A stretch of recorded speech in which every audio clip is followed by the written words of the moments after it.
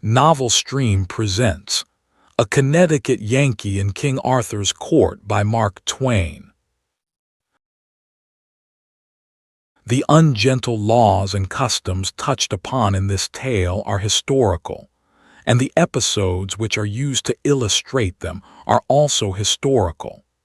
It is not pretended that these laws and customs existed in England in the 6th century. No. It is only pretended that inasmuch as they existed in the English and other civilizations of far later times, it is safe to consider that it is no libel upon the 6th century to suppose them to have been in practice in that day also. One is quite justified in inferring that whatever one of these laws or customs was lacking in that remote time, its place was competently filled by a worse one. The question as to whether there is such a thing as divine right of kings is not settled in this book. It was found too difficult. That the executive head of a nation should be a person of lofty character and extraordinary ability was manifest and indisputable. That none but the deity could select that head unerringly was also manifest and indisputable. That the deity ought to make that selection, then, was likewise manifest and indisputable. Consequently, that he does make it, as claimed, was an unavoidable deduction. I mean, until the author of this book encountered the Pompadour, and Lady Castlemaine and some other executive heads of that kind. These were found so difficult to work into the scheme that it was judged better to take the other tack in this book, which must be issued this fall, and then go into training and settle the question in another book. It is, of course, a thing which ought to be settled, and I am not going to have anything particular to do next winter anyway. Mark Twain. Hartford, July 21, 1889. A word of explanation. It was in Warwick Castle that I came across the curious stranger whom I am going to talk about. He attracted me by three things: his candid simplicity, his marvelous familiarity with ancient armor, and the restfulness of his company, for he did all the talking. We fell together, as modest people will, in the tail of the herd that was being shown through, and he at once began to say things which interested me. As he talked along, softly, pleasantly, flowingly, he seemed to drift away imperceptibly out of this world and time, and into some remote era and old forgotten country. And so he gradually wove such a spell about me that I seemed to move among the specters and shadows and dust and mold of a gray antiquity, holding speech with a relic of it. Exactly as I would speak of my nearest personal friends or enemies, or my most familiar neighbors, he spoke of Sir Bedivere, Sir Bors de Ganis, Sir Launcelot of the Lake, Sir Galahad, and all the other great names of the Table Round, and how old, unspeakably old and faded and dry and musty and ancient he came to look as he went on. Presently he turned to me and said, just as one might speak of the weather or any other common matter, "You know about transmigration of souls. Do you know about transposition of epics and bodies?" I said I had not heard of it. He was so little interested, just as when people speak of the weather, that he did not notice whether I made him any answer or not. There was half a moment of silence, immediately interrupted by the droning voice of the salaried cicerone. Ancient hauberk, date of the 6th century, time of King Arthur and the Round Table, said to have belonged to the knight Sir Agramor le Desirous. Observe the round hole through the chainmail in the left breast. Can't be accounted for. supposed to have been done with a bullet since invention of firearms, perhaps maliciously by Cromwell's soldiers. My acquaintance smiled, not a modern smile, but one that must have gone out of general use many, many centuries ago, and muttered apparently to himself, "Wit ye well I saw it done." Then, after a pause, added, "I did it myself." By the time I had recovered from the electric surprise of this remark, he was gone. All that evening I sat by my fire at the Warwick Arms, steeped in a dream of the olden time, while the rain beat upon the windows, and the wind roared about the eaves and corners. From time to time I dipped into old Sir Thomas Malory's enchanting book, and fed at its rich feast of prodigies and adventures, breathed in the fragrance of its obsolete names, and dreamed again. Midnight being come at length, I read another tale, for a nightcap this which here follows, to wit, How Sir Launcelot slew 2 giants, and made a castle free. Anon withal came there upon him 2 great giants, well armed, all save the heads, with 2 horrible clubs in their hands. Sir Launcelot put his shield afore him, and put the stroke away of the one giant, and with his sword he clave his head asunder. When his fellow saw that, he ran away as he were mad, for fear of the horrible strokes, and Sir Launcelot after him with all his might, and smote him on the shoulder, and clave him to the middle. Then Sir Launcelot went into the hall, and there came afore him 80 ladies and damsels, and all kneeled unto him, and thanked God and him of their deliverance. "For, sir," said they, "the most part of us have been here this 7 year their prisoners, and we have worked all manner of silkworks for our meat, and we are all great gentlewomen born, and blessed be the time, knight, that ever thou wert born. For thou hast done the most worship that ever did knight in the world, that will we bear record, and we all pray you to tell us your name, that we may tell our friends who delivered us out of prison." "Fair damsels," he said, "my name is Sir Launcelot du Lake." And so he departed from them, and bade let them unto God. And then he mounted upon his horse, and rode into many strange and wild countries, and through many waters and valleys, and evil was he lodged. And at the last by fortune him happened against a knight to come to a fair courtilage, and therein he found an old gentlewoman that lodged him with a good will, and there he had good cheer for him and his horse. And when time was, his host brought him into a fair garret over the gate to his bed. There Sir Launcelot unarmed him, and set his harness by him, and went to bed, and anon he fell on sleep. So, soon after there came one on horseback, and knocked at the gate in great haste. And when Sir Launcelot heard this, he rose up, and looked out at the window, and saw by the moonlight 3 knights come riding after that one man, and all 3 lashed on him at once with swords, and that one knight turned on them knightly again and defended him. "Truly," said Sir Launcelot, "yonder one knight shall I help, for it were shame for me to see 3 knights on one, and if he be slain I am partner of his death." And therewith he took his harness and went out at a window by a sheet down to the 4 knights. And then Sir Launcelot said on high, "Turn you knights unto me, and leave your fighting with that knight."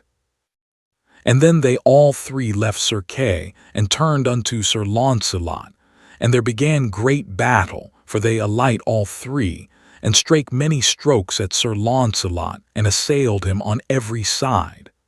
Then Sir Kay dressed him for to have holpen Sir Launcelot. "Nay, sir," said he, "I will none of your help, therefore as ye will have my help let me alone with them." Sir Kay for the pleasure of the knight suffered him for to do his will, and so stood aside. And then anon within 6 strokes, Sir Launcelot had stricken them to the earth. And then they all three cried, Sir Knight, we yield us unto you as man of might matchless. As to that, said Sir Launcelot, I will not take your yielding unto me, but so that ye yield you unto Sir Kay the Seneschal. On that covenant I will save your lives, and else not. Fair knight, said they, that were we loath to do. For as for Sir Kay, we chased him hither, and had overcome him had ye not been. Therefore, to yield us unto him it were no reason. Well, as to that, said Sir Launcelot, advise you well, for ye may choose whether ye will die or live, for an ye be yielden, it shall be unto Sir Kay. Fair knight, then they said, in saving our lives we will do as thou commandest us. Then shall ye, said Sir Launcelot, on Whitsunday next coming go unto the court of King Arthur, and there shall ye yield you unto Queen Guinevere, and put you all three in her grace and mercy, and say that Sir Kay sent you thither to be her prisoners. On the morn Sir Launcelot arose early and left Sir Kay sleeping, and Sir Launcelot took Sir Kay's armor and his shield and armed him, and so he went to the stable and took his horse and took his leave of his host, and so he departed. Then soon after arose Sir Kay and missed Sir Launcelot, and then he espied that he had his armor and his horse. Now by my faith I know well that he will grieve some of the court of King Arthur, for on him knights will be bold, and deem that it is I, and that will beguile them. And because of his armor and shield I am sure I shall ride in peace. And then soon after departed Sir Kay, and thanked his host. As I laid the book down there was a knock at the door, and my stranger came in. I gave him a pipe and a chair, and made him welcome. I also comforted him with a hot Scotch whiskey, gave him another one, then still another, hoping always for his story. After a fourth persuader he drifted into it himself, in a quite simple and natural way. The Stranger's History. I am an American. I was born and reared in Hartford in the state of Connecticut anyway, just over the river in the country. So I am a Yankee of the Yankees and practical. Yes, and nearly barren of sentiment, I suppose, or poetry, in other words. My father was a blacksmith, my uncle was a horse doctor, and I was both, along at first. Then I went over to the great arms factory and learned my real trade, learned all there was to it, learned to make everything. Guns, revolvers, cannon, boilers, engines, all sorts of labor-saving machinery. Why, I could make anything a body wanted, anything in the world, it didn't make any difference what. And if there wasn't any quick newfangled way to make a thing, I could invent one, and do it as easy as rolling off a log. I became head superintendent, had a couple of 1,000 men under me. Well, a man like that is a man that is full of fight. That goes without saying. With a couple of 1,000 rough men under one has plenty of that sort of amusement. I had anyway. At last I met my match, and I got my dose.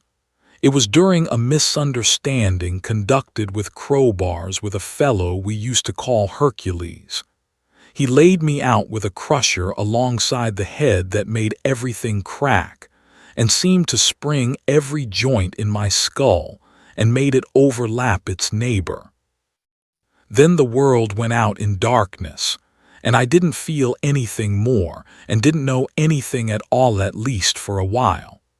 When I came to again, I was sitting under an oak tree, on the grass, with a whole beautiful and broad country landscape all to myself nearly. Not entirely, for there was a fellow on a horse looking down at me, a fellow fresh out of a picture book. He was in old-time iron armor from head to heel, with a helmet on his head the shape of a nail keg with slits in it, and he had a shield and a sword and a prodigious spear. And his horse had armor on, too, and a steel horn projecting from his forehead, and gorgeous red and green silk trappings that hung down all around him like a bedquilt, nearly to the ground. "Fair sir, will ye just," said this fellow, "will I which? Will ye try a passage of arms for land or lady or for—" "What are you giving me?" I said. "Get along back to your circus or I'll report you." Now what does this man do but fall back a couple of 100 yards and then come rushing at me as hard as he could tear, with his nail keg bent down nearly to his horse's neck, and his long spear pointed straight ahead. I saw he meant business, so I was up the tree when he arrived. He allowed that I was his property, the captive of his spear. There was argument on his side and the bulk of the advantage, so I judged it best to humor him. We fixed up an agreement whereby I was to go with him and he was not to hurt me. I came down and we started away, I walking by the side of his horse. We marched comfortably along, through glades and over brooks which I could not remember to have seen before, which puzzled me and made me wonder. And yet we did not come to any circus or sign of a circus. So I gave up the idea of a circus and concluded he was from an asylum. But we never came to an asylum, so I was up a stump, as you may say. I asked him how far we were from Hartford. He said he had never heard of the place, which I took to be a lie, but allowed it to go at that. At the end of an hour we saw a faraway town sleeping in a valley by a winding river, and beyond it on a hill, a vast gray fortress with towers and turrets, the first I had ever seen out of a picture. "Bridgeport," said I, pointing. "Camelot," said he. My stranger had been showing signs of sleepiness. He caught himself nodding now and smiled one of those pathetic, obsolete smiles of his and said, "I find I can't go on, but come with me. I've got it all written out, and you can read it if you like." In his chamber, he said, "First, I kept a journal. Then by and by, after years, I took the journal and turned it into a book. How long ago that was."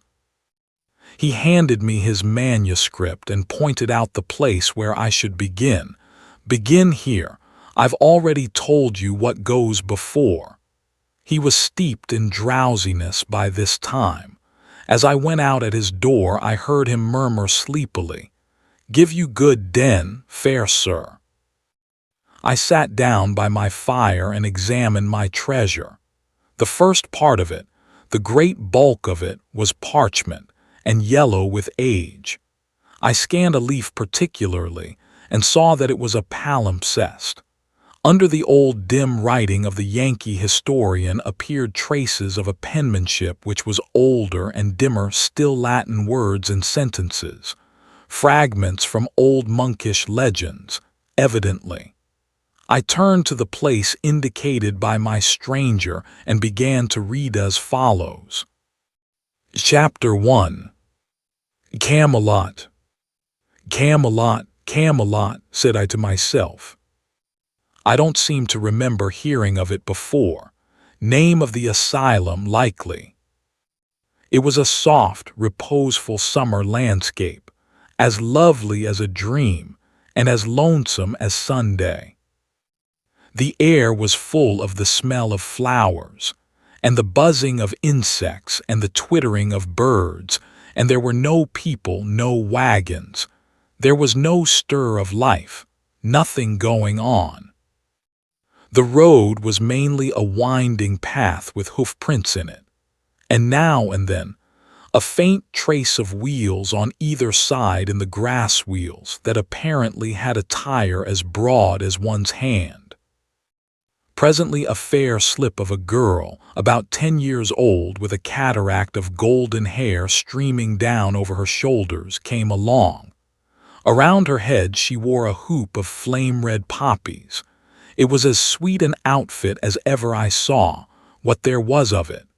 She walked indolently along with a mind at rest, its peace reflected in her innocent face. The circus man paid no attention to her, didn't even seem to see her. And she was no more startled at his fantastic makeup than if she was used to his like every day of her life. She was going by as indifferently as she might have gone by a couple of cows. But when she happened to notice me, then there was a change. Up went her hands, and she was turned to stone. Her mouth dropped open, her eyes stared wide and timorously. She was the picture of astonished curiosity touched with fear. And there she stood gazing in a sort of stupefied fascination, till we turned a corner of the wood and were lost to her view. That she should be startled at me instead of at the other man was too many for me. I couldn't make head or tail of it. And that she should seem to consider me a spectacle and totally overlook her own merits in that respect was another puzzling thing, and a display of magnanimity, too, that was surprising in one so young. There was food for thought here. I moved along as one in a dream. As we approached the town, signs of life began to appear. At intervals we passed a wretched cabin with a thatched roof, and about it small fields and garden patches in an indifferent state of cultivation. There were people, too, brawny men, with long, coarse, uncombed hair that hung down over their faces and made them look like animals. They and the women, as a rule, wore a coarse tow linen robe that came well below the knee, and a rude sort of sandal, and many wore an iron collar. The small boys and girls were always naked, but nobody seemed to know it. All of these people stared at me, talked about me, ran into the huts and fetched out their families to gape at me. But nobody ever noticed that other fellow, except to make him humble salutation and get no response for their pains. In the town were some substantial windowless houses of stone scattered among a wilderness of thatched cabins. The streets were mere crooked alleys, and unpaved. Troops of dogs and nude children played in the sun and made life and noise. Hogs roamed and rooted contentedly about, and one of them lay in a reeking wallow in the middle of the main thoroughfare and suckled her family. Presently there was a distant blare of military music. It came nearer, still nearer, and soon a noble cavalcade wound into view, glorious with plumed helmets and flashing mail and flaunting banners and rich doublets and horse cloths and gilded spearheads. And through the muck and swine and naked brats and joyous dogs and shabby huts, it took its gallant way, and in its wake we followed through one winding alley and then another end climbing, always climbing till, at last, we gained the breezy height where the huge castle stood. There was an exchange of bugle blasts, then a parley from the walls, where men-at-arms in hauberk and morion marched back and forth with halberd at shoulder under flapping banners with the rude figure of a dragon displayed upon them. And then the great gates were flung open, the drawbridge was lowered, and the head of the cavalcade swept forward under the frowning arches. And we, following, soon found ourselves in a great paved court, with towers and turrets stretching up into the blue air on all the four sides. And all about us the dismount was going on, and much greeting and ceremony, and running to and fro, and a gay display of moving and intermingling colors, and an altogether pleasant stir and noise and confusion. Chapter 2. King Arthur's Court. The moment I got a chance, I slipped aside privately and touched an ancient, common-looking man on the shoulder and said, in an insinuating, confidential way, "Friend, do me a kindness. Do you belong to the asylum, or are you just on a visit or something like that?" He looked me over stupidly and said, "Marry, fair sir, me seemeth." "That will do," I said. "I reckon you are a patient." I moved away, cogitating, and at the same time keeping an eye out for any chance passenger in his right mind that might come along and give me some light. I judged I had found one presently, so I drew him aside and said in his ear, "If I could see the head keeper a minute only, just a minute, prithee do not let me." "Let you what?" "Hinder me then, if the word please thee better." Then he went on to say he was an undercook and could not stop to gossip, though he would like it another time, for it would comfort his very liver to know where I got my clothes.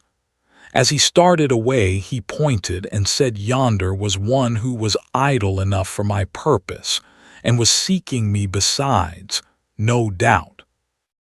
This was an airy, slim boy in shrimp-colored tights that made him look like a forked carrot. The rest of his gear was blue silk and dainty laces and ruffles, and he had long yellow curls and wore a plumed pink satin cap tilted complacently over his ear. By his look he was good-natured. By his gait he was satisfied with himself. He was pretty enough to frame. He arrived, looked me over with a smiling and impudent curiosity, said he had come for me, and informed me that he was a page. "Go along," I said. "You aren't more than a paragraph." It was pretty severe, but I was nettled. However, it never fazed him. He didn't appear to know he was hurt. He began to talk and laugh, in happy, thoughtless, boyish fashion, as we walked along, and made himself old friends with me at once. Asked me all sorts of questions about myself and about my clothes, but never waited for an answer, always chattered straight ahead, as if he didn't know he had asked a question and wasn't expecting any reply, until at last he happened to mention that he was born in the beginning of the year 513. It made the cold chills creep over me. I stopped and said a little faintly, "Maybe I didn't hear you just right. Say it again and say it slow. What year was it?" 513. 513. You don't look it. Come, my boy, I am a stranger and friendless. Be honest and honorable with me. Are you in your right mind? He said he was. Are these other people in their right minds? He said they were. And this isn't an asylum. I mean, it isn't a place where they cure crazy people. He said it wasn't. Well then, I said, either I am a lunatic or something just as awful has happened. Now tell me, honest and true, where am I? In King Arthur's court. I waited a minute to let that idea shudder its way home and then said, "And according to your notions, what year is it now?" 528, 19th of June. I felt a mournful sinking at the heart and muttered, "I shall never see my friends again, never, never again. They will not be born for more than 1,300 years yet." I seemed to believe the boy, I didn't know why. Something in me seemed to believe him, my consciousness, as you may say, but my reason didn't. My reason straightway began to clamor. That was natural. I didn't know how to go about satisfying it, because I knew that the testimony of men wouldn't serve my reason, would say they were lunatics, and throw out their evidence. But all of a sudden I stumbled on the very thing, just by luck. I knew that the only total eclipse of the sun in the first half of the 6th century occurred on the 21st of June, Anno Domini 528, Old Style, and began at 3 minutes after 12 noon. I also knew that no total eclipse of the sun was due in what to me was the present year, that is, 1879. So if I could keep my anxiety and curiosity from eating the heart out of me for 48 hours, I should then find out for certain whether this boy was telling me the truth or not. Wherefore, being a practical Connecticut man, I now shoved this whole problem clear out of my mind till its appointed day and hour should come, in order that I might turn all my attention to the circumstances of the present moment, and be alert and ready to make the most out of them that could be made. One thing at a time is my motto, and just play that thing for all it is worth, even if it's only 2 pair and a jack. I made up my mind to 2 things. If it was still the 19th century and I was among lunatics and couldn't get away, I would presently boss that asylum or know the reason why. And if, on the other hand, it was really the 6th century, all right, I didn't want any softer thing. I would boss the whole country inside of 3 months, for I judged I would have the start of the best educated man in the kingdom by a matter of 1,300 years and upward. I'm not a man to waste time after my mind's made up and there's work on hand. So I said to the page, "Now, Clarence, my boy, if that might happen to be your name, I'll get you to post me up a little if you don't mind. What is the name of that apparition that brought me here?" "My master and thine. That is the good knight and great Lord Sir Kay the Seneschal, foster brother to our liege the king." "Very good, go on, tell me everything." He made a long story of it, but the part that had immediate interest for me was this. He said I was Sir Kay's prisoner, and that in the due course of custom I would be flung into a dungeon and left there on scant commons until my friends ransomed me, unless I chanced to rot first. I saw that the last chance had the best show, but I didn't waste any bother about that. Time was too precious. The page said, further, that dinner was about ended in the great hall by this time, and that as soon as the sociability and the heavy drinking should begin, Sir Kay would have me in and exhibit me before King Arthur and his illustrious knights seated at the round table, and would brag about his exploit in capturing me, and would probably exaggerate the facts a little. But it wouldn't be good form for me to correct him, and not over safe either. And when I was done being exhibited, then ho for the dungeon. But he, Clarence, would find a way to come and see me every now and then and cheer me up, and help me get word to my friends. Get word to my friends. I thanked him. I couldn't do less. And about this time a lackey came to say I was wanted, so Clarence led me in and took me off to one side and sat down by me. Well, it was a curious kind of spectacle and interesting. It was an immense place, and rather naked, yes, and full of loud contrasts. It was very, very lofty, so lofty that the banners depending from the arched beams and girders away up there floated in a sort of twilight. There was a stone-railed gallery at each end, high up, with musicians in the one and women, clothed in stunning colors, in the other. The floor was of big stone flags laid in black and white squares, rather battered by age and use, and needing repair. As to ornament, there wasn't any, strictly speaking, though on the walls hung some huge tapestries which were probably taxed as works of art. Battle pieces they were, with horses shaped like those which children cut out of paper or create in gingerbread, with men on them in scale armor whose scales are represented by round holes, so that the man's coat looks as if it had been done with a biscuit punch. There was a fireplace big enough to camp in, and its projecting sides and hood of carved and pillared stonework had the look of a cathedral door. Along the walls stood men-at-arms in breastplate and morion, with halberds for their only weapon rigid as statues, and that is what they looked like. In the middle of this groined and vaulted public square was an oaken table which they called the Round Table.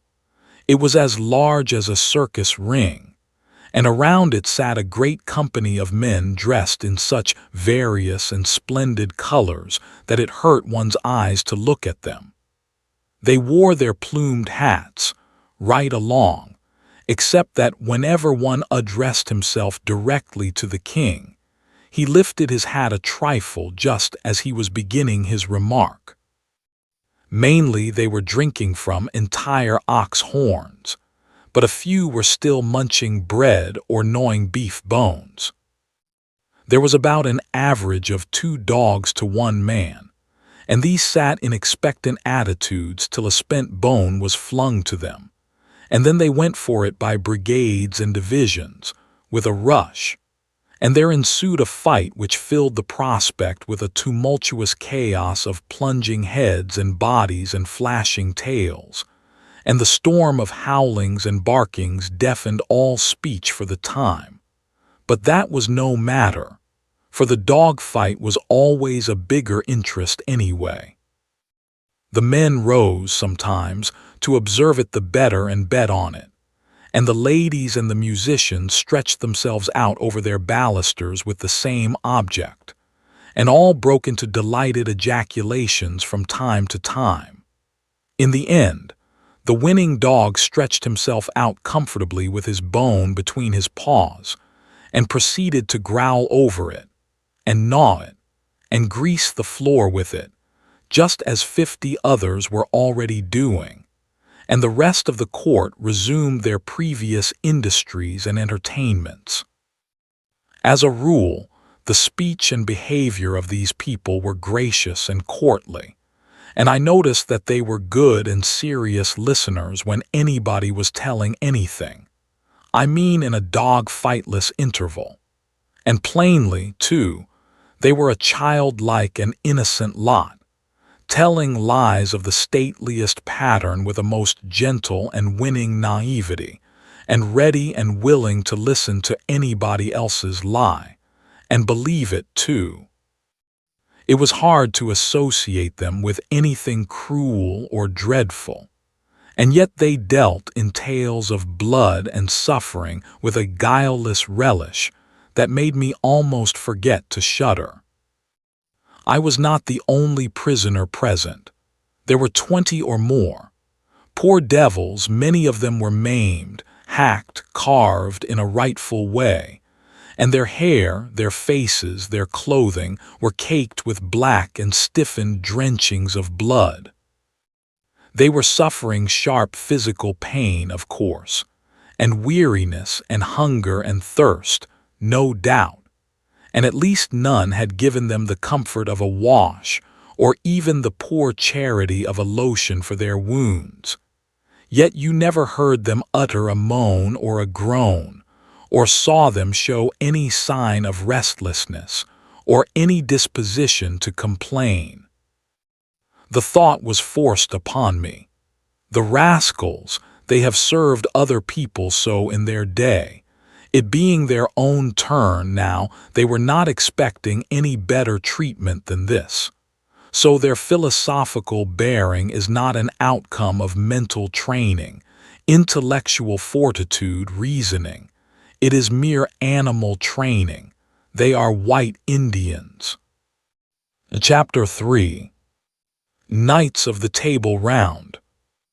Mainly the Round Table talk was monologues, narrative accounts of the adventures in which these prisoners were captured, and their friends and backers killed and stripped of their steeds and armor. As a general thing, as far as I could make out, these murderous adventures were not forays undertaken to avenge injuries, nor to settle old disputes or sudden fallings out. No, as a rule they were simply duels between strangers, duels between people who had never even been introduced to each other, and between whom existed no cause of offense whatever. Many a time I had seen a couple of boys, strangers, meet by chance and say simultaneously, "I can lick you," and go at it on the spot. But I had always imagined until now that that sort of thing belonged to children only, and was a sign and mark of childhood. But here were these big boobies sticking to it and taking pride in it clear up into full age and beyond. Yet there was something very engaging about these great simple-hearted creatures, something attractive and lovable. There did not seem to be brains enough in the entire nursery, so to speak, to bait a fish hook with. But you didn't seem to mind that after a little, because you soon saw that brains were not needed in a society like that, and indeed would have marred it, hindered it, spoiled its symmetry, perhaps rendered its existence impossible. There was a fine manliness observable in almost every face, and in some a certain loftiness and sweetness that rebuked your belittling criticisms and stilled them. A most noble benignity and purity reposed in the countenance of him they called Sir Galahad, and likewise in the king's also. And there was majesty and greatness in the giant frame and high bearing of Sir Launcelot of the Lake. There was presently an incident which centered the general interest upon this Sir Launcelot. At a sign from a sort of master of ceremonies, 6 or 8 of the prisoners rose and came forward in a body and knelt on the floor and lifted up their hands toward the ladies' gallery and begged the grace of a word with the Queen. The most conspicuously situated lady in that massed flower-bed of feminine show and finery inclined her head by way of assent, and then the spokesman of the prisoners delivered himself and his fellows into her hands for free pardon, ransom, captivity, or death, as she in her good pleasure might elect. And this, as he said, he was doing by command of Sir Kay the Seneschal, whose prisoners they were, he having vanquished them by his single might and prowess in sturdy conflict in the field. Surprise and astonishment flashed from face to face all over the house. The Queen's gratified smile faded out at the name of Sir Kay, and she looked disappointed, and the page whispered in my ear with an accent and manner expressive of extravagant derision, "Sir Kay, forsooth. Oh, call me pet names, dearest, call me a marine. In twice 1,000 years shall the unholy invention of man labor at odds to beget the fellow to this majestic lie." Every eye was fastened with severe inquiry upon Sir Kay, but he was equal to the occasion.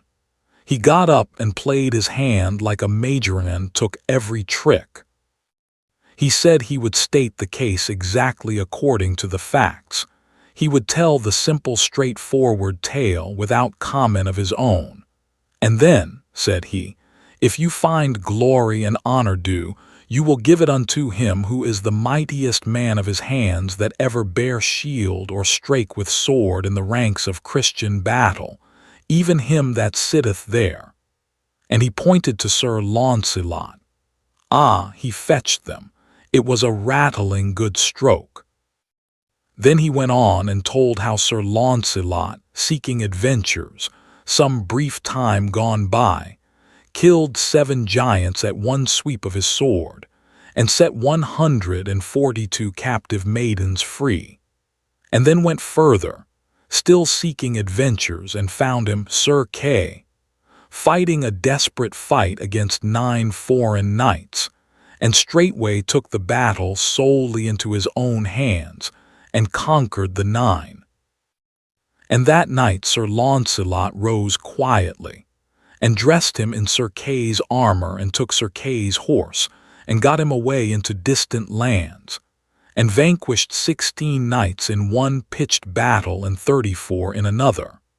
And all these and the former 9 he made to swear that about Whitsuntide they would ride to Arthur's court, and yield them to Queen Guinevere's hands as captives of Sir Kay the seneschal, spoil of his knightly prowess. And now here were these half-dozen, and the rest would be along as soon as they might be healed of their desperate wounds. Well, it was touching to see the Queen blush and smile, and look embarrassed and happy, and fling furtive glances at Sir Launcelot that would have got him shot in Arkansas, to a dead certainty. Everybody praised the valor and magnanimity of Sir Launcelot, and as for me, I was perfectly amazed that one man all by himself should have been able to beat down and capture such battalions of practiced fighters. I said as much to Clarence, but this mocking featherhead only said, "And Sir Kay had had time to get another skin of sour wine into him. You had seen the account doubled." I looked at the boy in sorrow, and as I looked, I saw the cloud of a deep despondency settle upon his countenance. I followed the direction of his eye, and saw that a very old and white-bearded man, clothed in a flowing black gown, had risen and was standing at the table upon unsteady legs, and feebly swaying his ancient head and surveying the company with his watery and wandering eye. The same suffering look that was in the page's face was observable in all the faces around the look of dumb creatures, who know that they must endure and make no moan. "Marry, we shall have it again," sighed the boy. "That same old weary tale that he has told 1,000 times in the same words, and that he will tell till he dies, every time he has gotten his barrel full and feels his exaggeration mill a-working. Would God I had died or I saw this day." "Who is it?" "Merlin, the mighty liar and magician. Perdition singe him for the weariness he worketh with his one tale. But that men fear him for that he has the storms and the lightnings and all the devils that be in hell at his beck and call. They would have dug his entrails out these many years ago to get at that tale and squelch it.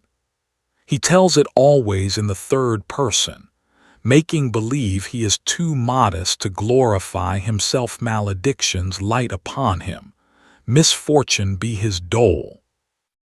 Good friend, prithee call me for even song."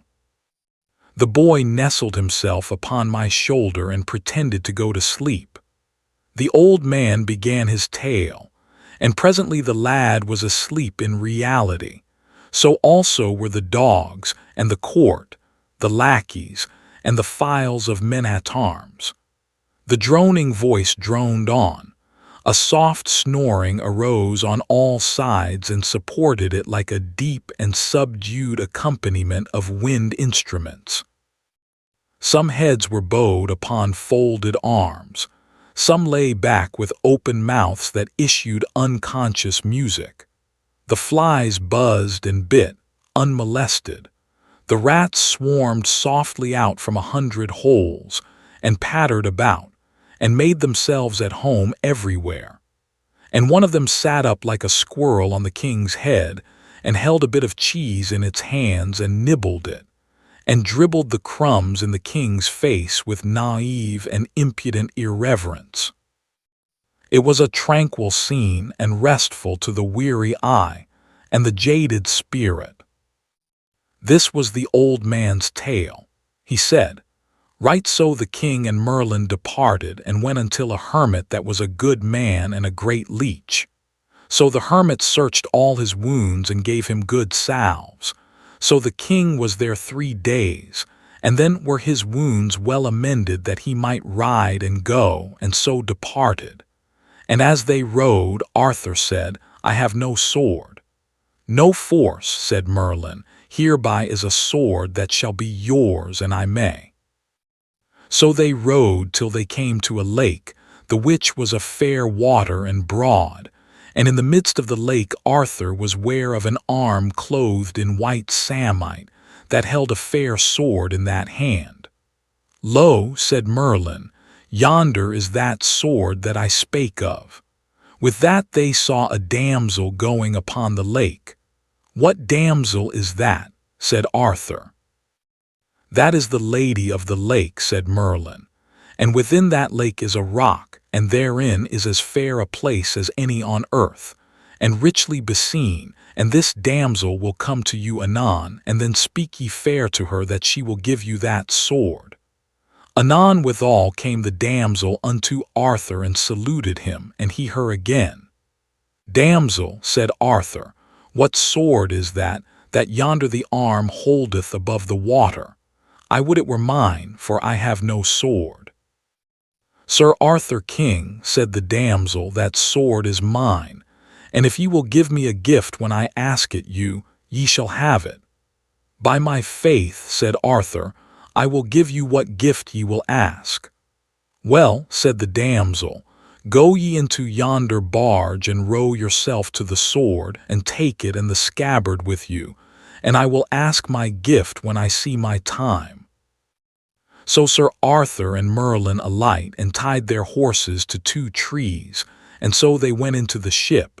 And when they came to the sword that the hand held, Sir Arthur took it up by the handles and took it with him. And the arm and the hand went under the water, and so they came unto the land and rode forth. And then Sir Arthur saw a rich pavilion. What signifieth yonder pavilion? It is the knight's pavilion, said Merlin, that ye fought with last, Sir Pellinore, but he is out. He is not there. He hath ado with a knight of yours, that hight Eglaim, and they have fought together, but at the last Eglaim fled, and else he had been dead. And he hath chased him even to Carlion, and we shall meet with him anon in the highway.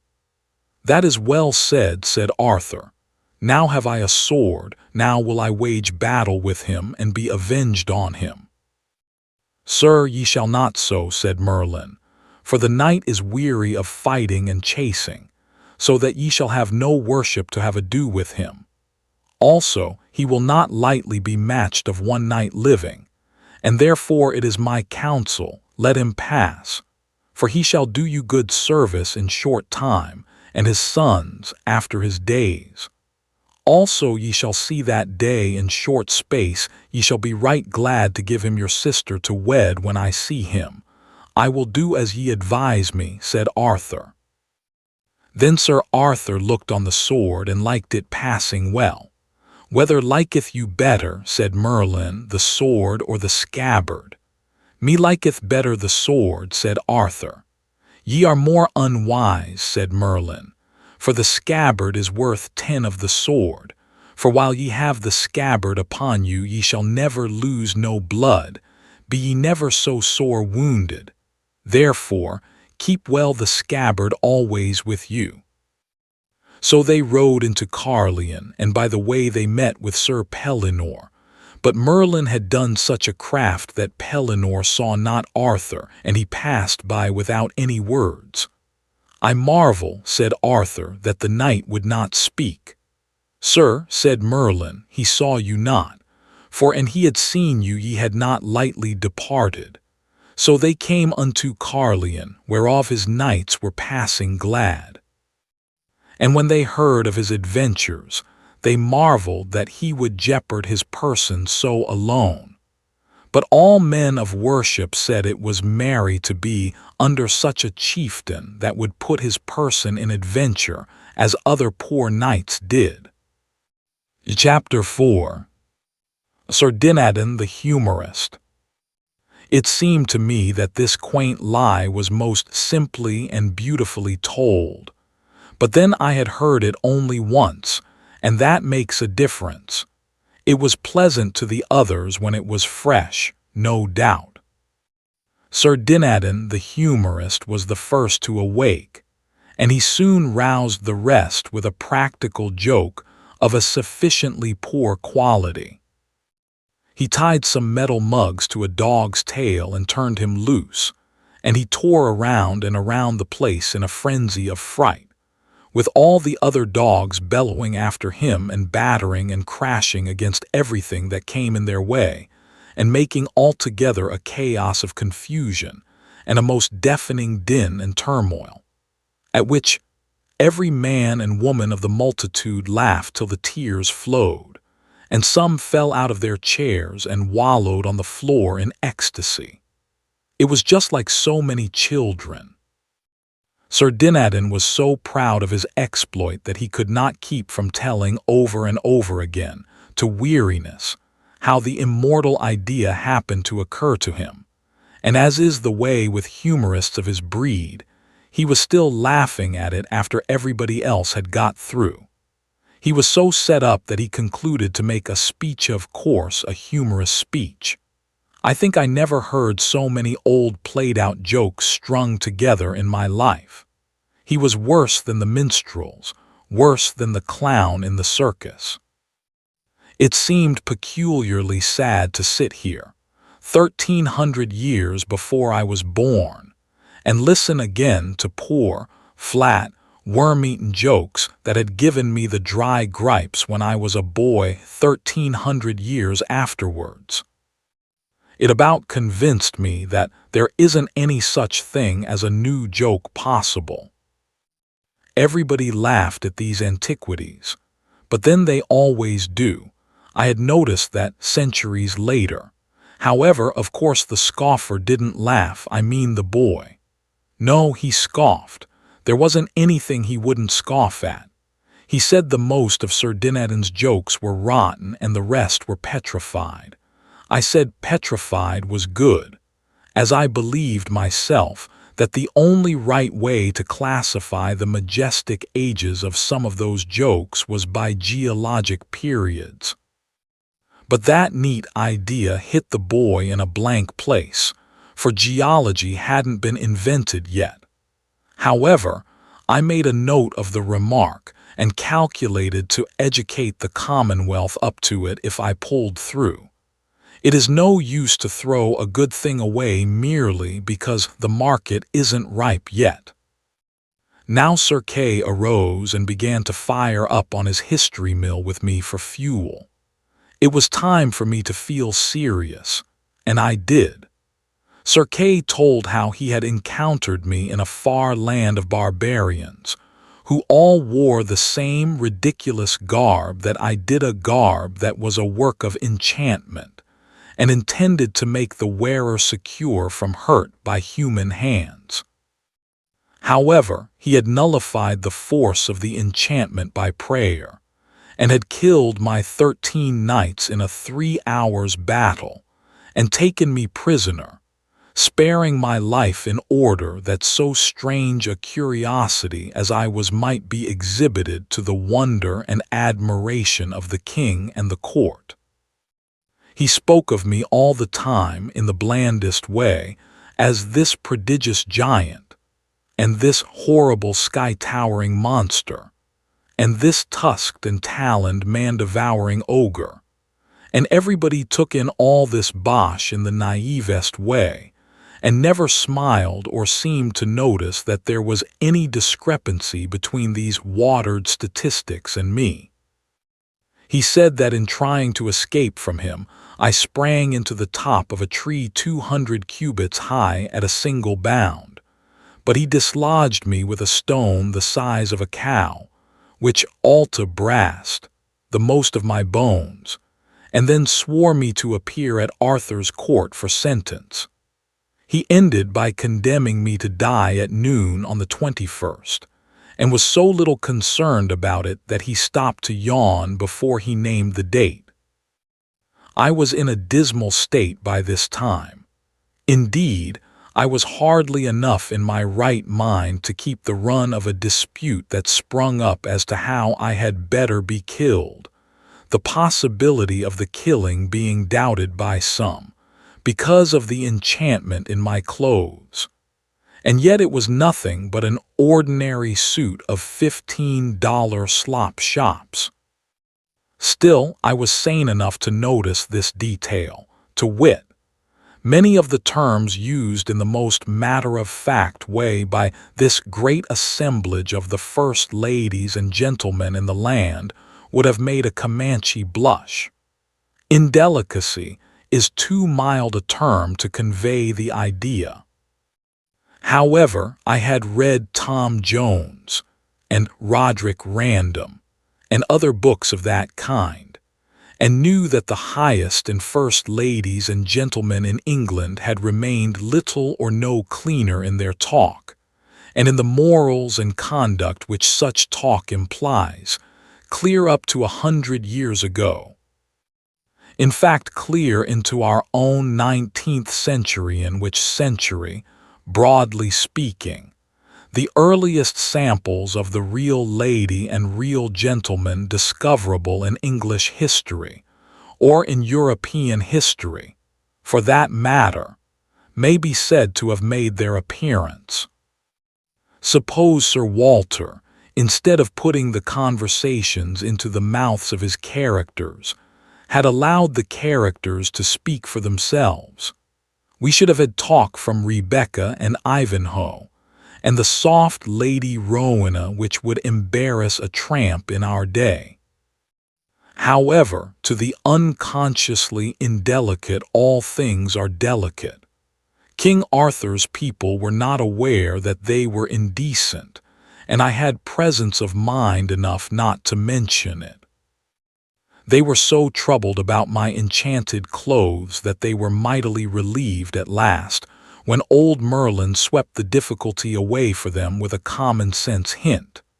He asked them why they were so dull. Why didn't it occur to them to strip me? In half a minute I was as naked as a pair of tongs. And dear, to think of it, I was the only embarrassed person there.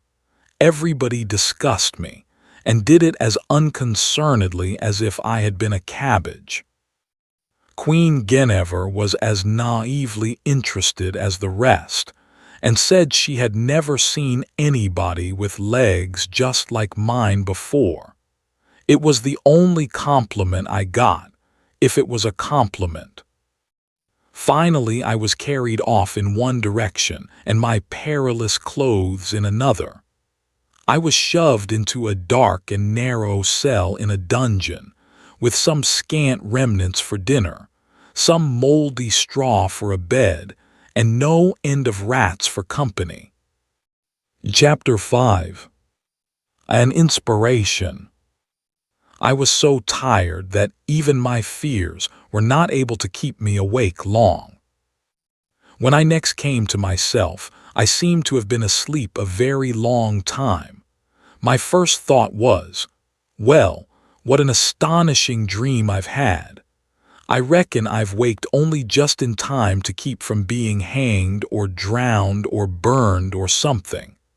I'll nap again till the whistle blows, and then I'll go down to the arms factory and have it out with Hercules. But just then I heard the harsh music of rusty chains and bolts. A light flashed in my eyes, and that butterfly Clarence stood before me. I gasped with surprise. My breath almost got away from me. "What," I said, "you here yet?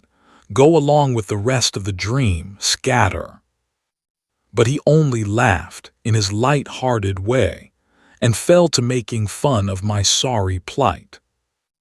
"All right," I said resignedly, "let the dream go on, I'm in no hurry."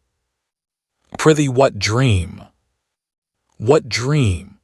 Why, the dream that I am in Arthur's court, a person who never existed, and that I am talking to you, who are nothing but a work of the imagination." "Oh la, indeed. And is it a dream that you're to be burned tomorrow, Ho ho, answer me that. The shock that went through me was distressing. I now began to reason that my situation was in the last degree serious, dream or no dream, for I knew by past experience of the lifelike intensity of dreams that to be burned to death, even in a dream, would be very far from being a jest, and was a thing to be avoided by any means, fair or foul, that I could contrive. So I said beseechingly, "Ah, Clarence, good boy, only friend I've got for you are my friend. Aren't you? Don't fail me. Help me to devise some way of escaping from this place." "Now do but hear thyself. Escape!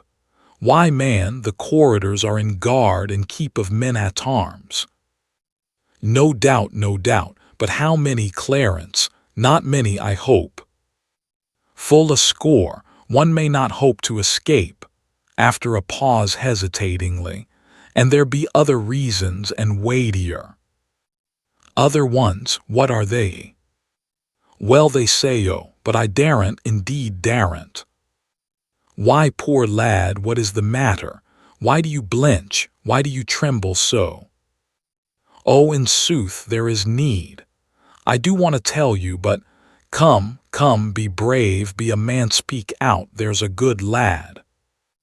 He hesitated, pulled one way by desire, the other way by fear. Then he stole to the door and peeped out, listening, and finally crept close to me and put his mouth to my ear, and told me his fearful news in a whisper, and with all the cowering apprehension of one who was venturing upon awful ground and speaking of things whose very mention might be freighted with death. "Merlin in his malice has woven a spell about this dungeon, and there bides not the man in these kingdoms that would be desperate enough to essay to cross its lines with you. Now God pity me, I have told it. Ah, be kind to me, be merciful to a poor boy who means thee well, for an thou betray me I am lost." I laughed the only really refreshing laugh I had had for some time, and shouted, "Merlin has wrought a spell. Merlin, forsooth! That cheap old humbug, that maundering old ass. Bosh, pure bosh, the silliest bosh in the world. Why, it does seem to me that of all the childish, idiotic, chuckle-headed, chicken-livered superstitions that ever damn Merlin."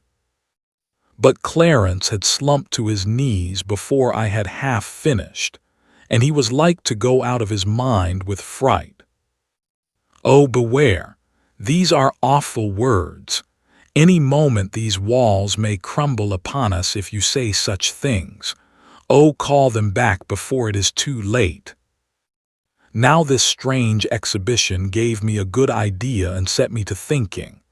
If everybody about here was so honestly and sincerely afraid of Merlin's pretended magic as Clarence was, certainly a superior man like me ought to be shrewd enough to contrive some way to take advantage of such a state of things. I went on thinking and worked out a plan. Then I said, "Get up, pull yourself together, look me in the eye. Do you know why I laughed?" "No, but for our blessed lady's sake, do it no more." "Well, I'll tell you why I laughed, because I'm a magician myself."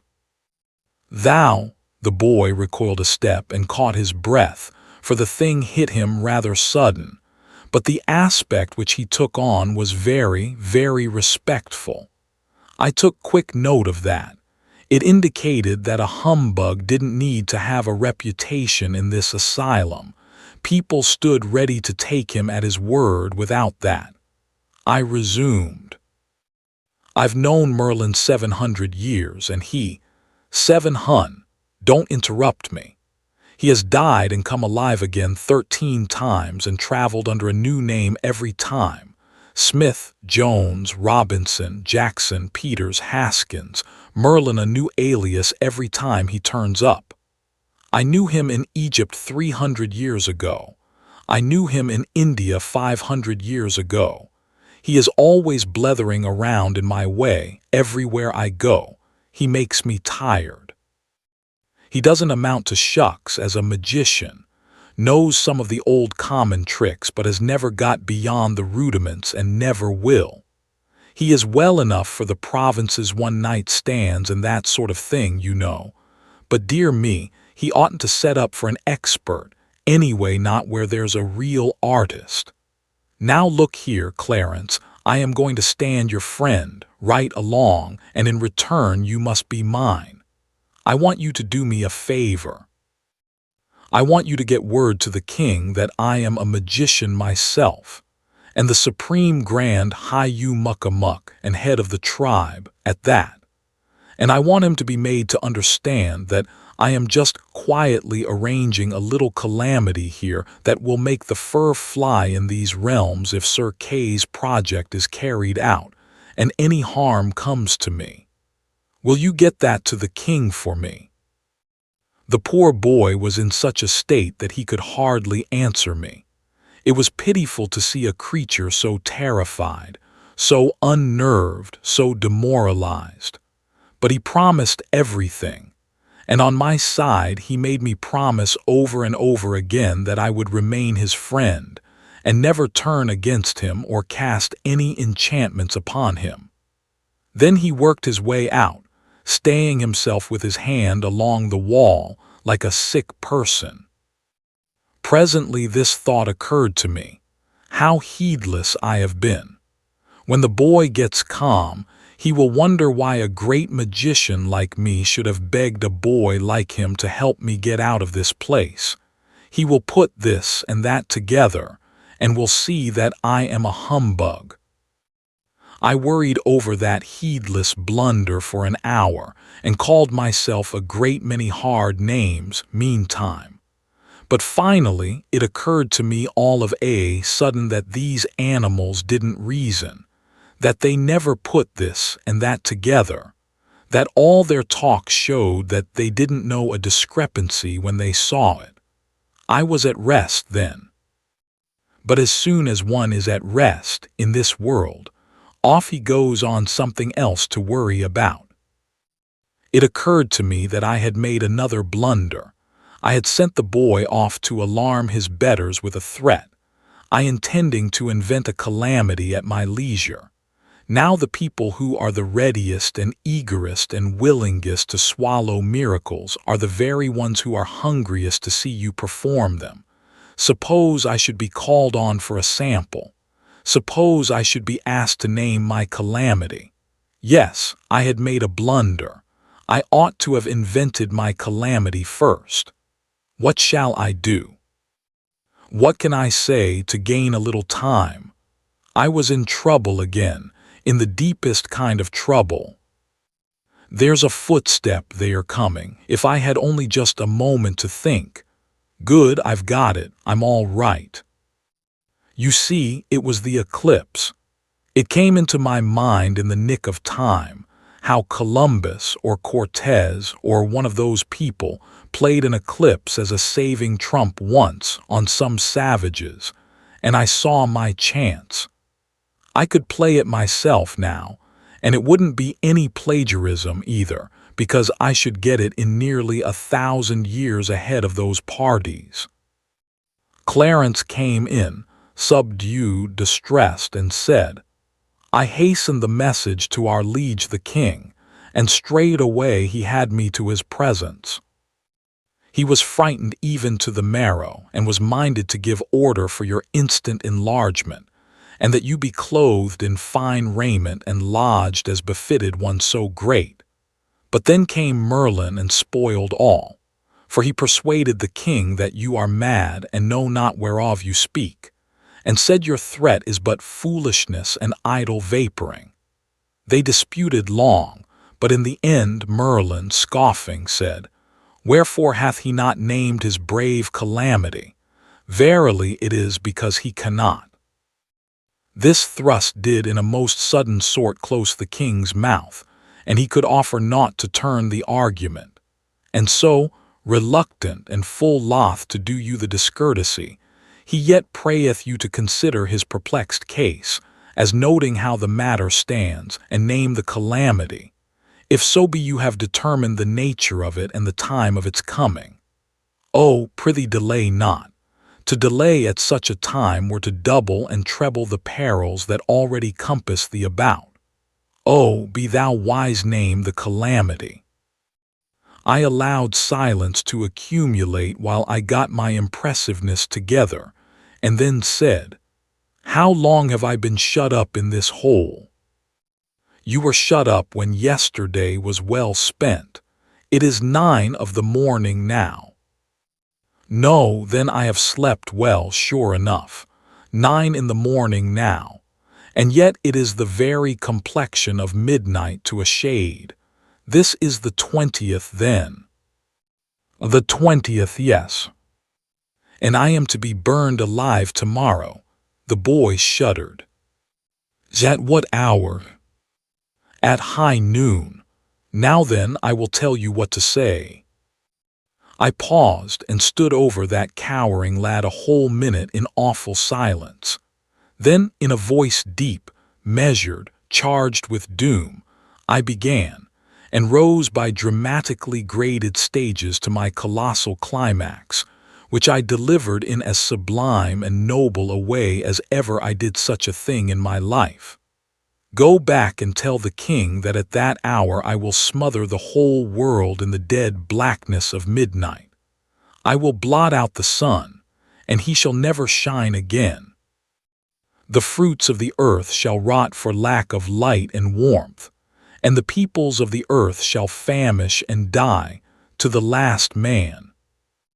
I had to carry the boy out myself.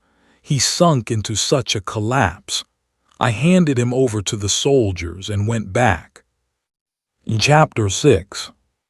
The Eclipse. In the stillness and the darkness, realization soon began to supplement knowledge. The mere knowledge of a fact is pale, but when you come to realize your fact, it takes on color. It is all the difference between hearing of a man being stabbed to the heart and seeing it done. In the stillness and the darkness, the knowledge that I was in deadly danger took to itself deeper and deeper meaning all the time. A something which was realization crept inch by inch through my veins and turned me cold.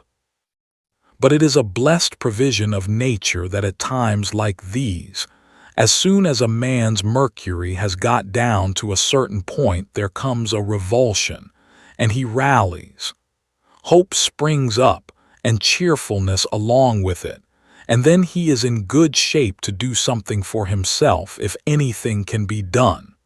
When my rally came, it came with a bound. I said to myself that my eclipse would be sure to save me, and make me the greatest man in the kingdom besides, and straightway my mercury went up to the top of the tube, and my solicitudes all vanished. I was as happy a man as there was in the world. I was even impatient for tomorrow to come. I so wanted to gather in that great triumph and be the center of all the nation's wonder and reverence. Besides, in a business way it would be the making of me. I knew that. Meantime, there was one thing which had got pushed into the background of my mind. That was the half-conviction that when the nature of my proposed calamity should be reported to those superstitious people, it would have such an effect that they would want to compromise. So, by and by, when I heard footsteps coming, that thought was recalled to me, and I said to myself, as sure as anything, it's the compromise. Well, if it is good, all right, I will accept. But if it isn't, I mean to stand my ground and play my hand for all it is worth. The door opened and some men-at-arms appeared. The leader said, "The stake is ready, come." The stake. The strength went out of me and I almost fell down. It is hard to get one's breath at such a time. Such lumps come into one's throat and such gaspings. But as soon as I could speak, I said, But this is a mistake, the execution is tomorrow. Order changed, been set forward a day, haste thee. I was lost. There was no help for me. I was dazed, stupefied. I had no command over myself. I only wandered purposely about, like one out of his mind. So the soldiers took hold of me and pulled me along with them, out of the cell and along the maze of underground corridors, and finally into the fierce glare of daylight and the upper world. As we stepped into the vast enclosed court of the castle, I got a shock, for the first thing I saw was the stake, standing in the center, and near it the piled bundles of wood and a monk. On all four sides of the court, the seated multitudes rose rank above rank, forming sloping terraces that were rich with color. The king and the queen sat in their thrones, the most conspicuous figures there, of course. To note all this occupied but a second. The next second Clarence had slipped from some place of concealment and was pouring news into my ear, his eyes beaming with triumph and gladness. He said, "'Tis through me the change was wrought, and main hard have I worked to do it, too." But when I revealed to them the calamity in store, and saw how mighty was the terror it did engender, then saw I also that this was the time to strike. Wherefore I diligently pretended, unto this and that and the other one, that your power against the sun could not reach its full until the morrow. And so if any would save the sun and the world, you must be slain today, while your enchantments are but in the weaving and lack potency. Oddsbodikins, it was but a dull lie, a most indifferent invention, but you should have seen them seize it and swallow it in the frenzy of their fright, as it were salvation sent from heaven. And all the while was I laughing in my sleeve the one moment, to see them so cheaply deceived, and glorifying God the next, that he was content to let the meanest of his creatures be his instrument to the saving of thy life. Ah, how happy has the matter sped! You will not need to do the sun a real hurtah, forget not that, on your soul forget it not. Only make a little darkness, only the littlest little darkness, mind, and cease with that. It will be sufficient.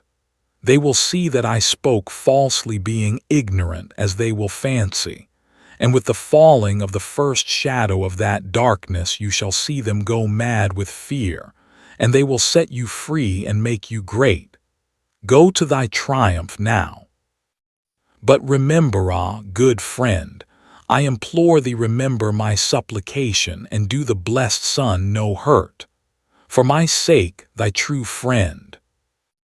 I choked out some words through my grief and misery, as much as to say I would spare the sun, for which the lad's eyes paid me back with such deep and loving gratitude that I had not the heart to tell him his good-hearted foolishness had ruined me and sent me to my death.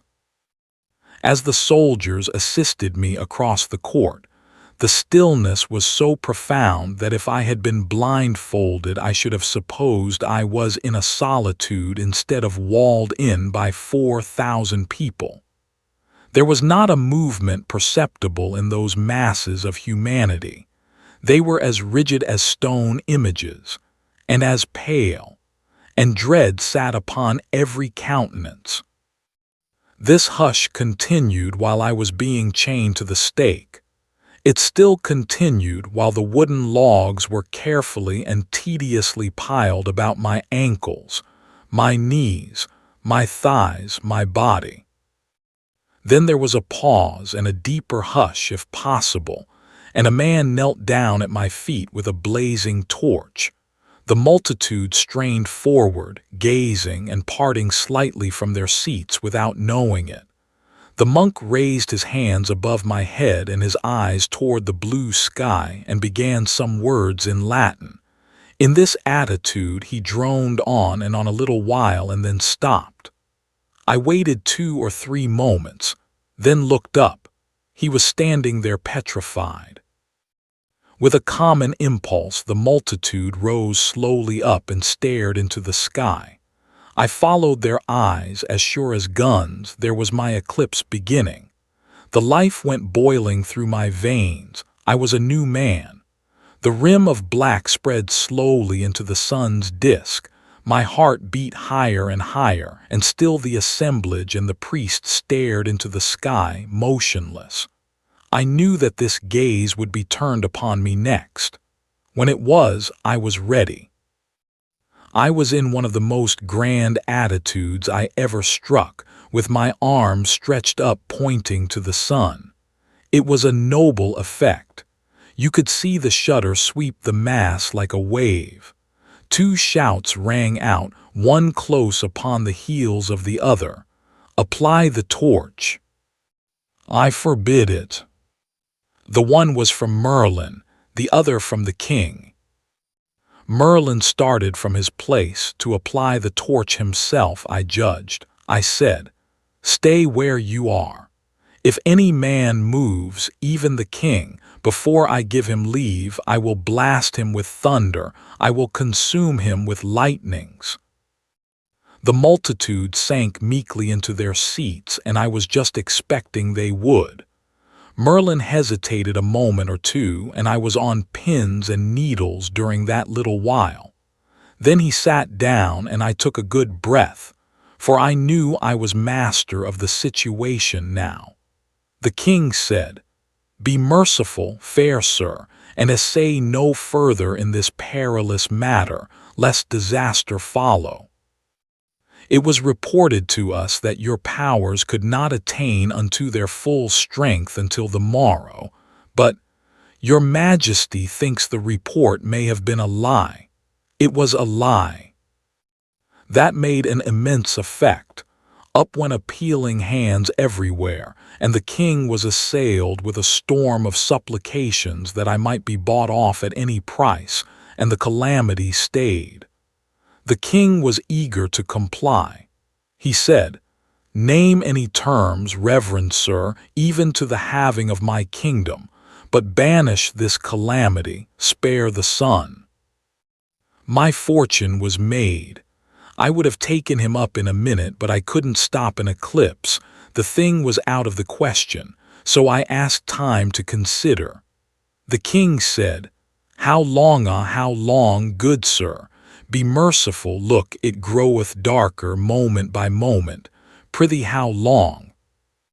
"'S not long, half an hour, maybe an hour." There were 1,000 pathetic protests, but I couldn't shorten up any, for I couldn't remember how long a total eclipse lasts. I was in a puzzled condition anyway and wanted to think. Something was wrong about that eclipse, and the fact was very unsettling. If this wasn't the one I was after, how was I to tell whether this was the 6th century or nothing but a dream? Dear me, if I could only prove it was the latter. Here was a glad new hope. If the boy was right about the date, and this was surely the 20th, it wasn't the 6th century. I reached for the monk's sleeve in considerable excitement, and asked him what day of the month it was. Hang him, he said it was the 21st. It made me turn cold to hear him. I begged him not to make any mistake about it, but he was sure. He knew it was the 21st. So that feather-headed boy had botched things again. The time of the day was right for the eclipse. I had seen that for myself in the beginning by the dial that was nearby. Yes, I was in King Arthur's court, and I might as well make the most out of it I could. The darkness was steadily growing, the people becoming more and more distressed. I now said, "I have reflected, Sir King. For a lesson, I will let this darkness proceed and spread night in the world, but whether I blot out the sun for good or restore it shall rest with you. These are the terms, to wit, You shall remain king over all your dominions, and receive all the glories and honors that belong to the kingship. But you shall appoint me your perpetual minister and executive, and give me for my services 1% of such actual increase of revenue over and above its present amount as I may succeed in creating for the state. If I can't live on that, I shan't ask anybody to give me a lift. Is it satisfactory?"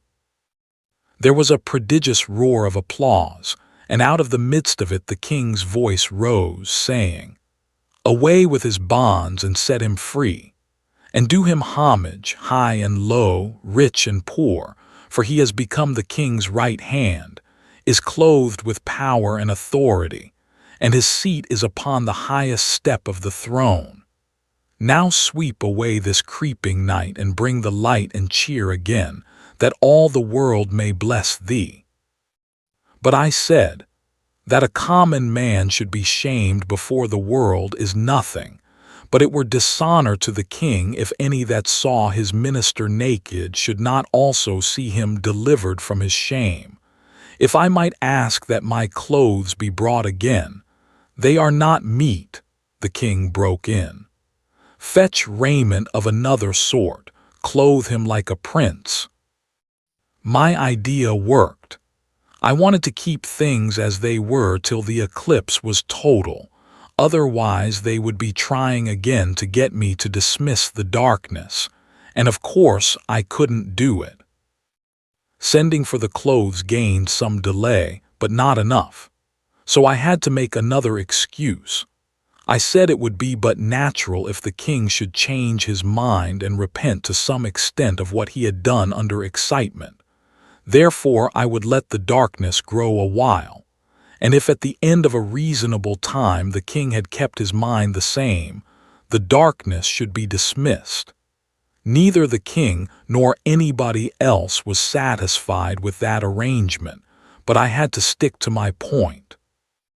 It grew darker and darker and blacker, while I struggled with those awkward 6th-century clothes. It got to be pitch dark at last, and the multitude groaned with horror to feel the cold, uncanny night breezes fan through the place, and see the stars come out and twinkle in the sky. At last the eclipse was total, and I was very glad of it, but everybody else was in misery, which was quite natural. I said, "The king, by his silence, still stands to the terms." Then I lifted up my hand, stood just so a moment. Then I said, with the most awful solemnity, "Let the enchantment dissolve and pass harmless away." There was no response for a moment in that deep darkness and that graveyard hush. But when the silver rim of the sun pushed itself out, a moment or two later, the assemblage broke loose with a vast shout and came pouring down like a deluge to smother me with blessings and gratitude. And Clarence was not the last of the wash, to be sure. Chapter 7. Merlin's Tower. Inasmuch as I was now the second personage in the kingdom, as far as political power and authority were concerned, much was made of me. My raiment was of silks and velvets and cloth of gold, and by consequence was very showy, also uncomfortable. But habit would soon reconcile me to my clothes. I was aware of that. I was given the choicest suite of apartments in the castle, after the king's. They were aglow with loud-colored silken hangings, but the stone floors had nothing but rushes on them for a carpet, and they were misfit rushes at that, being not all of one breed. As for conveniences, properly speaking, there weren't any. I mean little conveniences. It is the little conveniences that make the real comfort of life. The big oaken chairs, graced with rude carvings, were well enough, but that was the stopping place.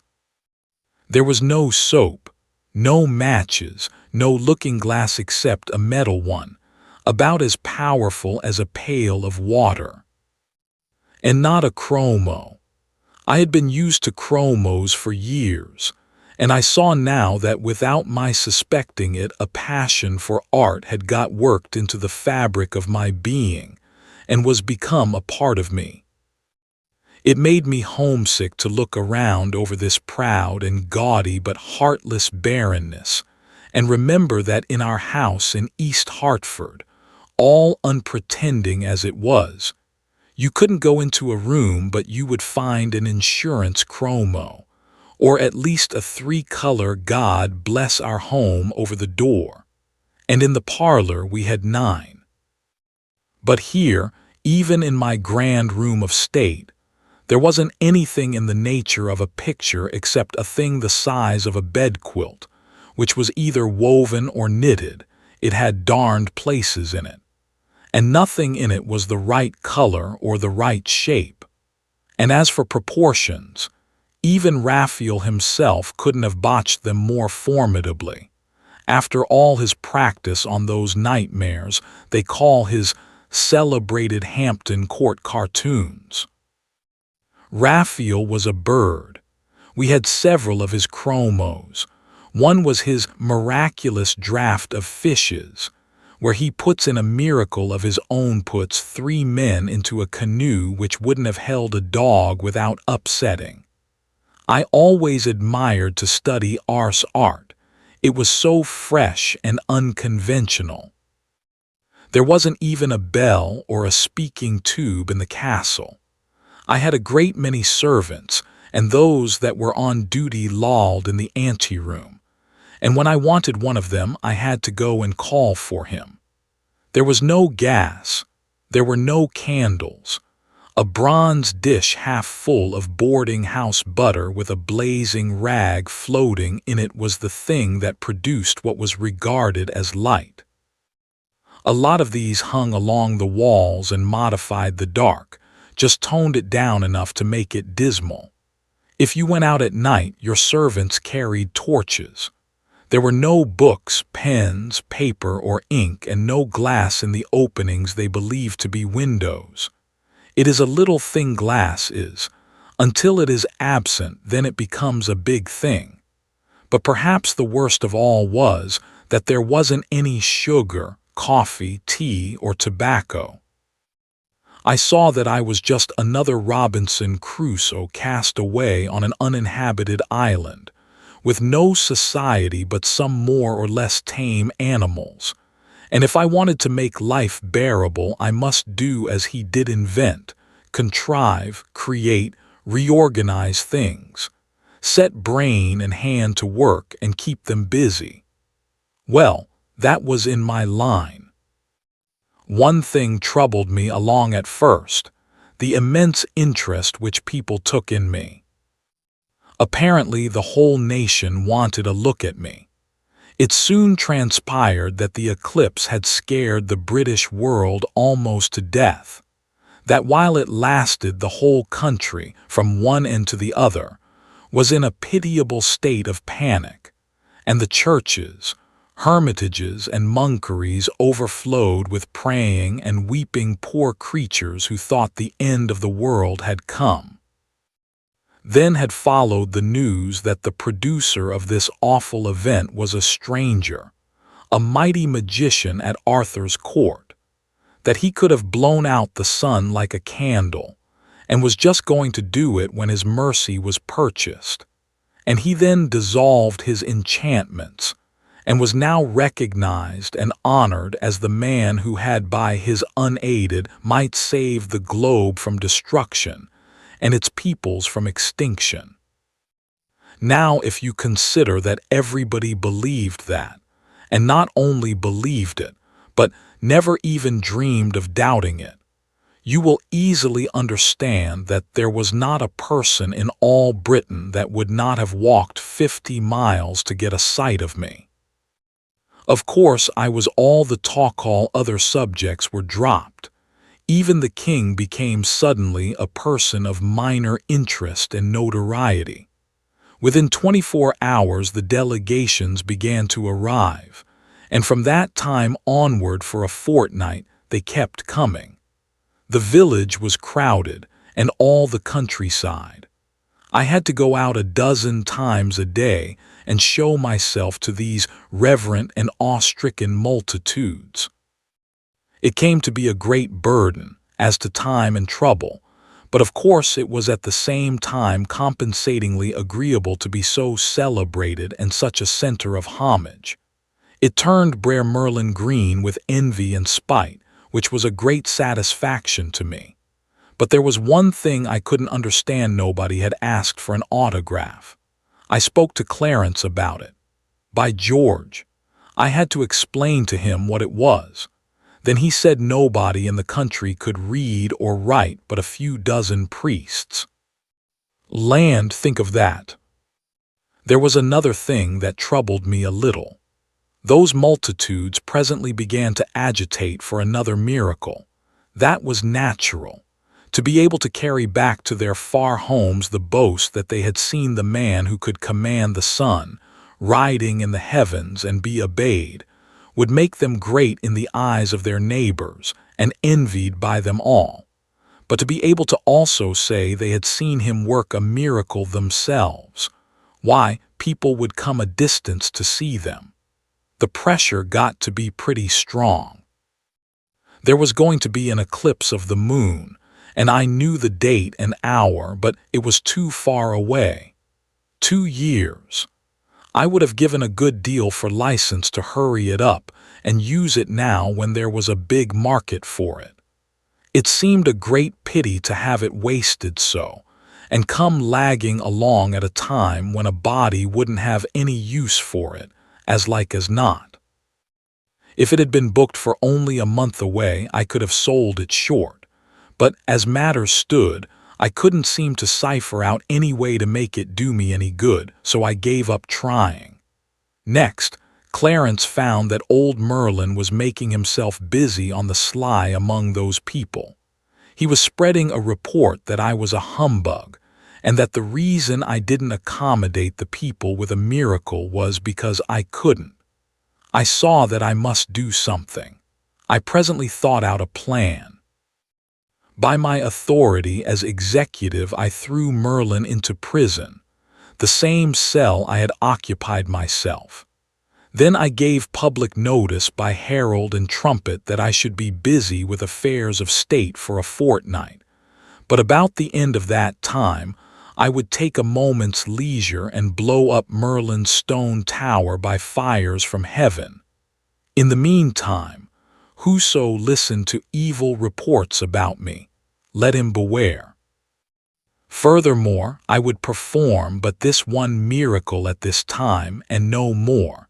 If it failed to satisfy and any murmured, I would turn the murmurers into horses and make them useful. Quiet ensued. I took Clarence into my confidence, to a certain degree, and we went to work privately. I told him that this was a sort of miracle that required a trifle of preparation, and that it would be sudden death to ever talk about these preparations to anybody. That made his mouth safe enough. Clandestinely, we made a few bushels of first-rate blasting powder, and I superintended my armorers while they constructed a lightning rod and some wires. This old stone tower was very massive and rather ruinous too, for it was Roman and 400 years old. Yes, and handsome after a rude fashion and clothed with ivy from base to summit, as with a shirt of scale mail. It stood on a lonely eminence in good view from the castle and about half a mile away. Working by night, we stowed the powder in the tower, dug stones out on the inside, and buried the powder in the walls themselves, which were 15 feet thick at the base. We put in a peck at a time in 12 places. We could have blown up the Tower of London with these charges. When the 13th night was come, we put up our lightning rod, bedded it in one of the batches of powder, and ran wires from it to the other batches. Everybody had shunned that locality from the day of my proclamation, but on the morning of the 14th I thought best to warn the people, through the heralds to keep clear away, a quarter of a mile away. Then added by command that at some time during the 24 hours I would consummate the miracle, but would first give a brief notice, by flags on the castle towers if in the daytime, by torch baskets in the same places if at night. Thunder showers had been tolerably frequent of late, and I was not much afraid of a failure. Still, I shouldn't have cared for a delay of a day or two. I should have explained that I was busy with affairs of state yet, and the people must wait. Of course, we had a blazing sunny day, almost the first one without a cloud for 3 weeks. Things always happened so. I kept secluded and watched the weather. Clarence dropped in from time to time and said the public excitement was growing and growing all the time, and the whole country filling up with human masses as far as one could see from the battlements. At last the wind sprang up and a cloud appeared, in the right quarter, too, and just at nightfall. For a little while I watched that distant cloud spread and blacken. Then I judged it was time for me to appear. I ordered the torch baskets to be lit, and Merlin liberated and sent to me. A quarter of an hour later I ascended the parapet, and there found the king and the court assembled, and gazing off in the darkness toward Merlin's tower. Already the darkness was so heavy that one could not see far. These people and the old turrets, being partly in deep shadow and partly in the red glow from the great torch baskets overhead, made a good deal of a picture. Merlin arrived in a gloomy mood. I said, "You wanted to burn me alive when I had not done you any harm, and latterly you have been trying to injure my professional reputation.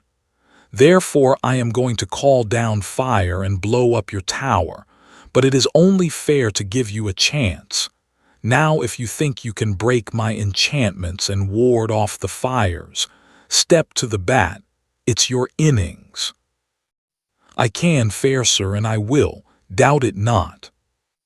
He drew an imaginary circle on the stones of the roof, and burnt a pinch of powder in it, which sent up a small cloud of aromatic smoke, whereat everybody fell back and began to cross themselves and get uncomfortable.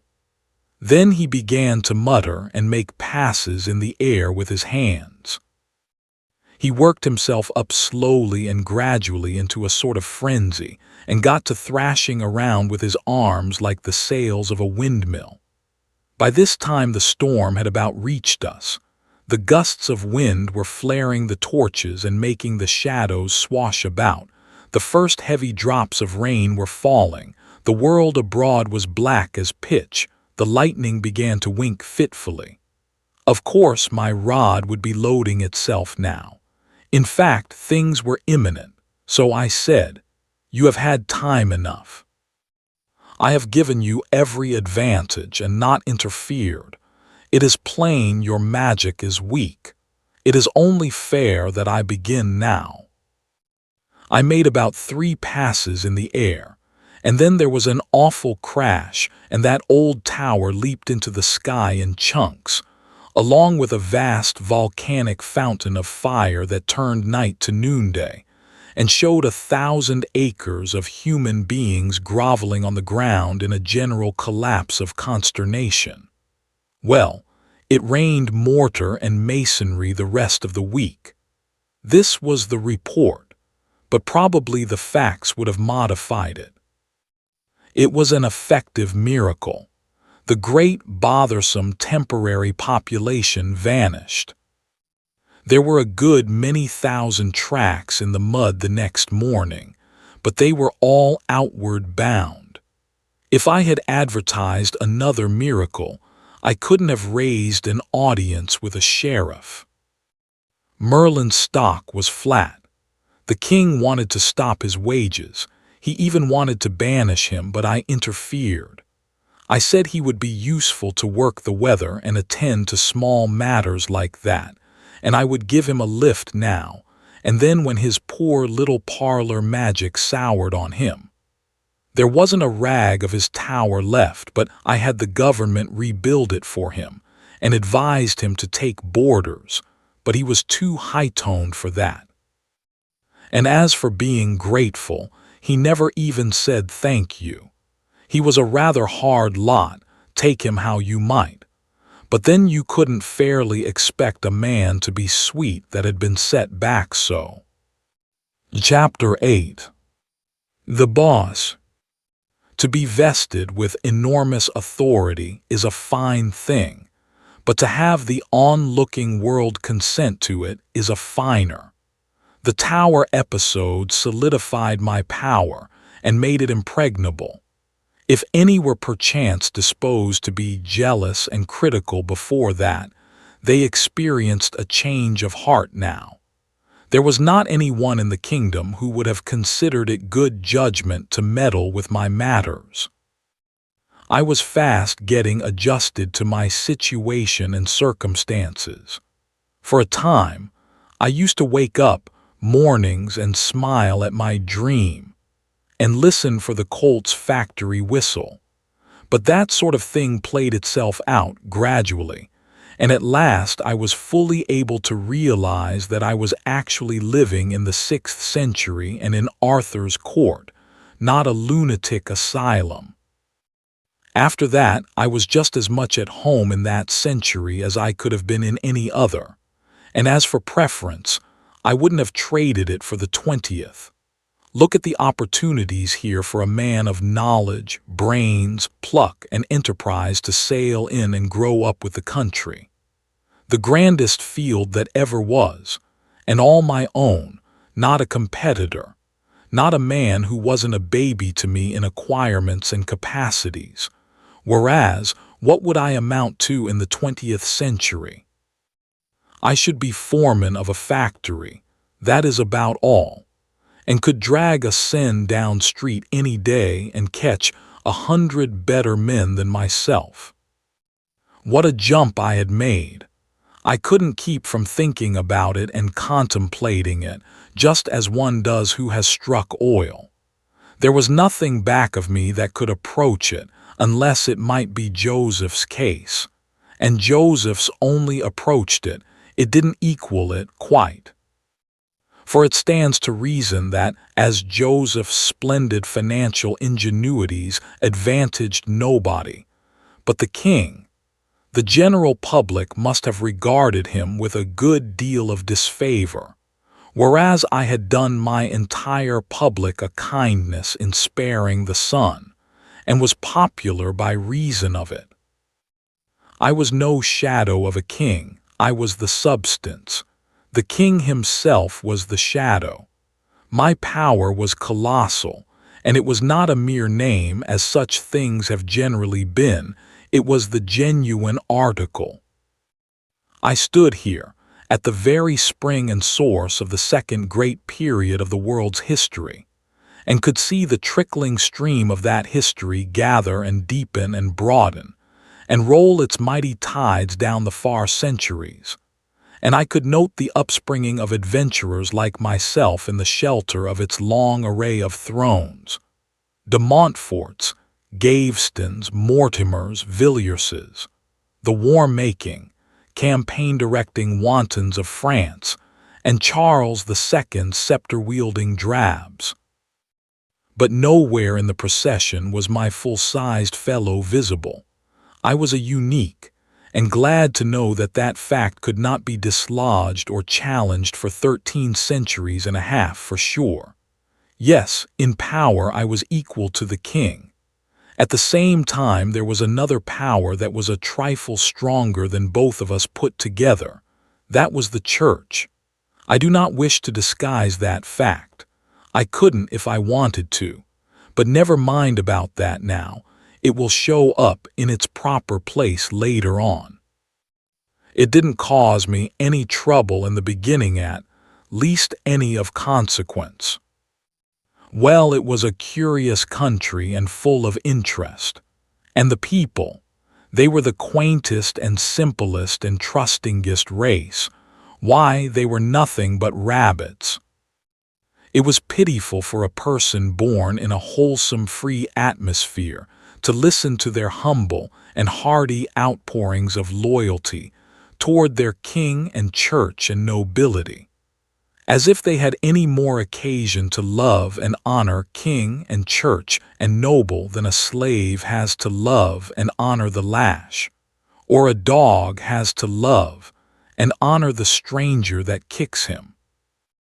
Why, dear me, any kind of royalty, howsoever modified, any kind of aristocracy, howsoever pruned, is rightly an insult. But if you are born and brought up under that sort of arrangement, you probably never find it out for yourself, and don't believe it when somebody else tells you.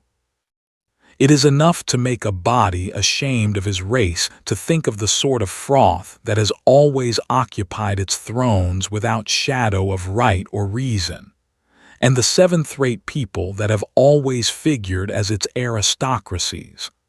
A company of monarchs and nobles who, as a rule, would have achieved only poverty and obscurity if left, like their betters, to their own exertions.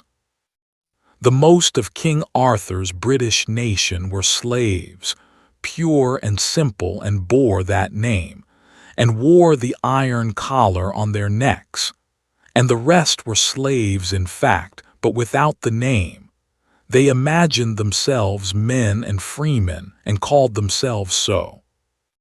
The truth was, the nation as a body was in the world for one object, and one only: to grovel before king and church and noble, to slave for them, sweat blood for them, starve that they might be fed, work that they might play, drink misery to the dregs that they might be happy, go naked that they might wear silks and jewels, pay taxes that they might be spared from paying them, be familiar all their lives with the degrading language and postures of adulation that they might walk in pride, and think themselves the gods of this world. And for all this, the thanks they got were cuffs and contempt, and so poor-spirited were they that they took even this sort of attention as an honor. Inherited ideas are a curious thing, and interesting to observe and examine. I had mine, the king and his people had theirs.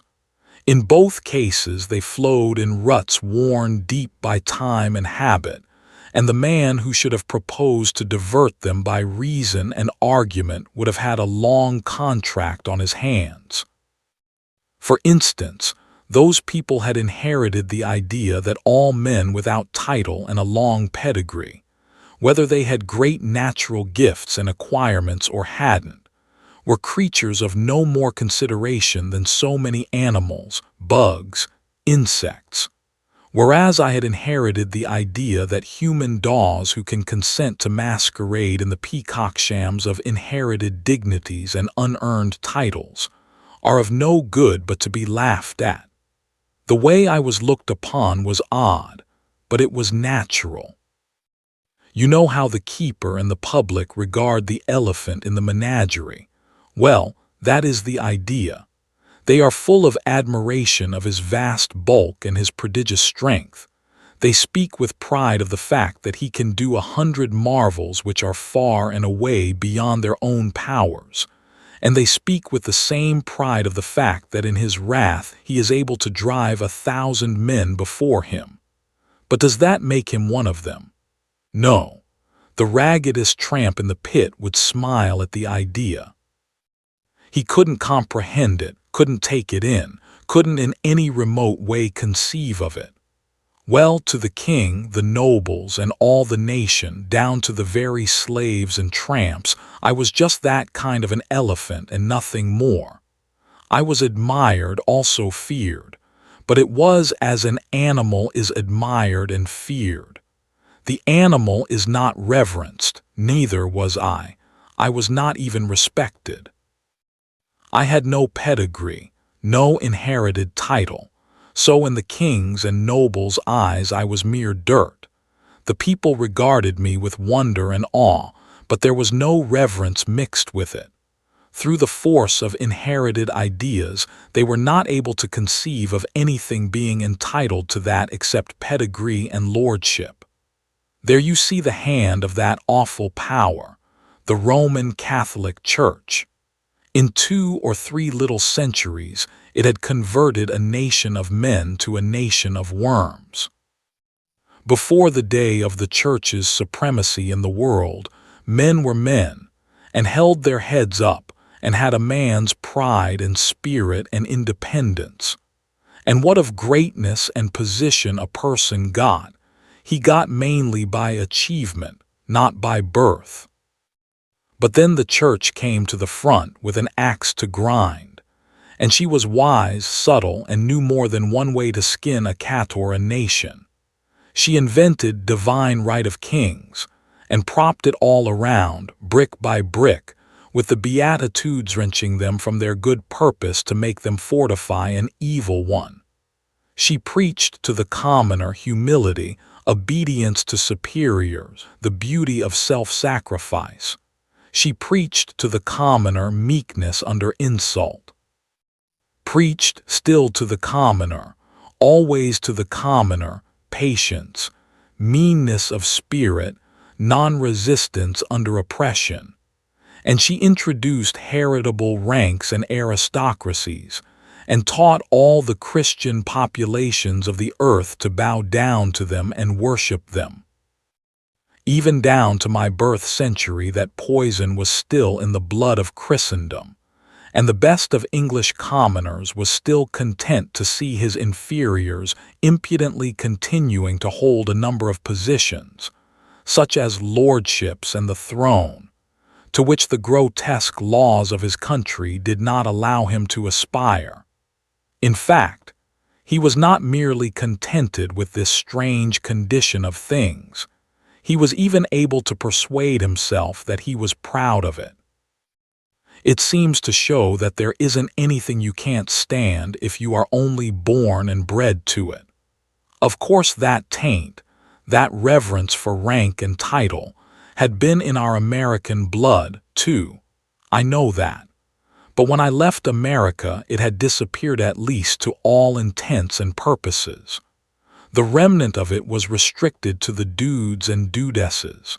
When a disease has worked its way down to that level, it may fairly be said to be out of the system. But to return to my anomalous position in King Arthur's kingdom. Here I was, a giant among pygmies, a man among children, a master intelligence among intellectual moles. By all rational measurement, the one and only actually great man in that whole British world. And yet there and then, just as in the remote England of my birthtime, the sheep-witted earl who could claim long descent from a king's leman, acquired at second hand from the slums of London, was a better man than I was. Such a personage was fawned upon in Arthur's realm and reverently looked up to by everybody, even though his dispositions were as mean as his intelligence, and his morals as base as his lineage. There were times when he could sit down in the king's presence, but I couldn't. I could have got a title easily enough, and that would have raised me a large step in everybody's eyes, even in the king's, the giver of it. But I didn't ask for it, and I declined it when it was offered. I couldn't have enjoyed such a thing with my notions, and it wouldn't have been fair anyway, because as far back as I could go, our tribe had always been short of the bar sinister. I couldn't have felt really and satisfactorily fine and proud and set up over any title except one that should come from the nation itself, the only legitimate source, and such one I hoped to win.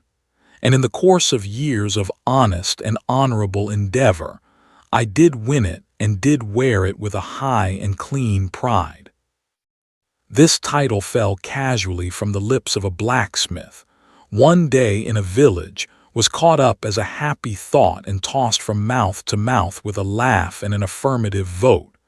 In 10 days it had swept the kingdom and was become as familiar as the king's name.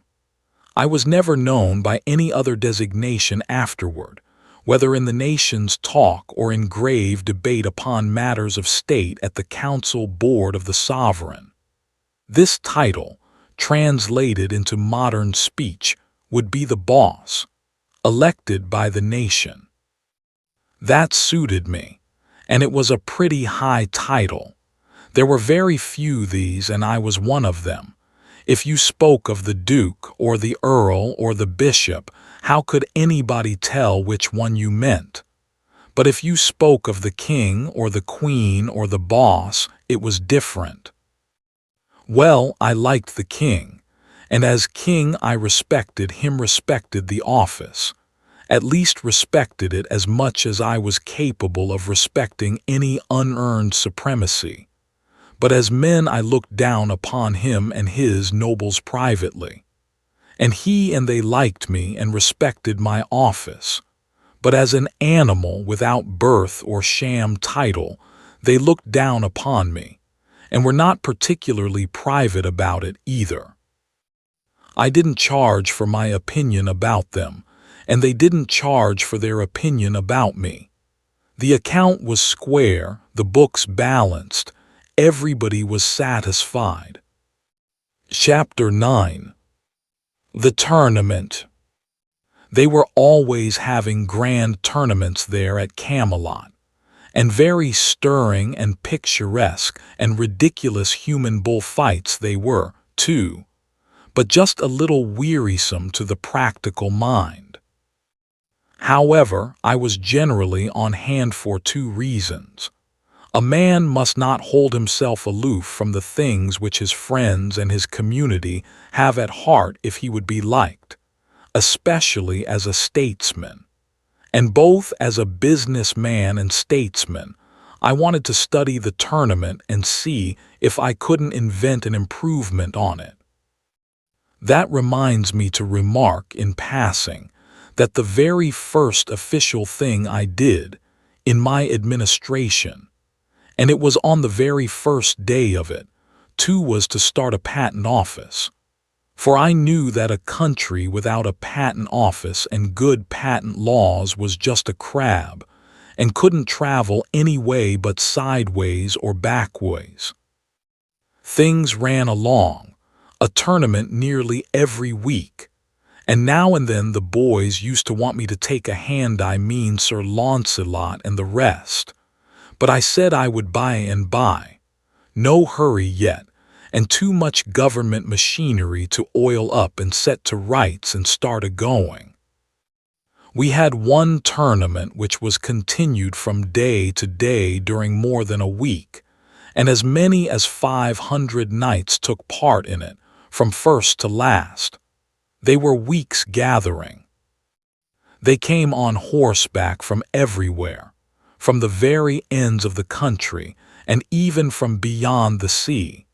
And many brought ladies, and all brought squires and troops of servants.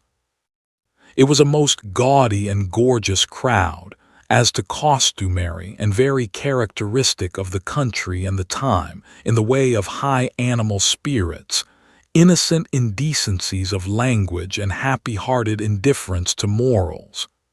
It was fight or look on, all day and every day, and sing, gamble, dance, carouse half the night every night. They had a most noble good time. You never saw such people. Those banks of beautiful ladies, shining in their barbaric splendors, would see a knight sprawl from his horse in the lists with a lance shaft, the thickness of your ankle clean through him, and the blood spouting. And instead of fainting, they would clap their hands and crowd each other for a better view. Only sometimes one would dive into her handkerchief and look ostentatiously broken-hearted, and then you could lay 2 to 1 that there was a scandal there somewhere, and she was afraid the public hadn't found it out. The noise at night would have been annoying to me ordinarily, but I didn't mind it in the present circumstances, because it kept me from hearing the quacks detaching legs and arms from the day's cripples. They ruined an uncommon good old crosscut saw for me, and broke the sawbuck too, but I let it pass. And as for my axewell, I made up my mind that the next time I lent an axe to a surgeon I would pick my century. I not only watched this tournament from day to day, but detailed an intelligent priest from my Department of Public Morals and Agriculture, and ordered him to report it, for it was my purpose by and by, when I should have gotten the people along far enough, to start a newspaper. The first thing you want in a new country is a patent office, then work up your school system, and after that, out with your paper. A newspaper has its faults, and plenty of them, but no matter. It's hark from the tomb for a dead nation, and don't you forget it. You can't resurrect a dead nation without it. There isn't any way. So I wanted to sample things and be finding out what sort of reporter material I might be able to rake together out of the 6th century when I should come to need it. Well, the priest did very well, considering. He got in all the details, and that is a good thing in a local item.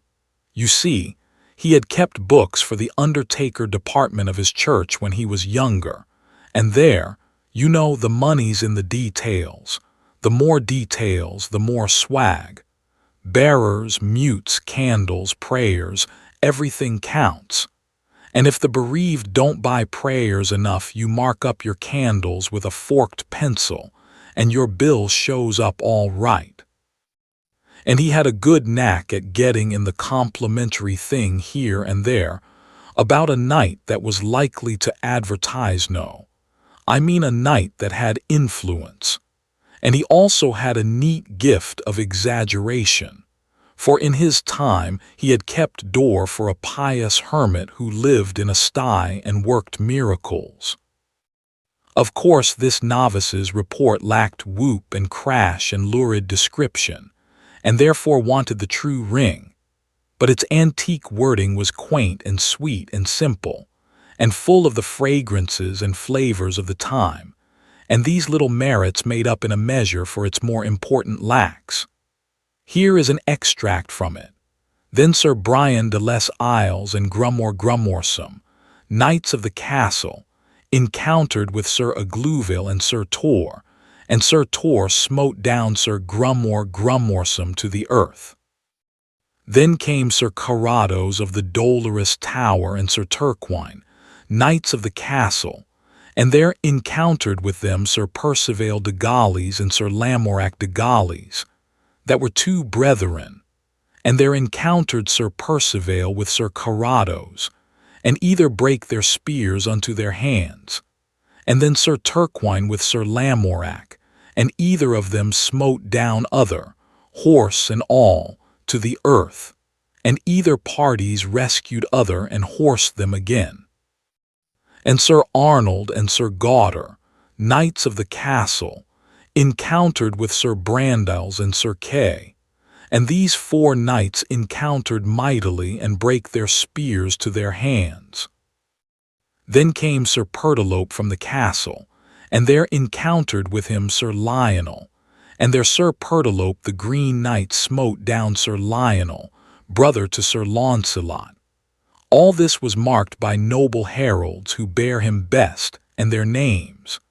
Then Sir Bleobaris brake his spear upon Sir Gareth, but of that stroke Sir Bleobaris fell to the earth.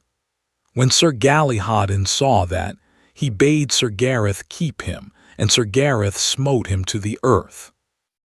Then Sir Galihud gat a spear to avenge his brother, and in the same wise Sir Gareth served him. And Sir Dinedin and his brother La Cote Male Tail, and Sir Sagramore le Desirous, and Sir Dodinas le Savage. All these he bare down with one spear.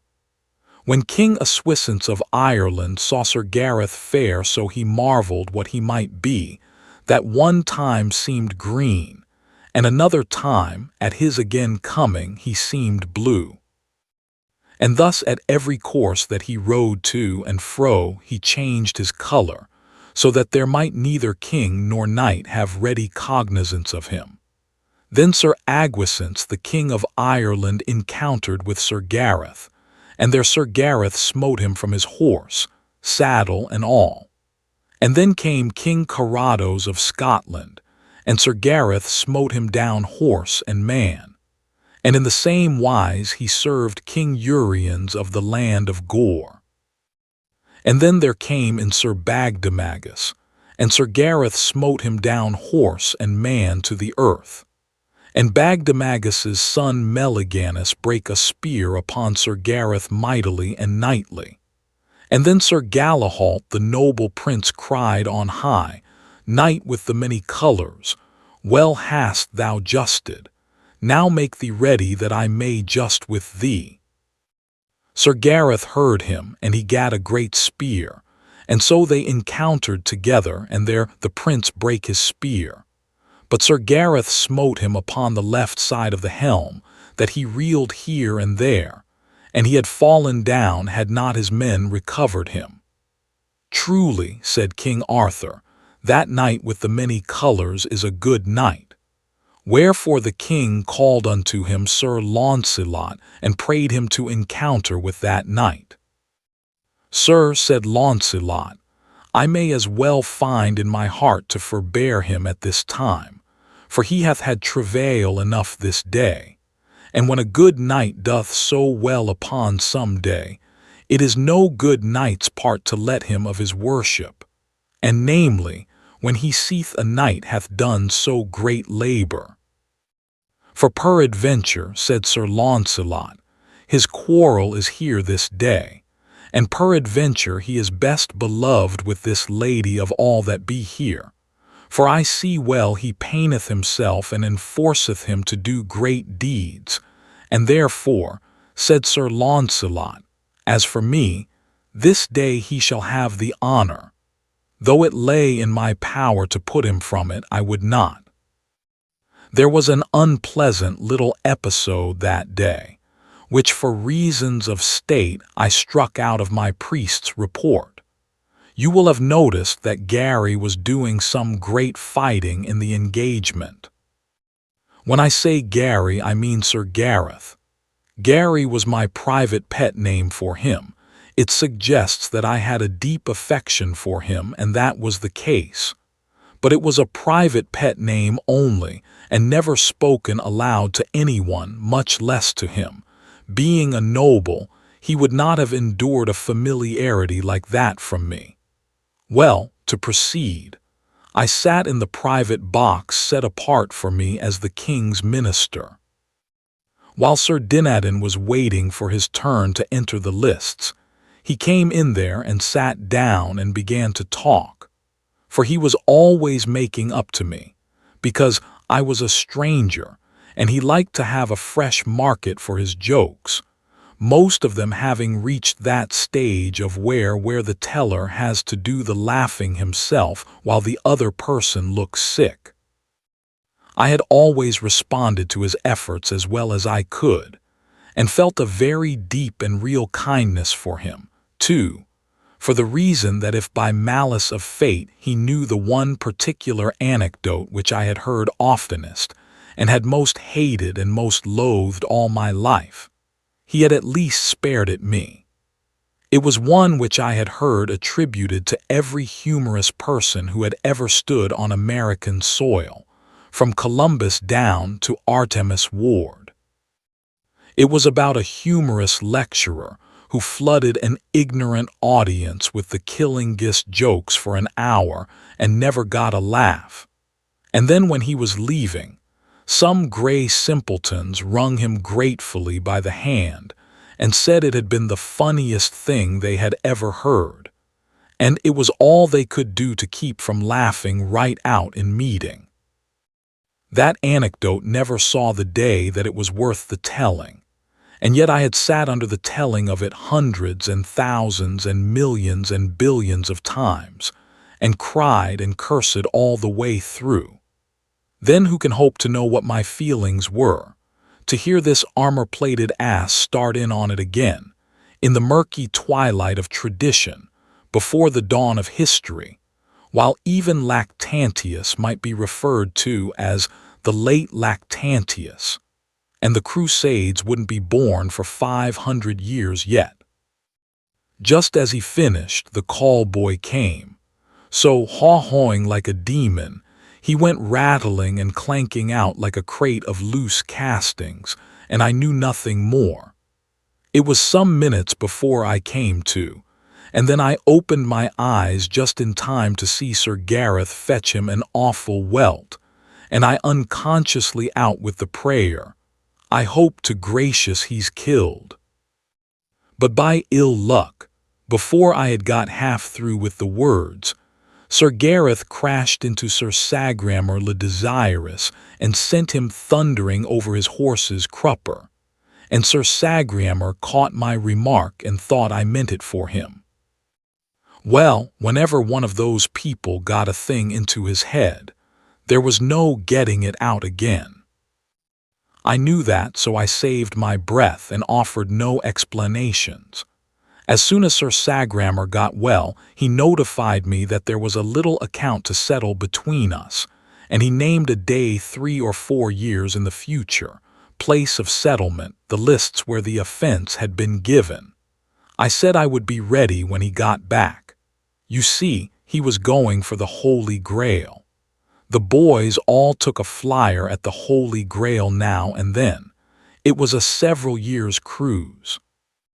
They always put in the long absence snooping around in the most conscientious way, though none of them had any idea where the Holy Grail really was, and I don't think any of them actually expected to find it, or would have known what to do with it if he had run across it.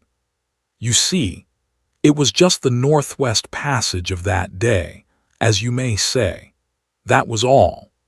Every year expeditions went out Holy Grailing, and next year relief expeditions went out to hunt for them.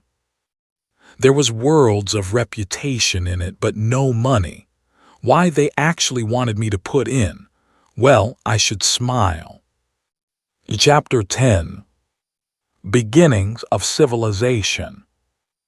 The Round Table soon heard of the challenge, and of course it was a good deal discussed, for such things interested the boys. The king thought I ought now to set forth in quest of adventures, so that I might gain renown and be the more worthy to meet Sir Sagramor when the several years should have rolled away. I excused myself for the present.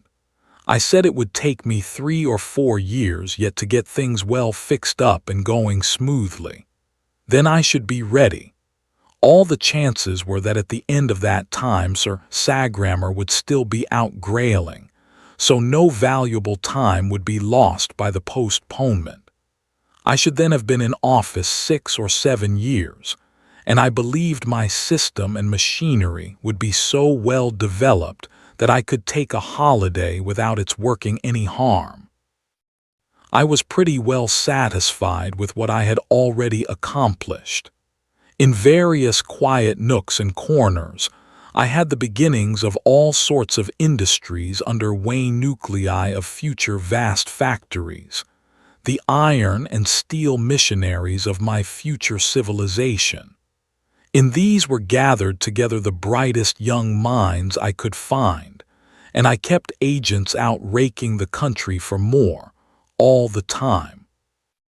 I was training a crowd of ignorant folk into experts in every sort of handiwork and scientific calling. These nurseries of mine went smoothly and privately along undisturbed in their obscure country retreats, for nobody was allowed to come into their precincts without a special permit, for I was afraid of the church. I had started a teacher factory and a lot of Sunday schools the first thing. As a result, I now had an admirable system of graded schools in full blast in those places, and also a complete variety of Protestant congregations, all in a prosperous and growing condition. Everybody could be any kind of a Christian he wanted to. There was perfect freedom in that matter. But I confined public religious teaching to the churches and the Sunday schools, permitting nothing of it in my other educational buildings. I could have given my own sect the preference and made everybody a Presbyterian without any trouble, but that would have been to affront a law of human nature. Spiritual wants and instincts are as various in the human family as our physical appetites, complexions, and features, and a man is only at his best morally when he is equipped with the religious garment whose color and shape and size most nicely accommodate themselves to the spiritual complexion, angularities, and stature of the individual who wears it. And besides, I was afraid of a united church. It makes a mighty power, the mightiest conceivable, and then when it by and by gets into selfish hands, as it is always bound to do, it means death to human liberty and paralysis to human thought. All minds were royal property, and there were a good many of them. They had formerly been worked as savages always work mines' holes grubbed in the earth, and the mineral brought up in sacks of hide by hand, at the rate of a ton a day. But I had begun to put the mining on a scientific basis as early as I could. Yes, I had made pretty handsome progress when Sir Sagramor's challenge struck me. 4 years rolled by, and then, well, you would never imagine it in the world. Unlimited power is the ideal thing when it is in safe hands. The despotism of heaven is the one absolutely perfect government. An earthly despotism would be the absolutely perfect earthly government if the conditions were the same, namely, the despot the perfectest individual of the human race, and his lease of life perpetual. But as a perishable perfect man must die, and leave his despotism in the hands of an imperfect successor, an earthly despotism is not merely a bad form of government, it is the worst form that is possible. My works showed what a despot could do with the resources of a kingdom at his command. Unsuspected by this dark land, I had the civilization of the 19th century booming under its very nose. It was fenced away from the public view, but there it was, a gigantic and unassailable fact, and to be heard from, yet if I lived and had luck. There it was, as sure a fact and as substantial a fact as any serene volcano, standing innocent with its smokeless summit in the blue sky, and giving no sign of the rising hell in its bowels. My schools and churches were children 4 years before, they were grown up now. My shops of that day were vast factories now. Where I had a dozen trained men then, I had 1,000 now. Where I had one brilliant expert then, I had 50 now. I stood with my hand on the cock, so to speak, ready to turn it on and flood the midnight world with light at any moment. But I was not going to do the thing in that sudden way. It was not my policy. The people could not have stood it, and moreover, I should have had the established Roman Catholic Church on my back in a minute. No, I had been going cautiously all the while. I had had confidential agents trickling through the country for some time, whose office was to undermine knighthood by imperceptible degrees, and to gnaw a little at this and that and the other superstition, and so prepare the way gradually for a better order of things. I was turning on my light one candle power at a time, and meant to continue to do so. I had scattered some branch schools secretly about the kingdom, and they were doing very well. I meant to work this racket more and more as time wore on, if nothing occurred to frighten me. One of my deepest secrets was my West Point, my military academy.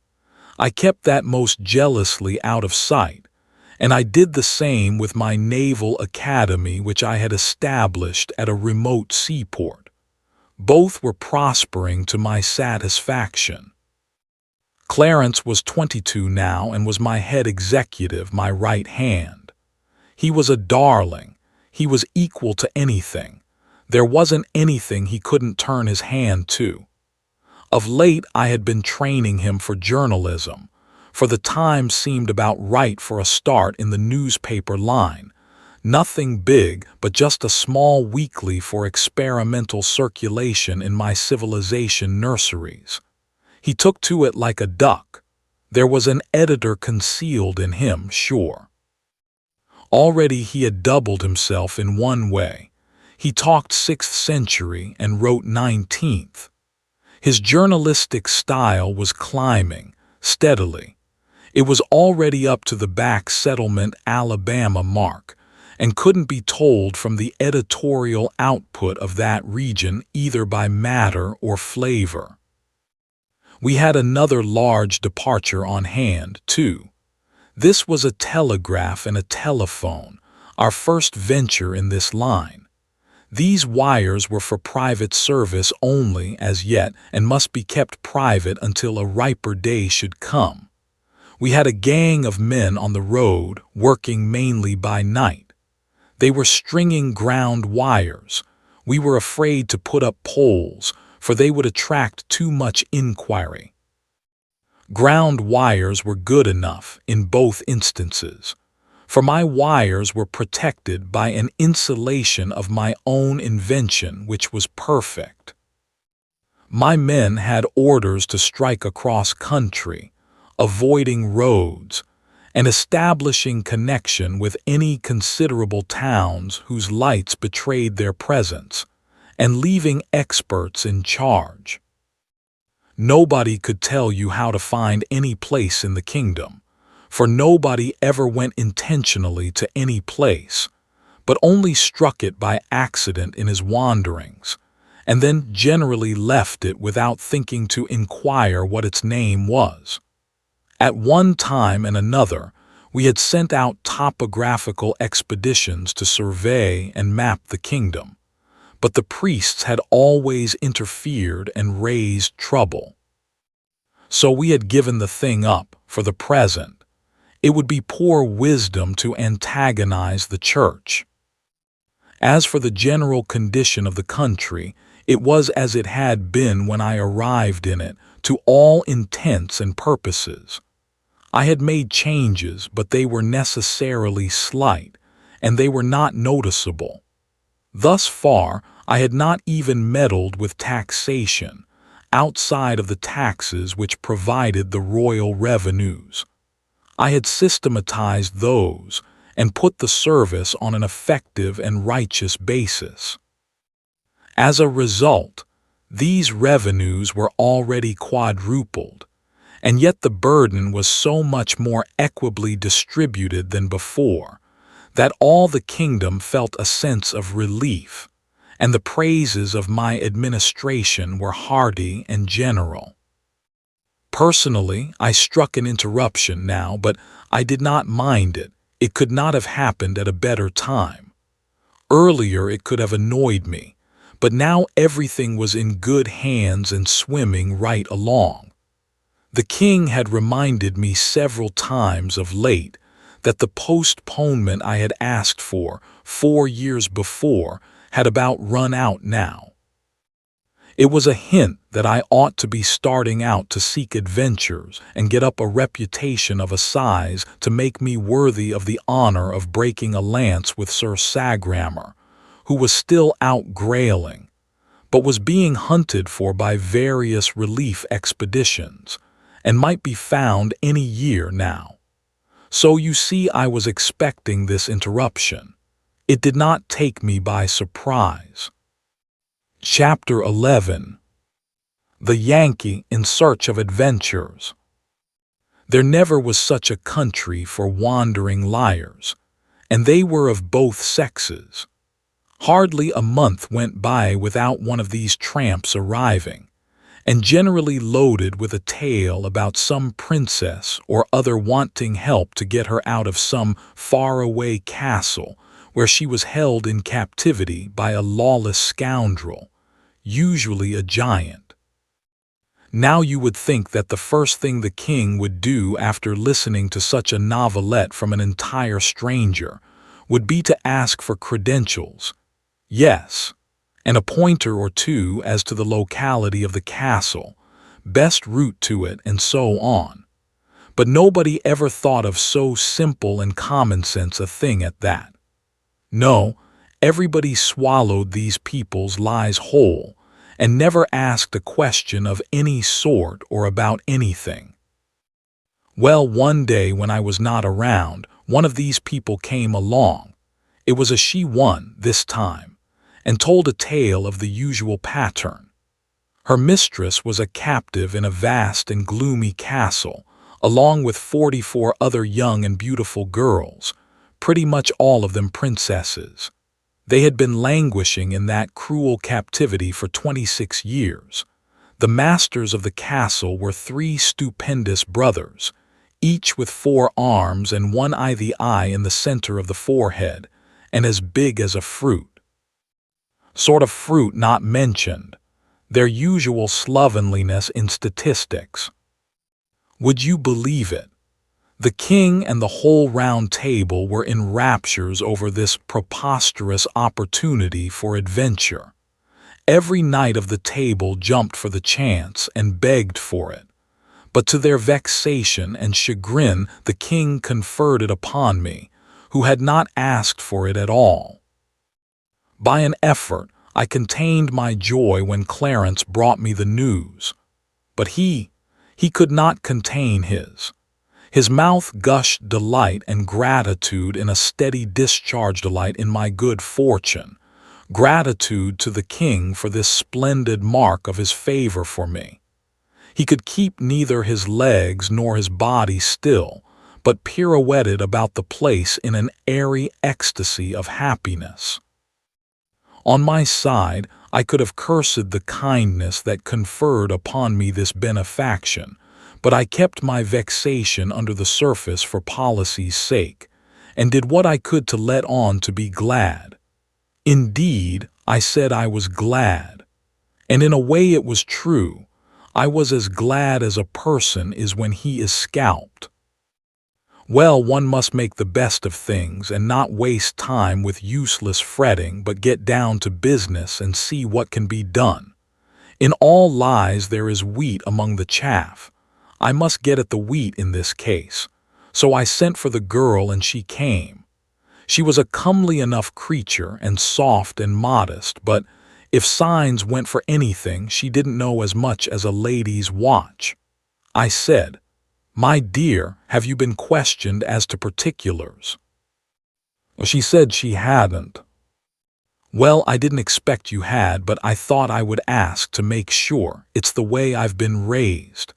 Now you mustn't take it unkindly if I remind you that as we don't know you, we must go a little slow. You may be all right, of course, and we'll hope that you are, but to take it for granted isn't business. You understand that. I'm obliged to ask you a few questions. Just answer up fair and square and don't be afraid. Where do you live when you are at home? In the land of Mater, fair sir. Land of Mater. I don't remember hearing of it before. Parents living. As to that, I know not if they be yet alive, since it is many years that I have lain shut up in the castle. Your name, please. I hight the Demoiselle Alison La Cartelois, and it please you. Do you know anybody here who can identify you? That were not likely, fair lord, I being come hither now for the first time. Have you brought any letters, any documents, Any proofs that you are trustworthy and truthful? Of a surety, no, and wherefore should I? Have I not a tongue, and cannot I say all that myself? But you're saying it, you know, and somebody else's saying it is different. Different, how might that be? I fear me I do not understand. Don't understand. Land of why, you see why, great Scott, can't you understand a little thing like that?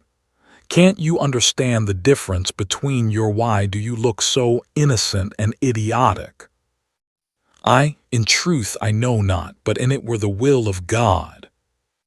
Yes, I reckon that's about the size of it. Don't mind my seeming excited, I'm not. Let us change the subject. Now as to this castle with 45 princesses in it and 3 ogres at the head of it, tell me, where is this harem? Harem. The castle, you understand. Where is the castle? Oh, as to that, it is great and strong and well beseen, and lies in a far country. Yes, it is many leagues. How many? Ah, fair sir, it were woundily hard to tell, they are so many, and do so lap the one upon the other, and being made all in the same image and tincted with the same color, one may not know the one league from its fellow, nor how to count them except they be taken apart, and ye wit well it were God's work to do that, being not within man's capacity. For ye will note, hold on, never mind about the distance. Whereabouts does the castle lie? What's the direction from here?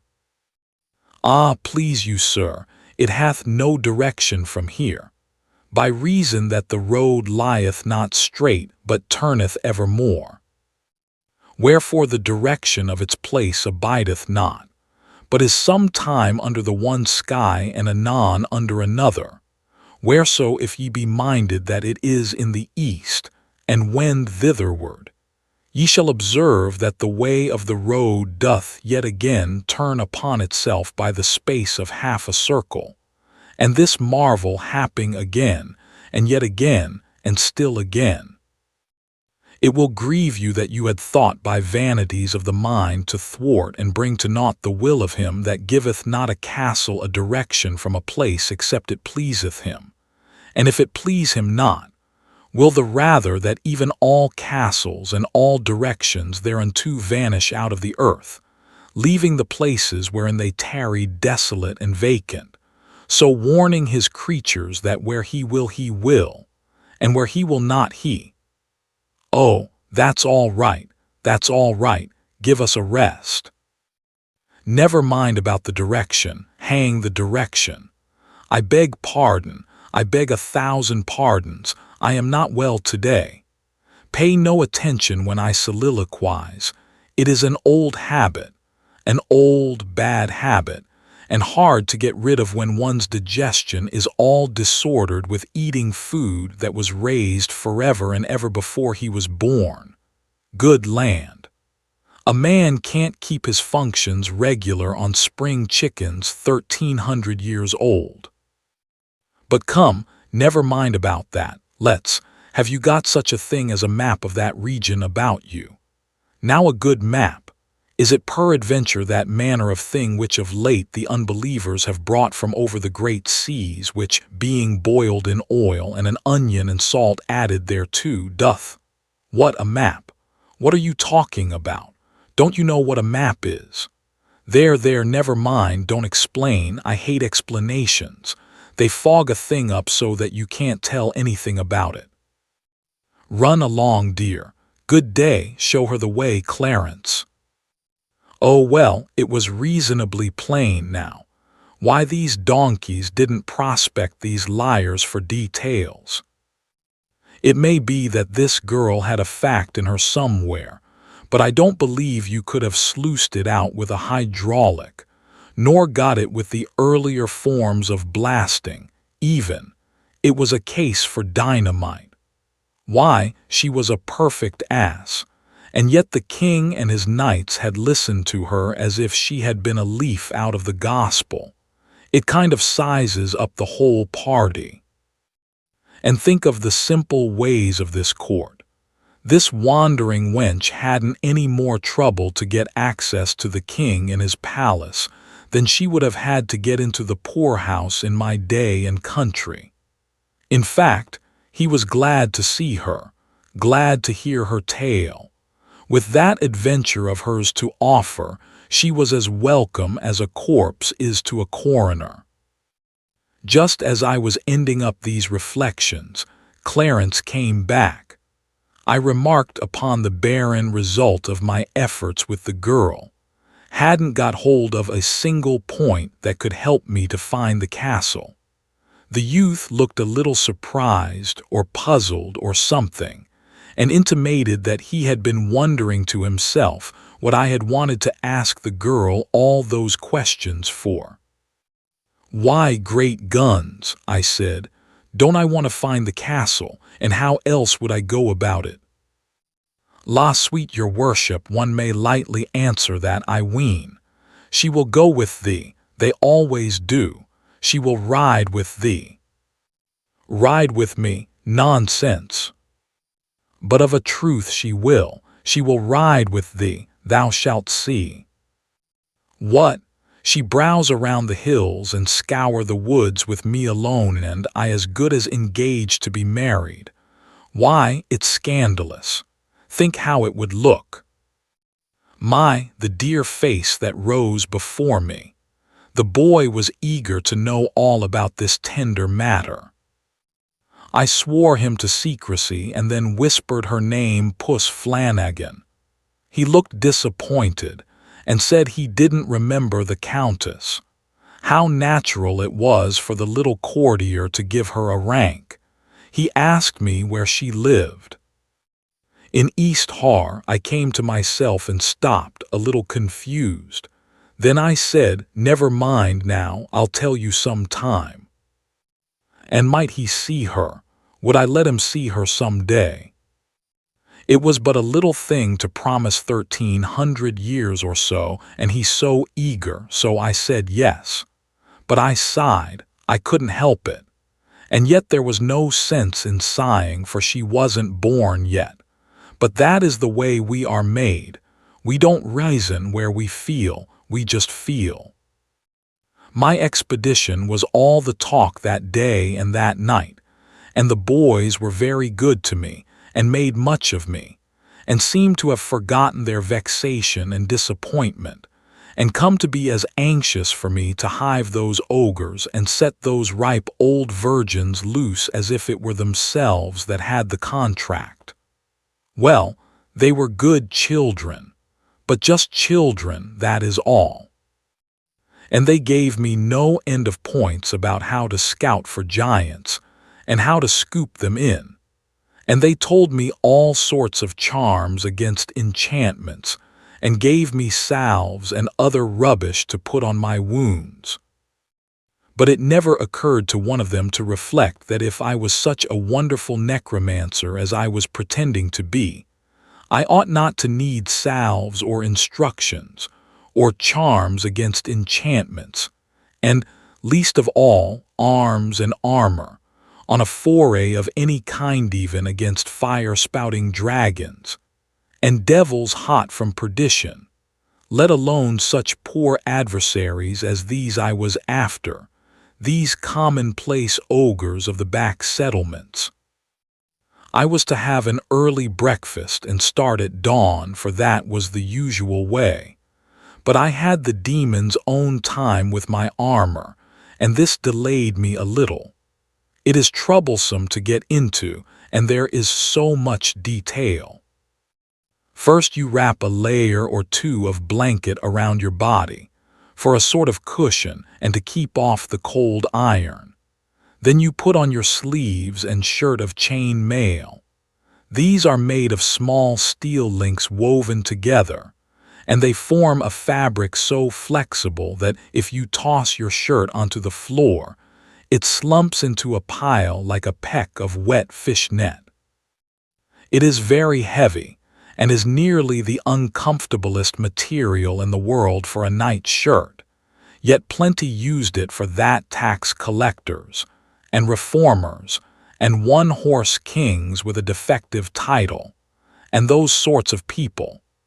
Then you put on your shoes-flat boats roofed over with interleaving bands of steel and screw your clumsy spurs into the heels. Next you buckle your greaves on your legs and your cuisses on your thighs. Then come your backplate and your breastplate, and you begin to feel crowded. Then you hitch onto the breastplate the half-petticoat of broad overlapping bands of steel which hangs down in front but is scalloped out behind so you can sit down, and isn't any real improvement on an inverted coal scuttle, either for looks or for wear, or to wipe your hands on. Next you belt on your sword. Then you put your stovepipe joints onto your arms, your iron gauntlets onto your hands, your iron rat trap onto your head, with a rag of steel web hitched onto it to hang over the back of your neck. And there you are, snug as a candle in a candle mold. This is no time to dance. Well, a man that is packed away like that is a nut that isn't worth the cracking. There is so little of the meat when you get down to it by comparison with the shell. The boys helped me, or I never could have got in. Just as we finished, Sir Bediver happened in, and I saw that as like as not I hadn't chosen the most convenient outfit for a long trip. How stately he looked, and tall and broad and grand. He had on his head a conical steel casque that only came down to his ears, and for visor had only a narrow steel bar that extended down to his upper lip and protected his nose. And all the rest of him, from neck to heel, was flexible chain mail, trousers and all. But pretty much all of him was hidden under his outside garment, which of course was of chain mail, as I said, and hung straight from his shoulders to his ankles, and from his middle to the bottom, both before and behind, was divided, so that he could ride and let the skirts hang down on each side. He was going grailing, and it was just the outfit for it, too. I would have given a good deal for that ulster, but it was too late now to be fooling around. The sun was just up.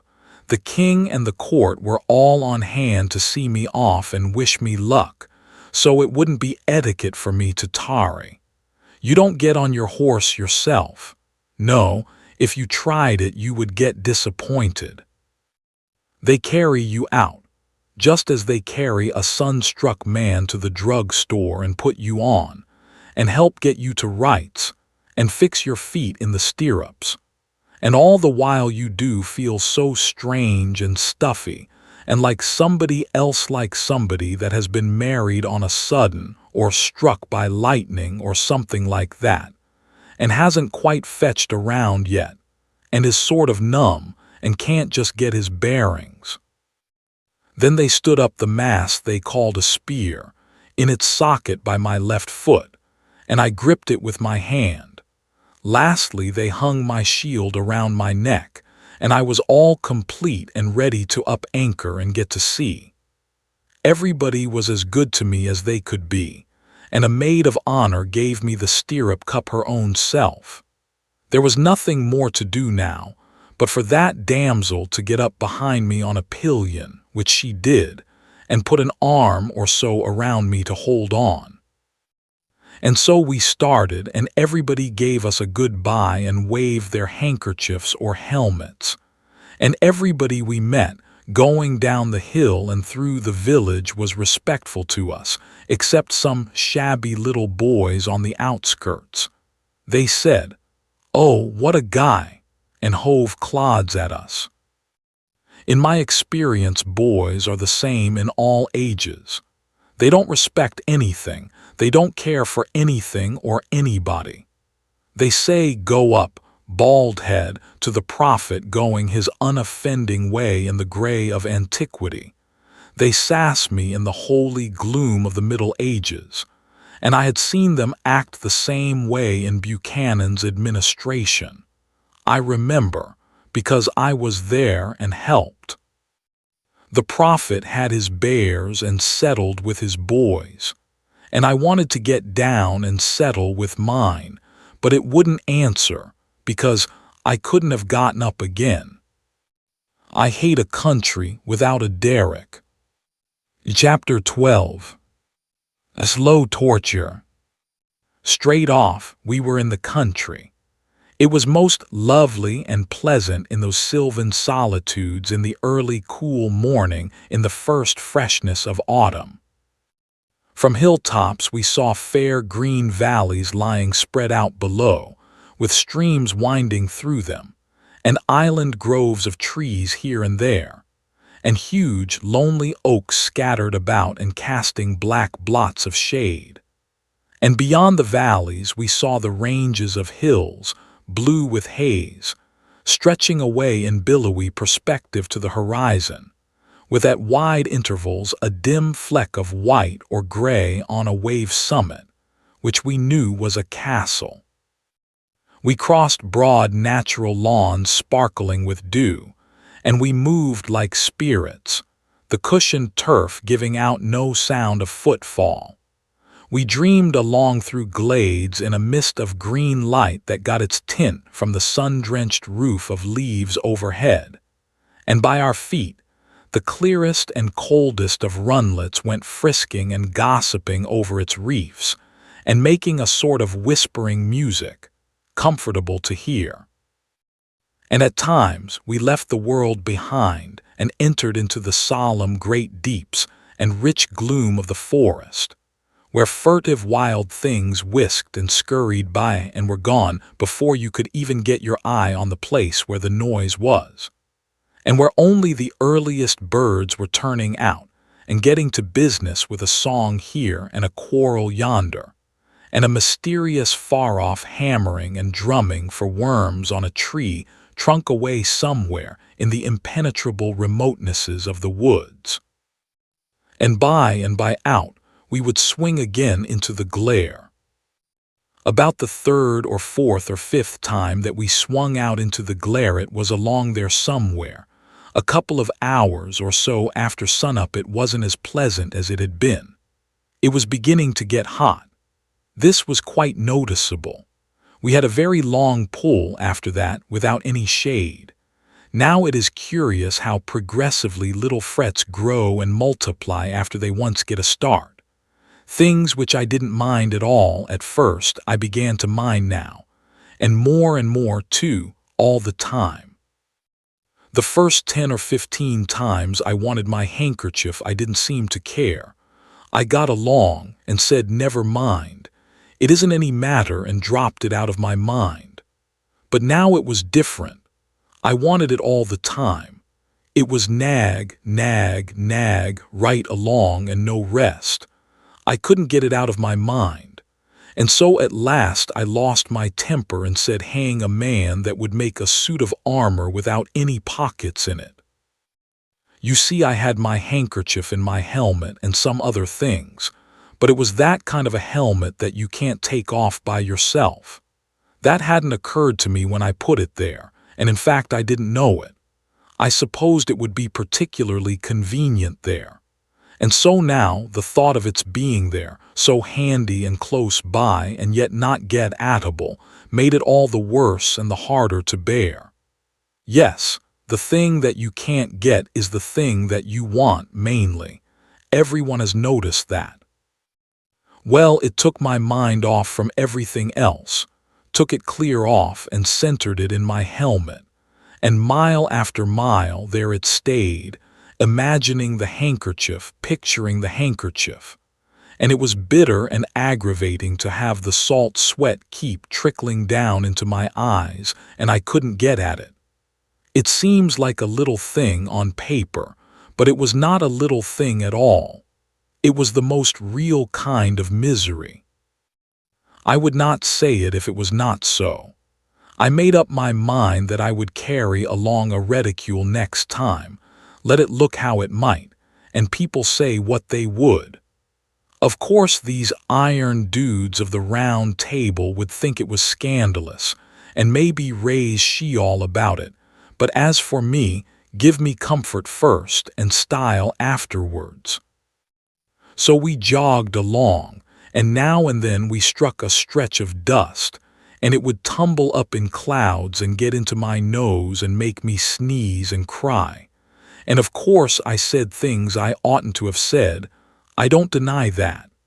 I am not better than others. We couldn't seem to meet anybody in this lonesome Britain, not even an ogre. And in the mood I was in then, it was well for the ogre. That is, an ogre with a handkerchief. Most knights would have thought of nothing but getting his armor, but so I got his bandana he could keep his hardware for all of me. Meantime, it was getting hotter and hotter in there. You see, the sun was beating down and warming up the iron more and more all the time. Well, when you are hot that way, every little thing irritates you. When I trotted, I rattled like a crate of dishes, and that annoyed me. And moreover, I couldn't seem to stand that shield slatting and banging, now about my breast, now around my back. And if I dropped into a walk, my joints creaked and screeched in that wearisome way that a wheelbarrow does. And as we didn't create any breeze at that gate, I was likely to get fried in that stove. And besides, the quieter you went, the heavier the iron settled down on you, and the more and more tons you seemed to weigh every minute. And you had to be always changing hands, and passing your spear over to the other foot. It got so irksome for one hand to hold it long at a time. Well, you know, when you perspire that way in rivers, there comes a time when you itch. You are inside, your hands are outside, so there you are, nothing but iron between. It is not a light thing, let it sound as it may. First it is one place, then another, then some more, and it goes on spreading and spreading, and at last the territory is all occupied and nobody can imagine what you feel like, nor how unpleasant it is. And when it had got to the worst, and it seemed to me that I could not stand anything more, a fly got in through the bars and settled on my nose, and the bars were stuck and wouldn't work, and I couldn't get the visor up. And I could only shake my head, which was baking hot by this time, and the fly, well, you know how a fly acts when he has got a certainty. He only minded the shaking enough to change from nose to lip, and lip to ear, and buzz all around in there, and keep on lighting and biting in a way that a person, already so distressed as I was, simply could not stand. So I gave in and got Alison to unship the helmet and relieve me of it. Then she emptied the conveniences out of it and fetched it full of water, and I drank and then stood up, and she poured the rest down inside the armor. One cannot think how refreshing it was. She continued to fetch and pour until I was well soaked and thoroughly comfortable. It was good to have a rest and peace, but nothing is quite perfect in this life at any time. I had made a pipe a while back and also some pretty fair tobacco, not the real thing but what some of the Indians use, the inside bark of the willow dried. These comforts had been in the helmet, and now I had them again, but no matches. Gradually, as the time wore along, one annoying fact was borne in upon my understanding, that we were weather-bound. An armed novice cannot mount his horse without help and plenty of it. Sandy was not enough for me anyway. We had to wait until somebody should come along. Waiting in silence would have been agreeable enough, for I was full of matter for reflection and wanted to give it a chance to work. I wanted to try and think out how it was that rational or even half-rational men could ever have learned to wear armor, considering its inconveniences, and how they had managed to keep up such a fashion for generations when it was plain that what I had suffered today they had had to suffer all the days of their lives. I wanted to think that out, and moreover I wanted to think out some way to reform this evil and persuade the people to let the foolish fashion die out, but thinking was out of the question in the circumstances. You couldn't think where Sandy was. She was a quite biddable creature and good-hearted, but she had a flow of talk that was as steady as a mill and made your head soar like the drays and wagons in a city. If she had had a cork, she would have been a comfort. But you can't cork that kind, they would die. Her clack was going all day, and you would think something would surely happen to her works by and by. But no, they never got out of order, and she never had to slack up for words. She could grind and pump and churn and buzz by the week and never stop to oil up or blow out. And yet the result was just nothing but wind. She never had any ideas any more than a fog has. She was a perfect blatherskite. I mean for jaw, talk, talk, talk, jabber, jabber, jabber, but just as good as she could be. I hadn't minded her mill that morning, on account of having that hornet's nest of other troubles. But more than once in the afternoon I had to say, "Take a rest, child. The way you are using up all the domestic air, the kingdom will have to go to importing it by tomorrow, and it's a low enough treasury without that." Chapter 13. A Freeman. Yes, it is strange how little a while, at a time, a person can be contented.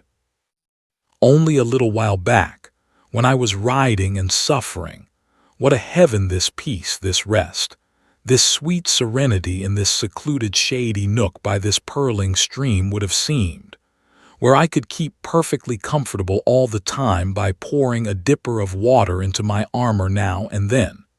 Yet already I was getting dissatisfied, partly because I could not light my pipe although I had long ago started a match factory. I had forgotten to bring matches with me, and partly because we had nothing to eat. Here was another illustration of the childlike improvidence of this age and people. A man in armor always trusted to chance for his food on a journey, and would have been scandalized at the idea of hanging a basket of sandwiches on his spear. There was probably not a knight of all the round table combination who would not rather have died than been caught carrying such a thing as that on his flagstaff. And yet there could not be anything more sensible. It had been my intention to smuggle a couple of sandwiches into my helmet, but I was interrupted in the act, and had to make an excuse and lay them aside, and a dog got them. Night approached, and with it a storm. The darkness came on fast. We must camp, of course. I found a good shelter for the demoiselle under a rock and went off and found another for myself. But I was obliged to remain in my armor because I could not get it off by myself, and yet could not allow Alisanne to help, because it would have seemed so like undressing before folk. It would not have amounted to that in reality, because I had clothes on underneath. But the prejudices of one's breeding are not gotten rid of just at a jump, and I knew that when it came to stripping off that bob-tailed iron petticoat I should be embarrassed. With the storm came a change of weather, and the stronger the wind blew, and the wilder the rain lashed around, the colder and colder it got. Pretty soon, various kinds of bugs and ants and worms and things began to flock in out of the wet and crawl down inside my armor to get warm. And while some of them behaved well enough, and snuggled up amongst my clothes and got quiet, The majority were of a restless, uncomfortable sort, and never stayed still, but went on prowling and hunting for they did not know what. Especially the ants, which went tickling along in wearisome procession from one end of me to the other by the hour, and are a kind of creatures which I never wish to sleep with again. It would be my advice to persons situated in this way, to not roll or thrash around, because this excites the interest of all the different sorts of animals and makes every last one of them want to turn out and see what is going on, and this makes things worse than they were before, and of course makes you objurgate harder too if you can. Still, if one did not roll and thrash around he would die, so perhaps it is as well to do one way as the other. There is no real choice. Even after I was frozen solid, I could still distinguish that tickling, just as a corpse does when he is taking electric treatment. I said I would never wear armor after this trip. All those trying hours whilst I was frozen, and yet was in a living fire, as you may say, on account of that swarm of crawlers, that same unanswerable question kept circling and circling through my tired head. How do people stand this miserable armor? How have they managed to stand it all these generations? How can they sleep at night for dreading the tortures of next day? When the morning came at last, I was in a bad enough plight, seedy, drowsy, fagged from want of sleep, weary from thrashing around, famished from long fasting, pining for a bath and to get rid of the animals, and crippled with rheumatism. And how had it fared with the nobly born, the titled aristocrat, the demoiselle Alison la Cartelois? Why, she was as fresh as a squirrel. She had slept like the dead. And as for a bath, probably neither she nor any other noble in the land had ever had one, and so she was not missing it. Measured by modern standards, they were merely modified savages, those people. This noble lady showed no impatience to get to breakfast, and that smacks of the savage, too. On their journeys, those Britons were used to long fasts and knew how to bear them, and also how to freight up against probable fasts before starting, after the style of the Indian and the anaconda. As like as not, Sandy was loaded for a 3-day stretch. We were off before sunrise, Sandy riding and I limping along behind. In half an hour we came upon a group of ragged poor creatures who had assembled to mend the thing which was regarded as a road. They were as humble as animals to me, and when I proposed to breakfast with them, they were so flattered, so overwhelmed by this extraordinary condescension of mine, that at first they were not able to believe that I was in earnest. My lady put up her scornful lip and withdrew to one side. She said in their hearing that she would as soon think of eating with the other cattle, a remark which embarrassed these poor devils merely because it referred to them, and not because it insulted or offended them, for it didn't. And yet they were not slaves, not chattels. By a sarcasm of law and phrase they were freemen. 7/10 of the free population of the country were of just their class and degree, small independent farmers, artisans, etc., which is to say, they were the nation, the actual nation. They were about all of it that was useful, or worth saving, or really respect-worthy, and to subtract them would have been to subtract the nation and leave behind some dregs, some refuse, in the shape of a king, nobility and gentry, idle, unproductive, acquainted mainly with the arts of wasting and destroying, and of no sort of use or value in any rationally constructed world. And yet, by ingenious contrivance, this gilded minority, instead of being in the tail of the procession where it belonged, was marching head up and banners flying at the other end of it, had elected itself to be the nation, and these innumerable clams had permitted it so long that they had come at last to accept it as a truth. And not only that, but to believe it right and as it should be. The priests had told their fathers and themselves that this ironical state of things was ordained of God. And so, not reflecting upon how unlike God it would be to amuse himself with sarcasms, and especially such poor transparent ones as this, they had dropped the matter there and become respectfully quiet. The talk of these meek people had a strange enough sound in a formerly American ear. They were freemen, but they could not leave the estates of their lord or their bishop without his permission. They could not prepare their own bread, but must have their corn ground and their bread baked at his mill and his bakery, and pay roundly for the same.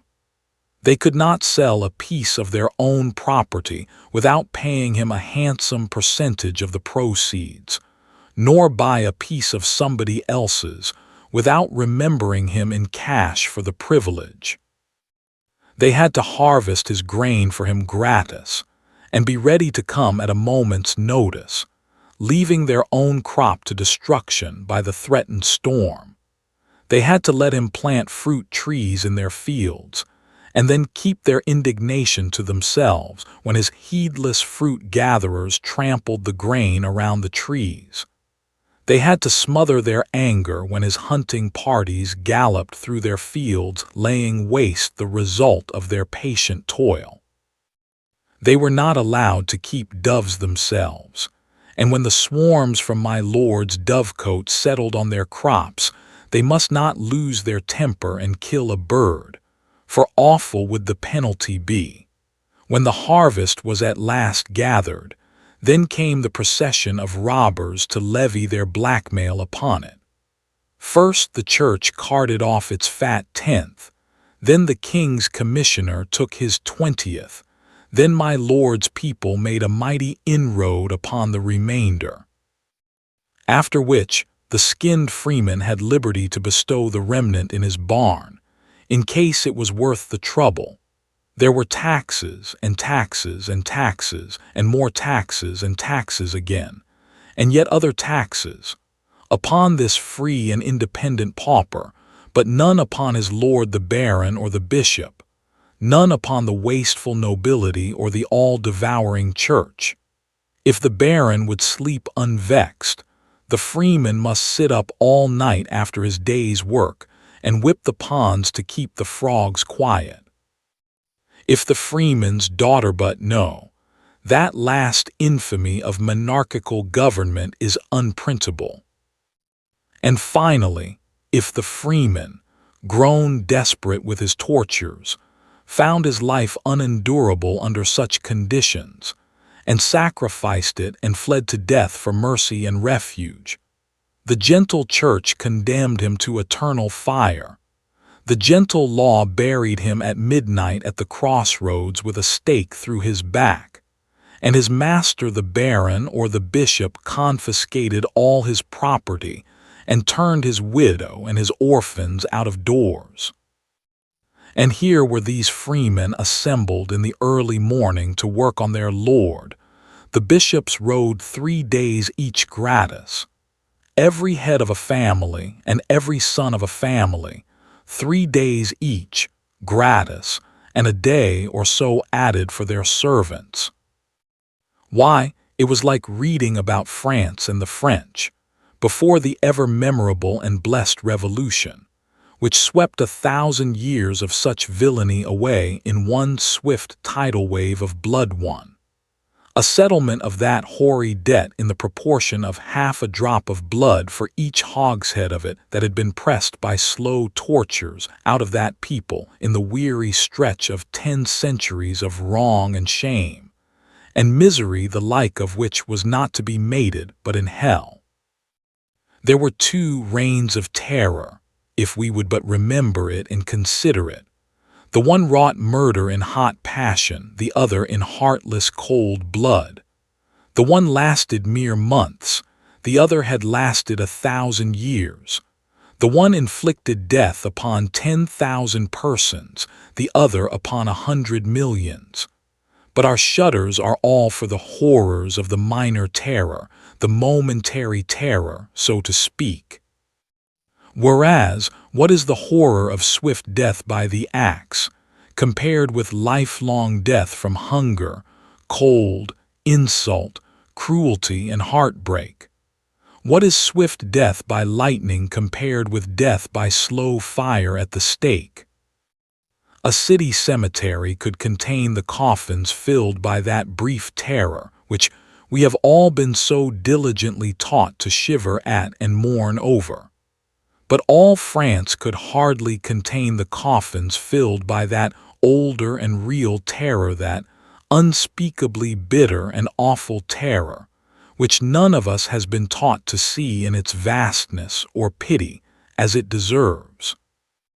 These poor ostensible freemen who were sharing their breakfast and their talk with me were as full of humble reverence for their king and church and nobility as their worst enemy could desire. There was something pitifully ludicrous about it. I asked them if they supposed a nation of people ever existed, who, with a free vote in every man's hand, would elect that a single family and its descendants should reign over it forever, whether gifted or boobies, to the exclusion of all other families, including the voters, and would also elect that a certain 100 families should be raised to dizzy summits of rank, and clothed on with offensive transmissible glories and privileges to the exclusion of the rest of the nation's families, including his own. They all looked unhit and said they didn't know, that they had never thought about it before, and it hadn't ever occurred to them that a nation could be so situated that every man could have a say in the government. I said I had seen one end that it would last until it had an established church. Again, they were all unhit at first. But presently one man looked up and asked me to state that proposition again, and state it slowly, so it could soak into his understanding. I did it, and after a little he had the idea, and he brought his fist down and said he didn't believe a nation where every man had a vote would voluntarily get down in the mud and dirt in any such way, and that to steal from a nation its will and preference must be a crime and the first of all crimes. I said to myself, this one's a man. If I were backed by enough of his sort, I would make a strike for the welfare of this country, and try to prove myself its loyalist citizen by making a wholesome change in its system of government. You see, my kind of loyalty was loyalty to one's country, not to its institutions or its office holders. The country is the real thing, the substantial thing, the eternal thing. It is the thing to watch over and care for and be loyal to. Institutions are extraneous. They are its mere clothing, and clothing can wear out, become ragged, cease to be comfortable, cease to protect the body from winter, disease, and death. To be loyal to rags, to shout for rags, to worship rags, to die for rags, that is a loyalty of unreason. It is pure animal. It belongs to monarchy, was invented by monarchy. Let monarchy keep it. I was from Connecticut, whose Constitution declares that all political power is inherent in the people, and all free governments are founded on their authority and instituted for their benefit, and that they have at all times an undeniable and indefeasible right to alter their form of government in such a manner as they may think expedient. Under that gospel, the citizen who thinks he sees that the Commonwealth's political clothes are worn out, and yet holds his peace and does not agitate for a new suit, is disloyal. He is a traitor. That he may be the only one who thinks he sees this decay does not excuse him. It is his duty to agitate anyway, and it is the duty of the others to vote him down if they do not see the matter as he does. And now here I was, in a country where a right to say how the country should be governed was restricted to 6 persons in each 1,000 of its population. For the 994 to express dissatisfaction with the regnant system and propose to change, it would have made the whole 6 shudder as one man. It would have been so disloyal, so dishonorable, such putrid black treason. So to speak, I had become a stockholder in a corporation where 994 of the members furnished all the money and did all the work, and the other 6 elected themselves a permanent board of direction and took all the dividends. It seemed to me that what the 994 dupes needed was a new deal. The thing that would have best suited the circus side of my nature would have been to resign the bossship and get up an insurrection and turn it into a revolution. But I knew that the Jack Cade or the Wat Tyler who tries such a thing without first educating his materials up to revolution grade is almost absolutely certain to get left. I had never been accustomed to getting left, even if I do say it myself. Wherefore, the deal, which had been for some time working into shape in my mind, was of a quite different pattern from the Cade-Tyler sort. So I did not talk blood and insurrection to that man there, who sat munching black bread with that abused and mistaught herd of human sheep, but took him aside and talked matter of another sort to him. After I had finished, I got him to lend me a little ink from his veins, and with this and a sliver I wrote on a piece of bark, put him in the manufactory and gave it to him, and said, "Take it to the palace at Camelot and give it into the hands of Amyas le Poulet, whom I call Clarence, and he will understand."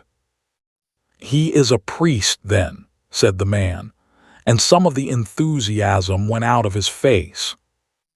"How a priest? Didn't I tell you that no chattel of the church, no bond-slave of pope or bishop can enter my manufactory? Didn't I tell you that you couldn't enter unless your religion, whatever it might be, was your own free property? Marry, it is so, and for that I was glad. Wherefore it liked me not and bred in me a cold doubt to hear of this priest being there. But he isn't a priest, I tell you." The man looked far from satisfied. He said, "He is not a priest and yet can read." "He is not a priest and yet can read, yes, and write too, for that matter. I taught him myself." The man's face cleared. "And it is the first thing that you yourself will be taught in that factory. I would give blood out of my heart to know that art. Why, I will be your slave, No, you won't be anybody's slave. Take your family and go along. Your lord the bishop will confiscate your small property, but no matter. Clarence will fix you all right." Chapter 14. Defend thee, Lord. I paid 3 pennies for my breakfast, and a most extravagant price it was, too, seeing that one could have breakfasted a dozen persons for that money. But I was feeling good by this time, and I had always been a kind of spendthrift anyway. And then these people had wanted to give me the food for nothing, scant as their provision was, And so it was a grateful pleasure to emphasize my appreciation and sincere thankfulness with a good big financial lift, where the money would do so much more good than it would in my helmet, where, these pennies being made of iron and not stinted in weight, my $50 worth was a good deal of a burden to me. I spent money rather too freely in those days, it is true, but one reason for it was that I hadn't got the proportions of things entirely adjusted, even yet. After so long a sojourn in Britain hadn't got along to where I was able to absolutely realize that a penny in Arthur's Land and a couple of dollars in Connecticut were about one and the same thing. Just twins, as you may say, in purchasing power. If my start from Camelot could have been delayed a very few days, I could have paid these people in beautiful new coins from our own mint, and that would have pleased me. And them, too, not less. I had adopted the American values exclusively. In a week or two now, cents, nickels, dimes, quarters, and $50, and also a trifle of gold, would be trickling in thin but steady streams all through the commercial veins of the kingdom, and I looked to see this new blood freshen up its life. The farmers were bound to throw in something to sort of offset my liberality, whether I would or not. So I let them give me a flint and steel, and as soon as they had comfortably bestowed Sandy and me on our horse, I lit my pipe.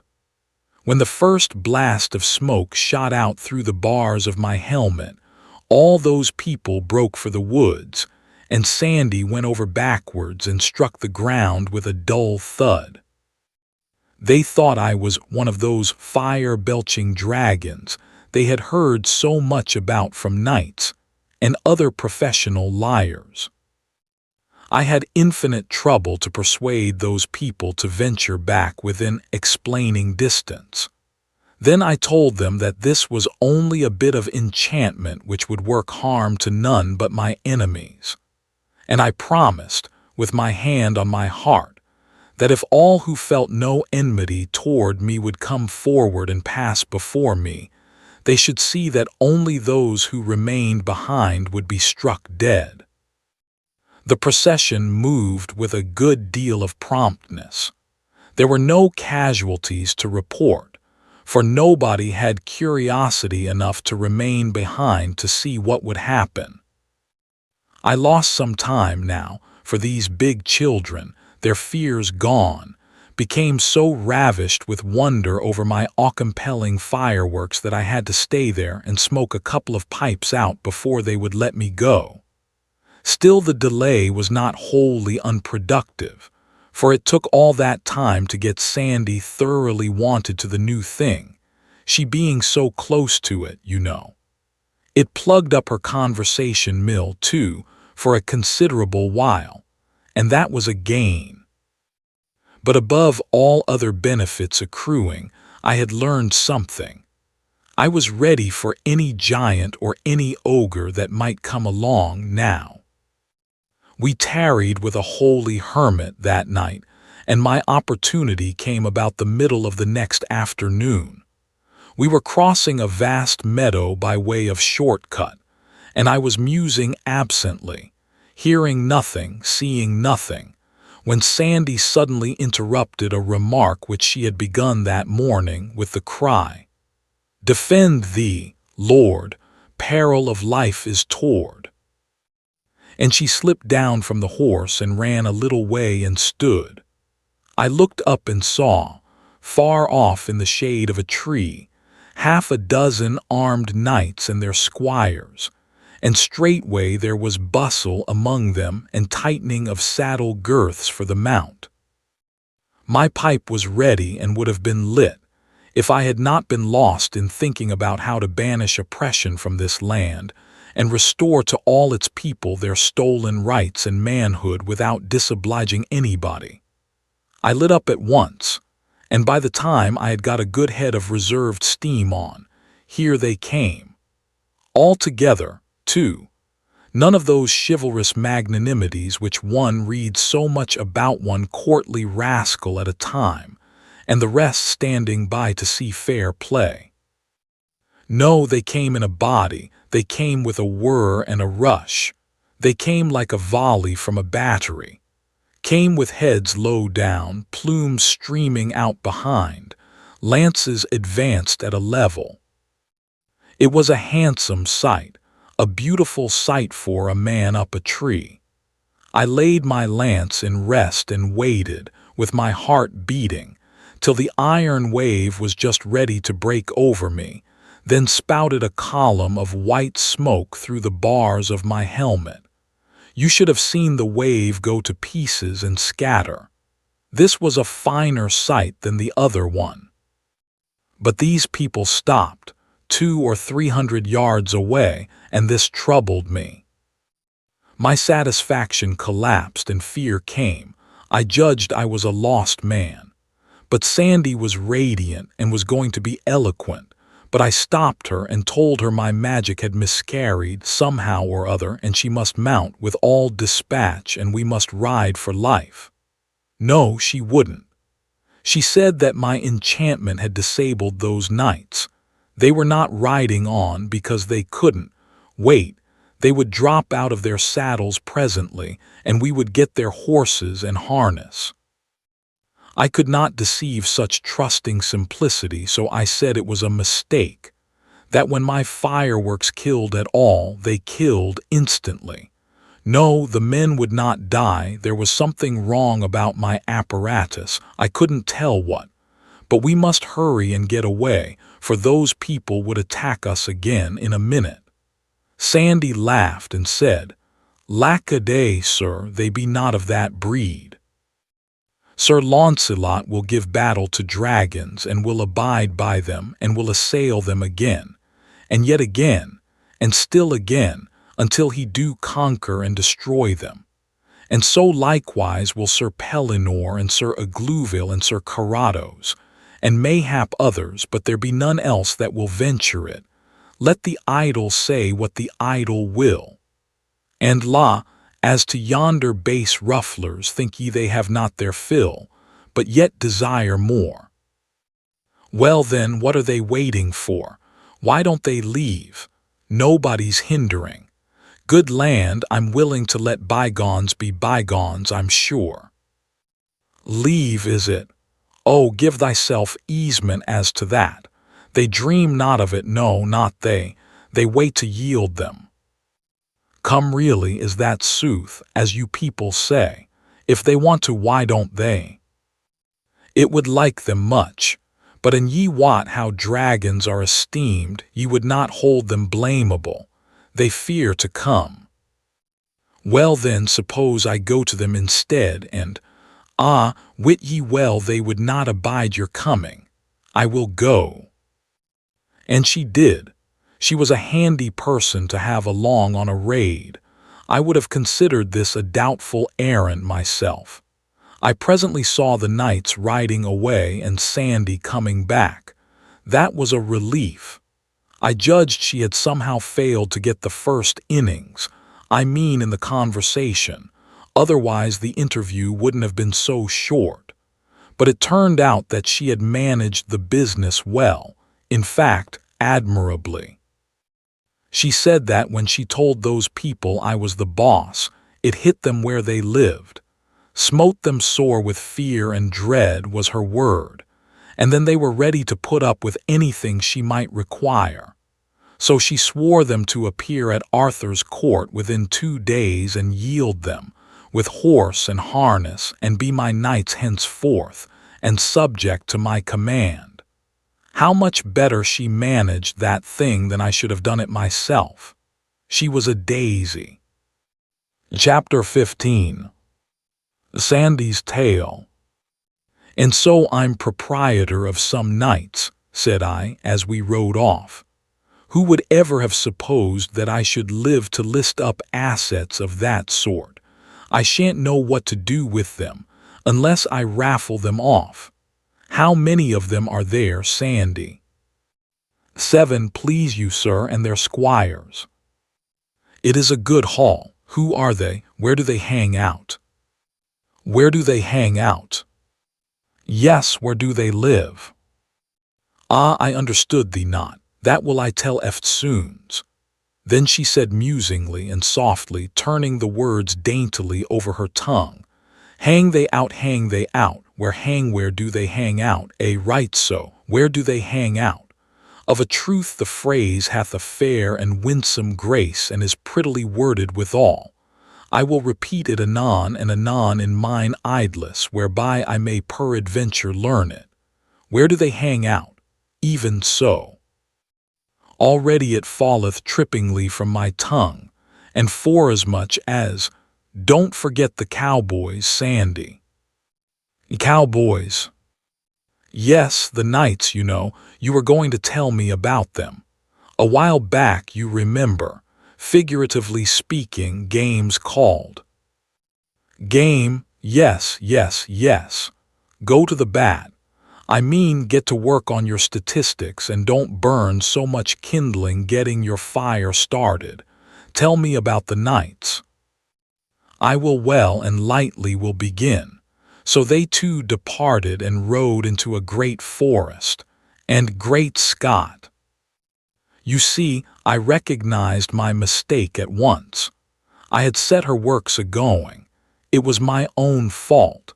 She would be 30 days getting down to those facts, and she generally began without a preface and finished without a result.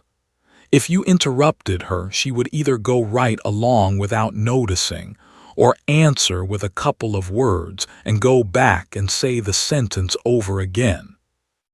So interruptions only did harm, and yet I had to interrupt and interrupt pretty frequently, too, in order to save my life.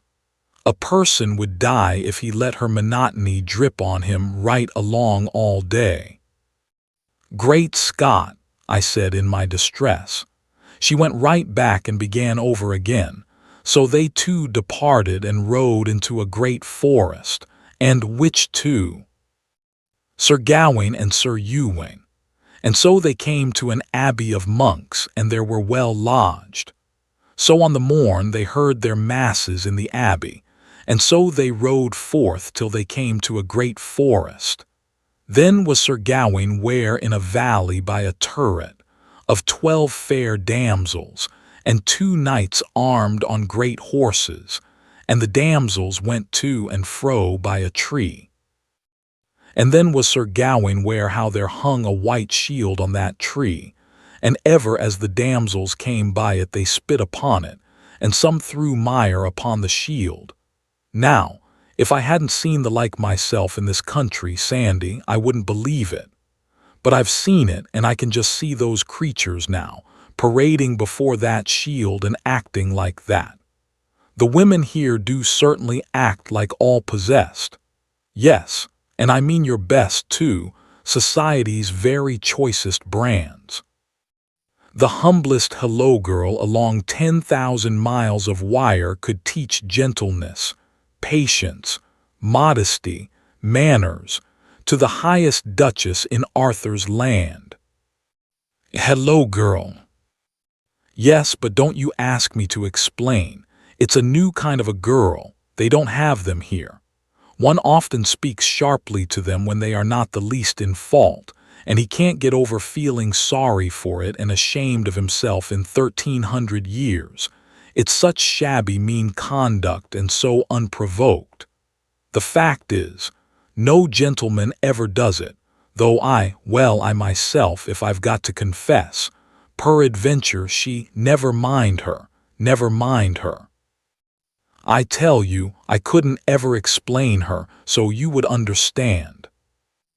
Even so be it, sith ye are so minded. Then Sir Gawain and Sir Ewain went and saluted them, and asked them why they did that despite to the shield. Sirs, said the damsels, we shall tell you.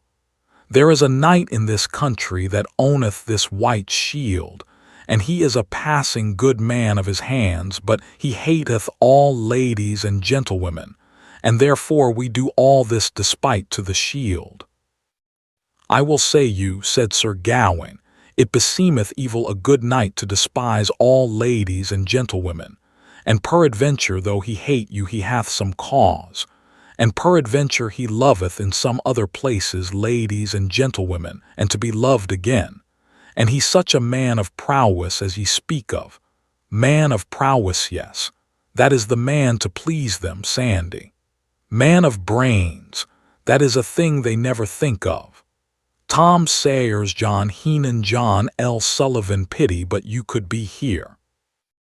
You would have your legs under the round table and a sir in front of your names within the 24 hours, and you could bring about a new distribution of the married princesses and duchesses of the court in another 24. The fact is, it is just a sort of polished-up court of Comanches, and there isn't a squaw in it who doesn't stand ready at the dropping of a hat to desert to the buck with the biggest string of scalps at his belt. And he be such a man of prowess as you speak of, said Sir Gawain. Now, what is his name? Sir, said they, his name is Marhaus, the king's son of Ireland. Son of the king of Ireland, you mean. The other form doesn't mean anything. And look out and hold on tight now, we must jump this gully. There, we are all right now. This horse belongs in the circus. He is born before his time. I know him well, said Sir Ewain. He is a passing good knight as any is alive. Alive? If you've got a fault in the world, Sandy, it is that you are a shade too archaic. But it isn't any matter. For I saw him once proved at a justs where many knights were gathered, and that time there might no man withstand him. Ah, said Sir Gawain, damsels, methinketh you are to blame, for it is to suppose he that hung that shield there will not be long therefrom, and then may those knights match him on horseback, and that is more your worship than thus, for I will abide no longer to see a knight's shield dishonored. And therewith Sir Ewain and Sir Gawain departed a little from them, and then were they where Sir Marhaus came riding on a great horse straight toward them. And when the 12 damsels saw Sir Marhaus, they fled into the turret as they were wild, so that some of them fell by the way. Then the one of the knights of the tower dressed his shield, and said on high, Sir Marhaus, defend thee. And so they ran together that the knight broke his spear on Marhaus, and Sir Marhaus smote him so hard that he broke his neck and the horse's back. Well, that is just the trouble about this state of things. It ruins so many horses. That saw the other knight of the turret and dressed him toward Marhaus, and they went so eagerly together that the knight of the turret was soon smitten down, horse and man, stark dead. Another horse gone. I tell you it is a custom that ought to be broken up.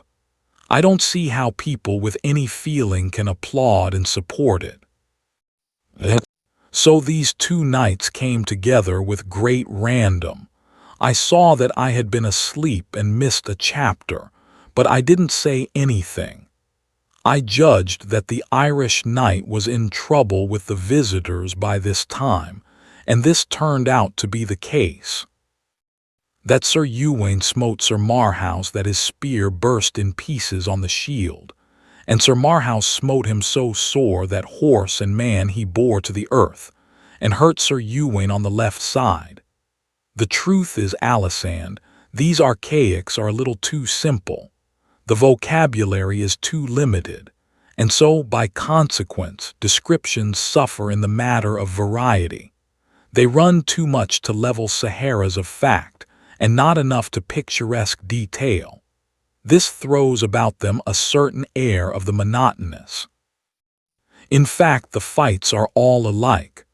A couple of people come together with great random. Random is a good word, and so is exegesis, for that matter, and so is holocaust and defalcation and usufruct and 100 others, but land. A body ought to discriminate. They come together with great random, and a spear is burst, and one party broke his shield and the other one goes down, horse and man, over his horse tail and broke his neck. And then the next candidate comes randoming in and burst his spear, and the other man broke his shield.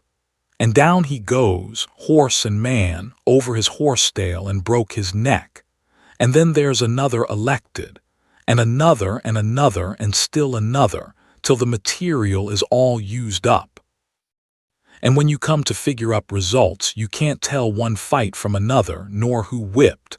And as a picture of living, raging, roaring battle show, why, it's pale and noiseless, just ghosts scuffling in a fog. Dear me, what would this barren vocabulary get out of the mightiest spectacle, the burning of Rome in Nero's time, for instance? Why, it would merely say, town burned down, no insurance, boy broke a window, fireman broke his neck. Why, that ain't a picture. It was a good deal of a lecture, I thought, but it didn't disturb Sandy, didn't turn a feather. Her steam soared steadily up again, the minute I took off the lid. Then Sir Marhaus turned his horse and rode toward Gawain with his spear. And when Sir Gawain saw that, he dressed his shield, and they adventured their spears, and they came together with all the might of their horses, that either knight smote other so hard in the midst of their shields, but Sir Gawain's spear broke. I knew it would. But Sir Marhaus's spear held, and therewith Sir Gawain and his horse rushed down to the earth, just so, and broke his back. And lightly Sir Gawain rose upon his feet and pulled out his sword, and dressed him toward Sir Marhaus on foot, and therewith either came unto other eagerly, and smote together with their swords, that their shields flew in cantels, and they bruised their helms and their hauberks, and wounded either other. But Sir Gawain, from it past 9 of the clock, waxed by the space of 3 hours ever stronger and stronger, and thrice his might was increased. All this espied Sir Marhaus, and had great wonder how his might increased, and so they wounded other passing sore.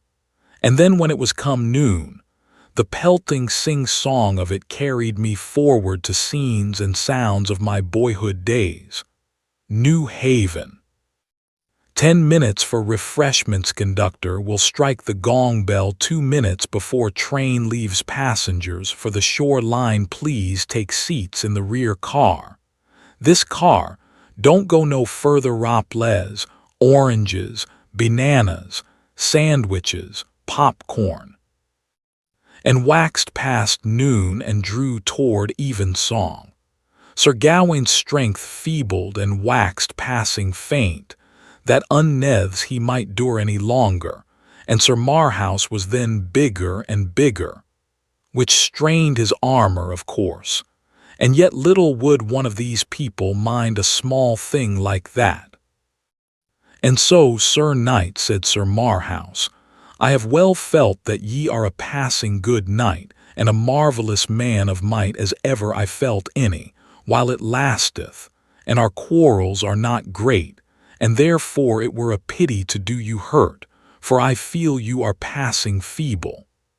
Ah, said Sir Gawain, gentle knight, ye say the word that I should say. And therewith they took off their helms and either kissed other, and there they swore together either to love other as brethren. But I lost the thread there, and dozed off to slumber, thinking about what a pity it was that men with such superb strength enabling them to stand up cased in cruelly burdensome iron and drenched with perspiration, and hack and batter and bang each other for 6 hours on a stretch, should not have been born at a time when they could put it to some useful purpose. Take a jackass, for instance. A jackass has that kind of strength and puts it to a useful purpose, and is valuable to this world because he is a jackass. But a nobleman is not valuable because he is a jackass. It is a mixture that is always ineffectual and should never have been attempted in the first place. And yet, once you start a mistake, the trouble is done and you never know what is going to come of it. When I came to myself again and began to listen, I perceived that I had lost another chapter and that Alisande had wandered a long way off with her people. And so they rode and came into a deep valley full of stones, and thereby they saw a fair stream of water. Above thereby was the head of the stream, a fair fountain, and 3 damsels sitting thereby. In this country, said Sir Marhaus, came never knight since it was christened, but he found strange adventures. This is not good form, Alisande. Sir Marhaus, the king's son of Ireland, talks like all the rest. You ought to give him a brogue, or at least a characteristic expletive. By this means one would recognize him as soon as he spoke, without his ever being named. It is a common literary device with the great authors. You should make him say, in this country, be jabers, came never knight since it was christened, but he found strange adventures, be jabers. You see how much better that sounds. Came never knight, but he found strange adventures, be jabers. Of a truth it doth indeed, fair lord, albeit 'tis passing hard to say, though peradventure that will not tarry but better speed with usage. And then they rode to the damsels, and either saluted other, and the eldest had a garland of gold about her head, and she was 80 winter of age or more. The damsel was.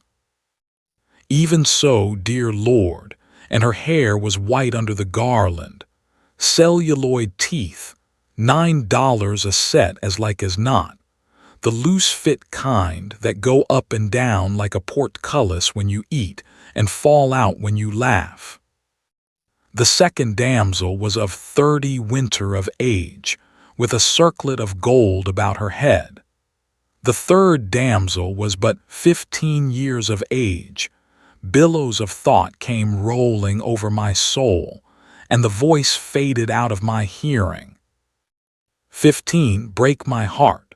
Oh, my lost darling, just her age, who was so gentle and lovely and all the world to me, and whom I shall never see again. How the thought of her carries me back over wide seas of memory to a vague, dim time, a happy time so many, many centuries hence, when I used to wake in the soft summer mornings, out of sweet dreams of her, and say, "Hello, Central," just to hear her dear voice come melting back to me with a "Hello, Hank." That was music of the spheres to my enchanted ear. She got $3 a week, but she was worth it. I could not follow Alisande's further explanation of who our captured knights were, now. I mean, in case she should ever get to explaining who they were.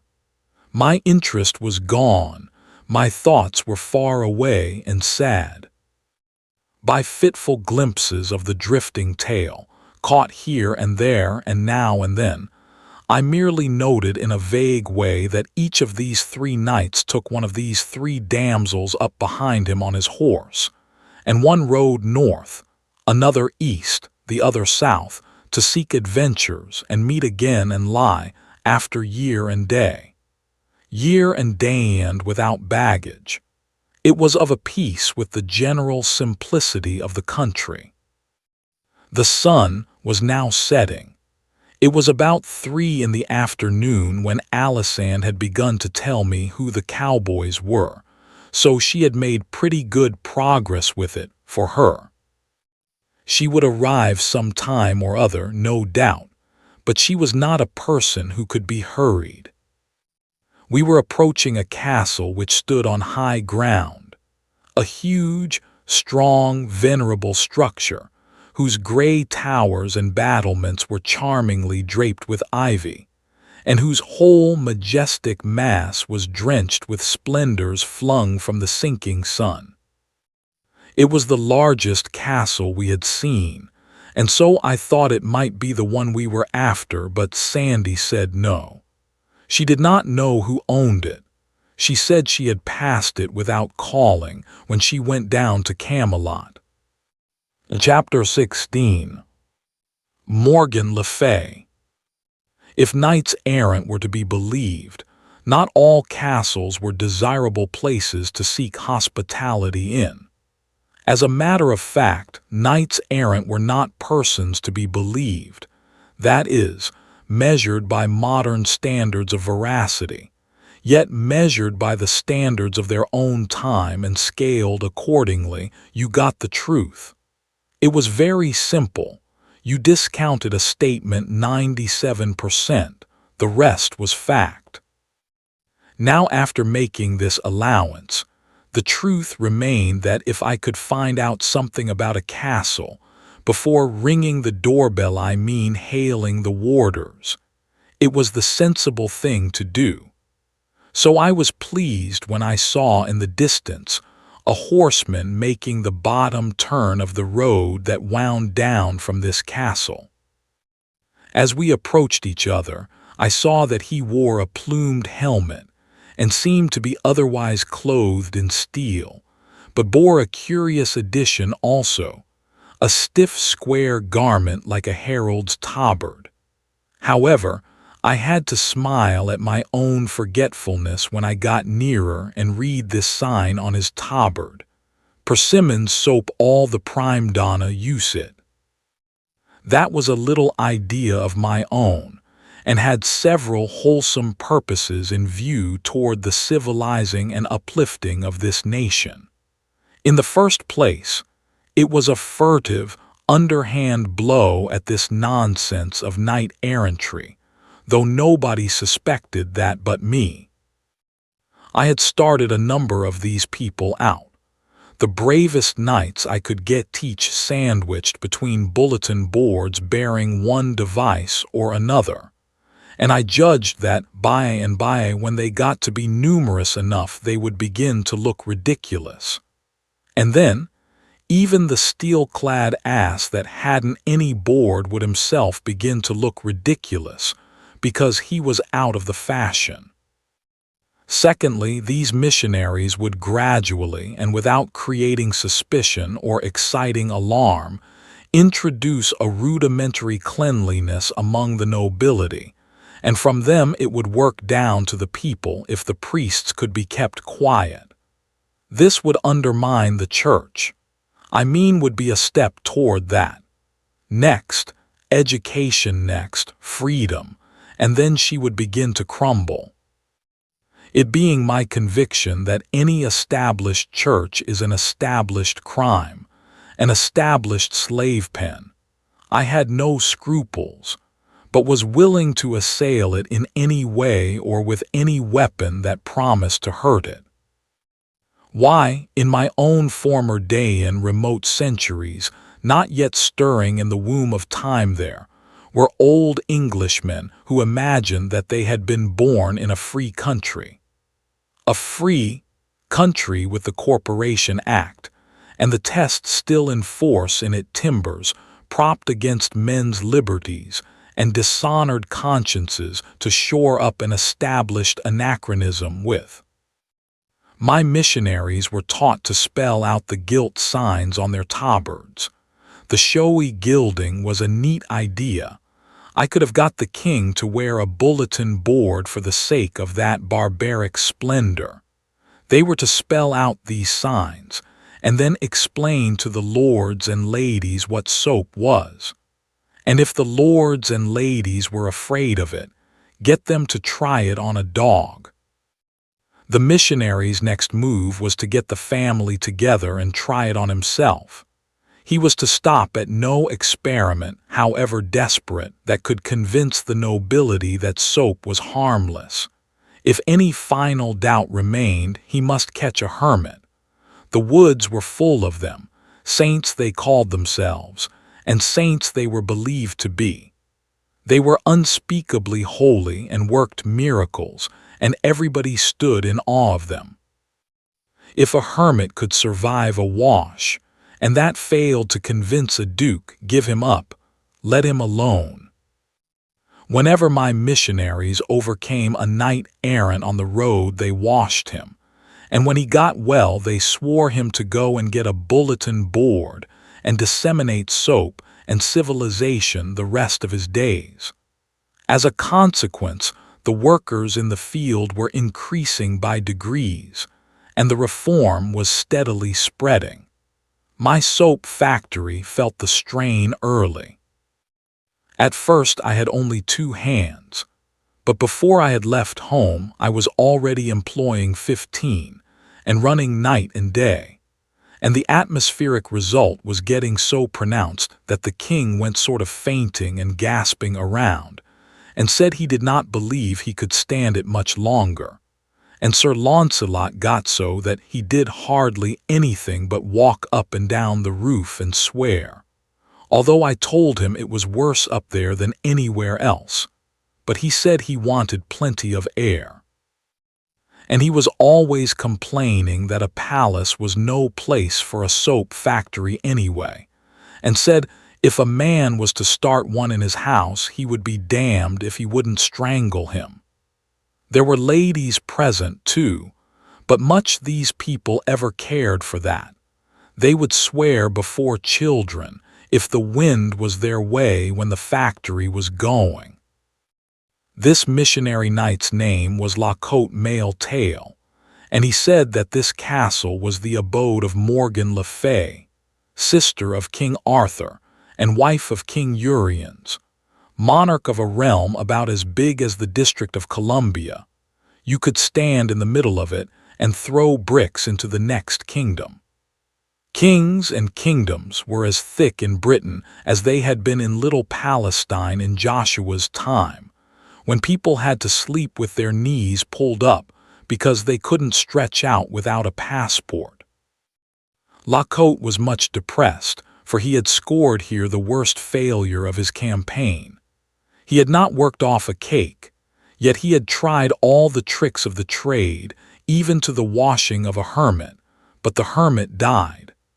This was indeed a bad failure, for this animal would now be dubbed a martyr, and would take his place among the saints of the Roman calendar. Thus made he his moan, this poor Sir La Cote Male Tail, and sorrowed passing sore. And so my heart bled for him, and I was moved to comfort and stay him. Wherefore I said, Forbear to grieve, fair knight, for this is not a defeat. We have brains, you and I, and for such as have brains there are no defeats but only victories. Observe how we will turn this seeming disaster into an advertisement for our soap, and the biggest one to draw that was ever thought of, an advertisement that will transform that Mount Washington defeat into a Matterhorn victory. We will put on your bulletin board, patronized by the elect. How does that strike you? Verily, it is wonderly bethought. Well, a body is bound to admit that, for just a modest little one-line ad, it's a corker. So the poor colporteur's griefs vanished away. He was a brave fellow, and had done mighty feats of arms in his time. His chief celebrity rested upon the events of an excursion like this one of mine, which he had once made with a damsel named Maledicent, who was as handy with her tongue as was Sandy, though in a different way, for her tongue churned forth only railings and insult, whereas Sandy's music was of a kindlier sort. I knew his story well, and so I knew how to interpret the compassion that was in his face when he bade me farewell. He supposed I was having a bitter hard time of it. Sandy and I discussed his story as we rode along, and she said that La Cote's bad luck had begun with the very beginning of that trip, for the king's fool had overthrown him on the first day, and in such cases it was customary for the girl to desert to the conqueror, but Maledicent didn't do it, and also persisted afterward in sticking to him after all his defeats. But said I, suppose the victor should decline to accept his spoil. She said that that wouldn't answer. He must. He couldn't decline. It wouldn't be regular. I made a note of that. If Sandy's music got to be too burdensome some time, I would let a night defeat me, on the chance that she would desert to him. In due time we were challenged by the warders from the castle walls, and after a parley admitted. I have nothing pleasant to tell about that visit, but it was not a disappointment, for I knew Mrs. LeFay by reputation and was not expecting anything pleasant.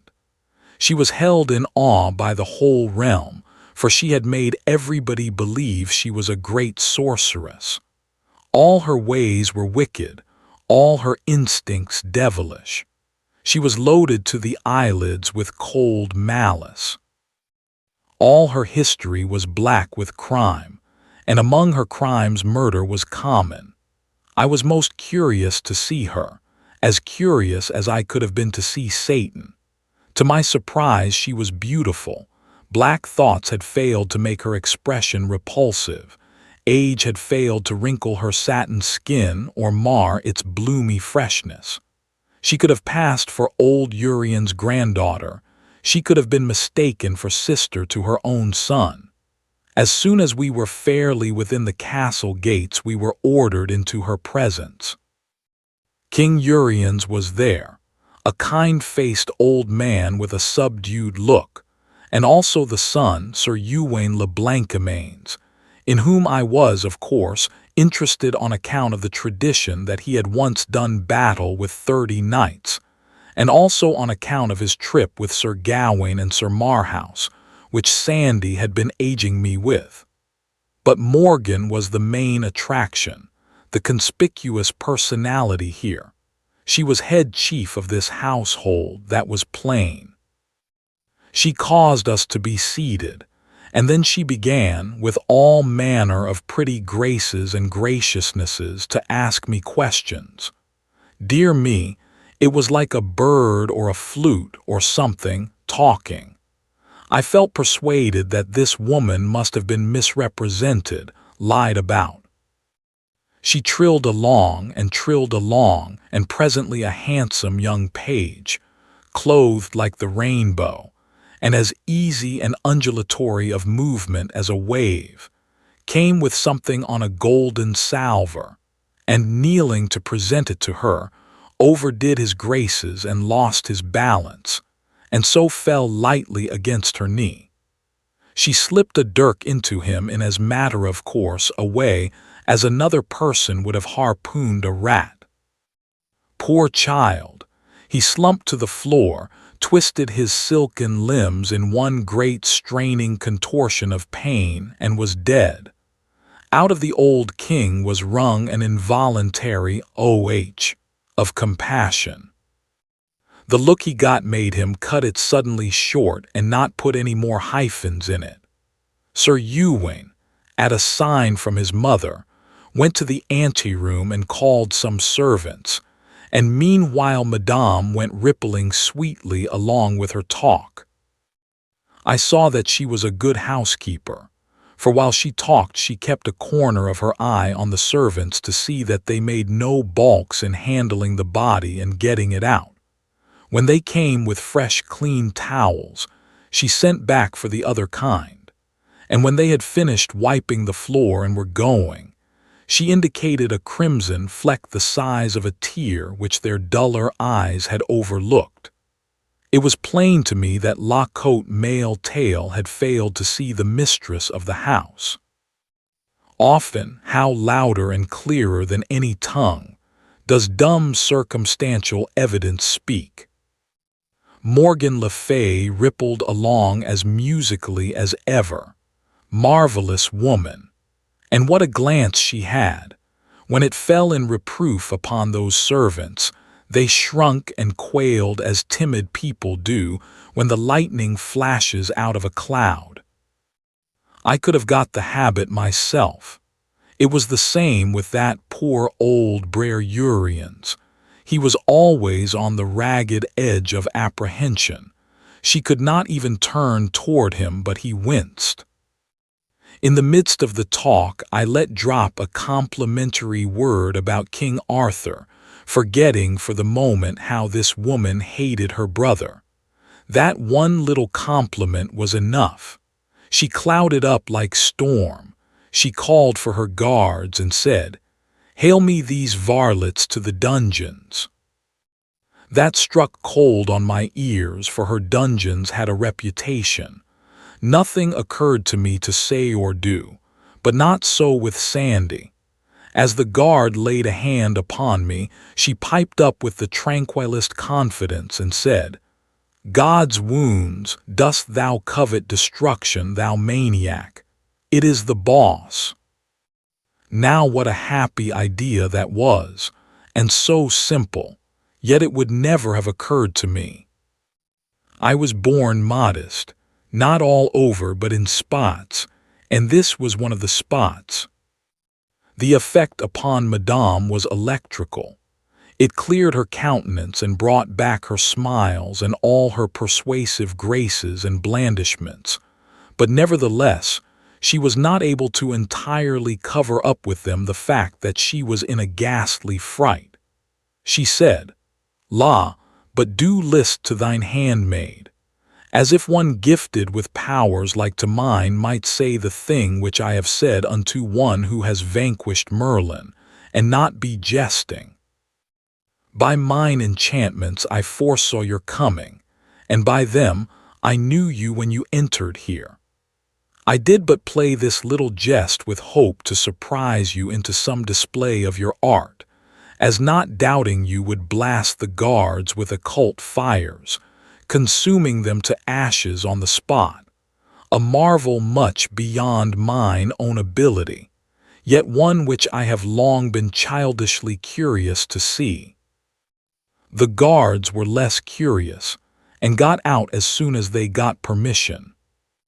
Chapter 17. A Royal Banquet. Madame, seeing me pacific and unresentful, no doubt judged that I was deceived by her excuse, for her fright dissolved away, and she was soon so importunate to have me give an exhibition and kill somebody, that the thing grew to be embarrassing. However, to my relief, she was presently interrupted by the call to prayers. I will say this much for the nobility, that, tyrannical, murderous, rapacious, and morally rotten as they were deeply and enthusiastically religious. Nothing could divert them from the regular and faithful performance of the pieties enjoined by the Church. More than once I had seen a noble who had gotten his enemy at a disadvantage stop to pray before cutting his throat. More than once I had seen a noble, after ambushing and dispatching his enemy, retire to the nearest wayside shrine and humbly give thanks, without even waiting to rob the body. There was to be nothing finer or sweeter in the life of even Benvenuto Cellini, that rough-hewn saint, 10 centuries later. All the nobles of Britain with their families attended divine service morning and night daily in their private chapels, and even the worst of them had family worship 5 or 6 times a day besides. The credit of this belonged entirely to the Church. Although I was no friend to that Catholic Church, I was obliged to admit this. And often, in spite of me, I found myself saying, "What would this country be without the Church?" After prayers we had dinner in a great banqueting hall which was lighted by hundreds of grease jets, and everything was as fine and lavish and rudely splendid as might become the royal degree of the hosts. At the head of the hall on a dais was the table of the king, queen, and their son, Prince Ewan. Stretching down the hall from this was the general table, on the floor.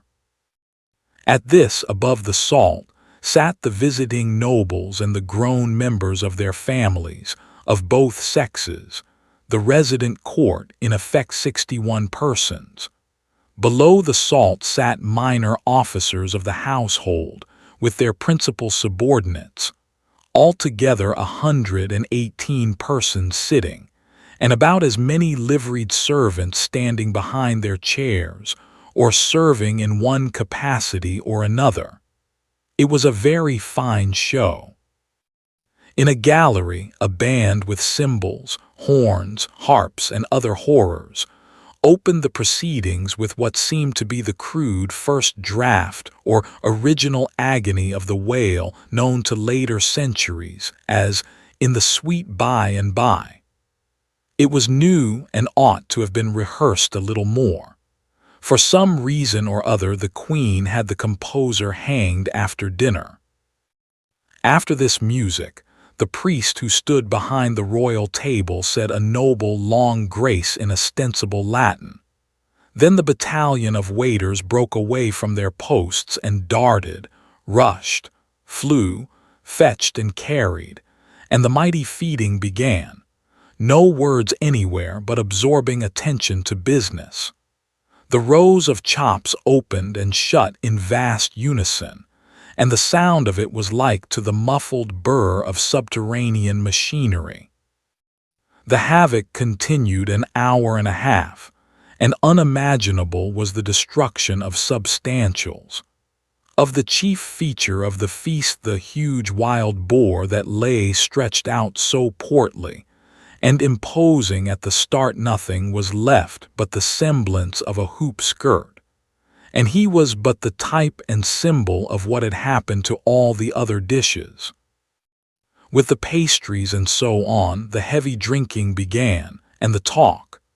Gallon after gallon of wine and mead disappeared, and everybody got comfortable, then happy, then sparklingly joyous, both sexes, and by pretty noisy. Men told anecdotes that were terrific to hear, but nobody blushed. And when the nub was sprung, the assemblage let go with a horse laugh that shook the fortress. Ladies answered back with historiettes that would almost have made Queen Margaret of Navarre or even the great Elizabeth of England hide behind a handkerchief. But nobody hid here, but only laughed, howled, you may say. In pretty much all of these dreadful stories, ecclesiastics were the hardy heroes, but that didn't worry the chaplain any. He had his laugh with the rest. More than that, upon invitation he roared out a song which was of as daring a sort as any that was sung that night. By midnight everybody was fagged out and sore with laughing, and as a rule drunk, some weepingly, some affectionately, some hilariously, some quarrelsomely, some dead and under the table. Of the ladies, the worst spectacle was a lovely young duchess, whose wedding eve this was, and indeed she was a spectacle, sure enough. Just as she was, she could have sat in advance for the portrait of the young daughter of the Regent d'Orleans, at the famous dinner whence she was carried, foul-mouthed, intoxicated and helpless, to her bed, in the lost and lamented days of the ancient regime.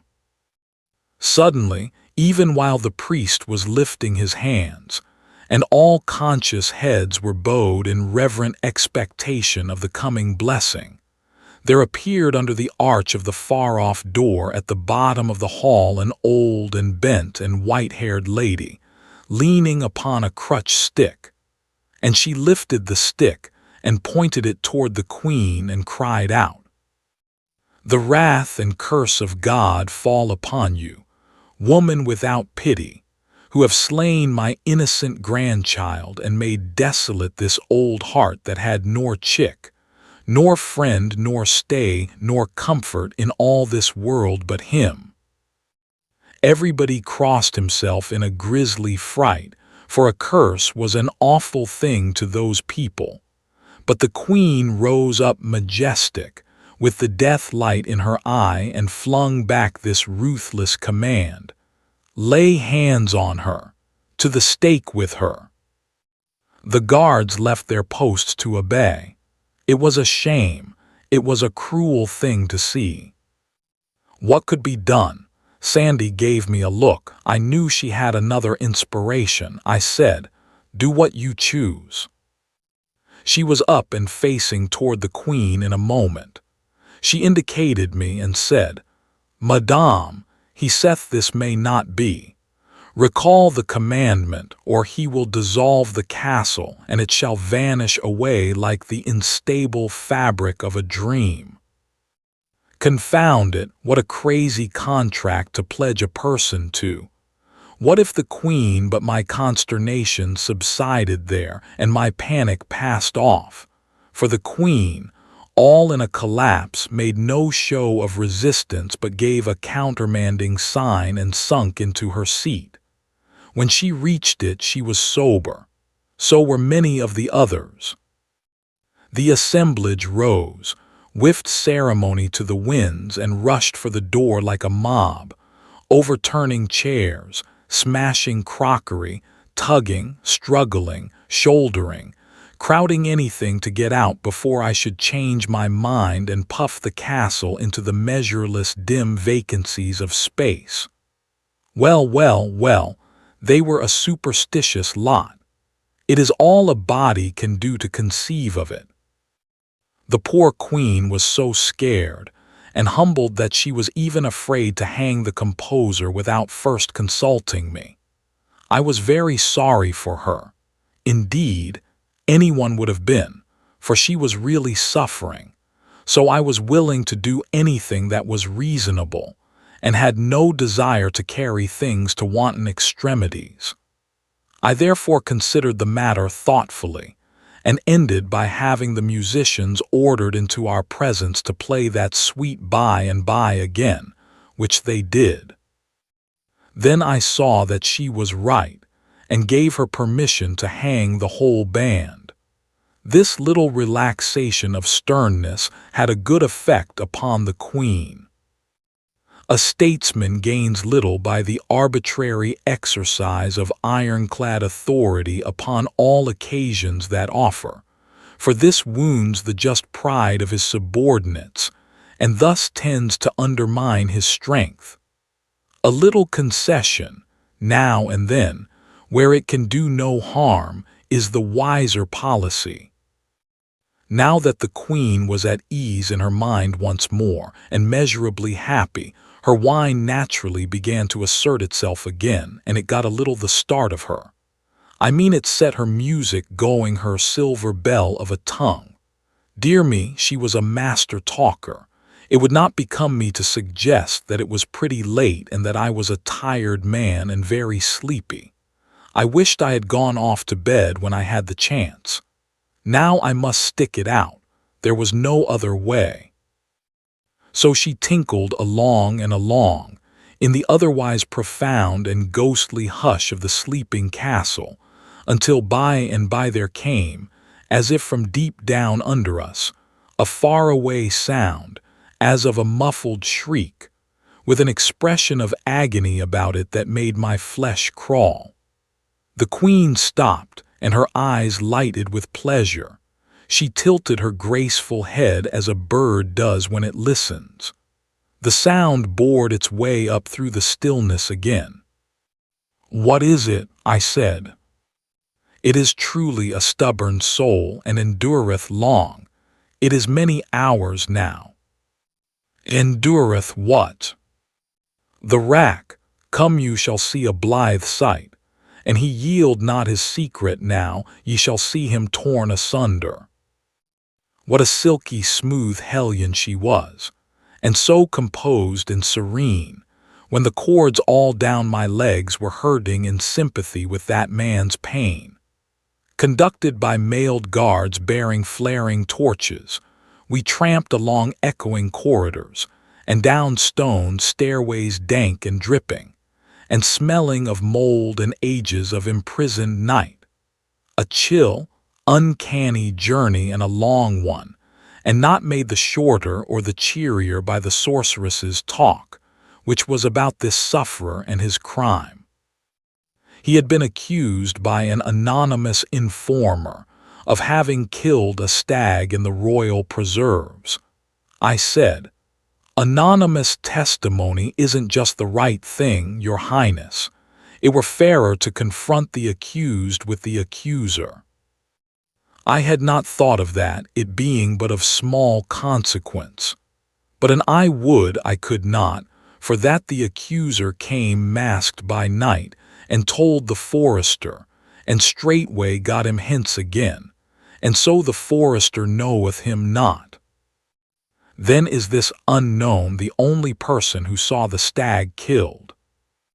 Marry, no man saw the killing, but this unknown saw this hardy wretch near to the spot where the stag lay, and came with right loyal zeal, and betrayed him to the forester. So the unknown was near the dead stag too. Isn't it just possible that he did the killing himself? His loyal zeal in a mask looks just a shade suspicious. But what is Your Highness's idea for racking the prisoner? Where is the profit? He will not confess else, and then were his soul lost. For his crime his life is forfeited by the law, and of a surety will I see that he payeth it. But it were peril to my own soul to let him die unconfessed and unabsolved. Nay, I were a fool to fling me into hell for his accommodation. But Your Highness, suppose he has nothing to confess. As to that, we shall see, anon. And I rack him to death, and he confess not, it will peradventure show that he had indeed naught to confess. Ye will grant that that is sooth. Then shall I not be damned for an unconfessed man that had naught to confess, wherefore I shall be safe. It was the stubborn unreasoning of the time. It was useless to argue with her. Arguments have no chance against petrified training. They wear it as little as the waves wear a cliff. And her training was everybody's. The brightest intellect in the land would not have been able to see that her position was defective. As we entered the rack cell, I caught a picture that will not go from me. I wish it would. A native young giant of 30 or thereabouts lay stretched upon the frame on his back, with his wrists and ankles tied to ropes which led over windlasses at either end. There was no color in him. His features were contorted and set, and sweat drops stood upon his forehead. A priest bent over him on each side. The executioner stood by. Guards were on duty.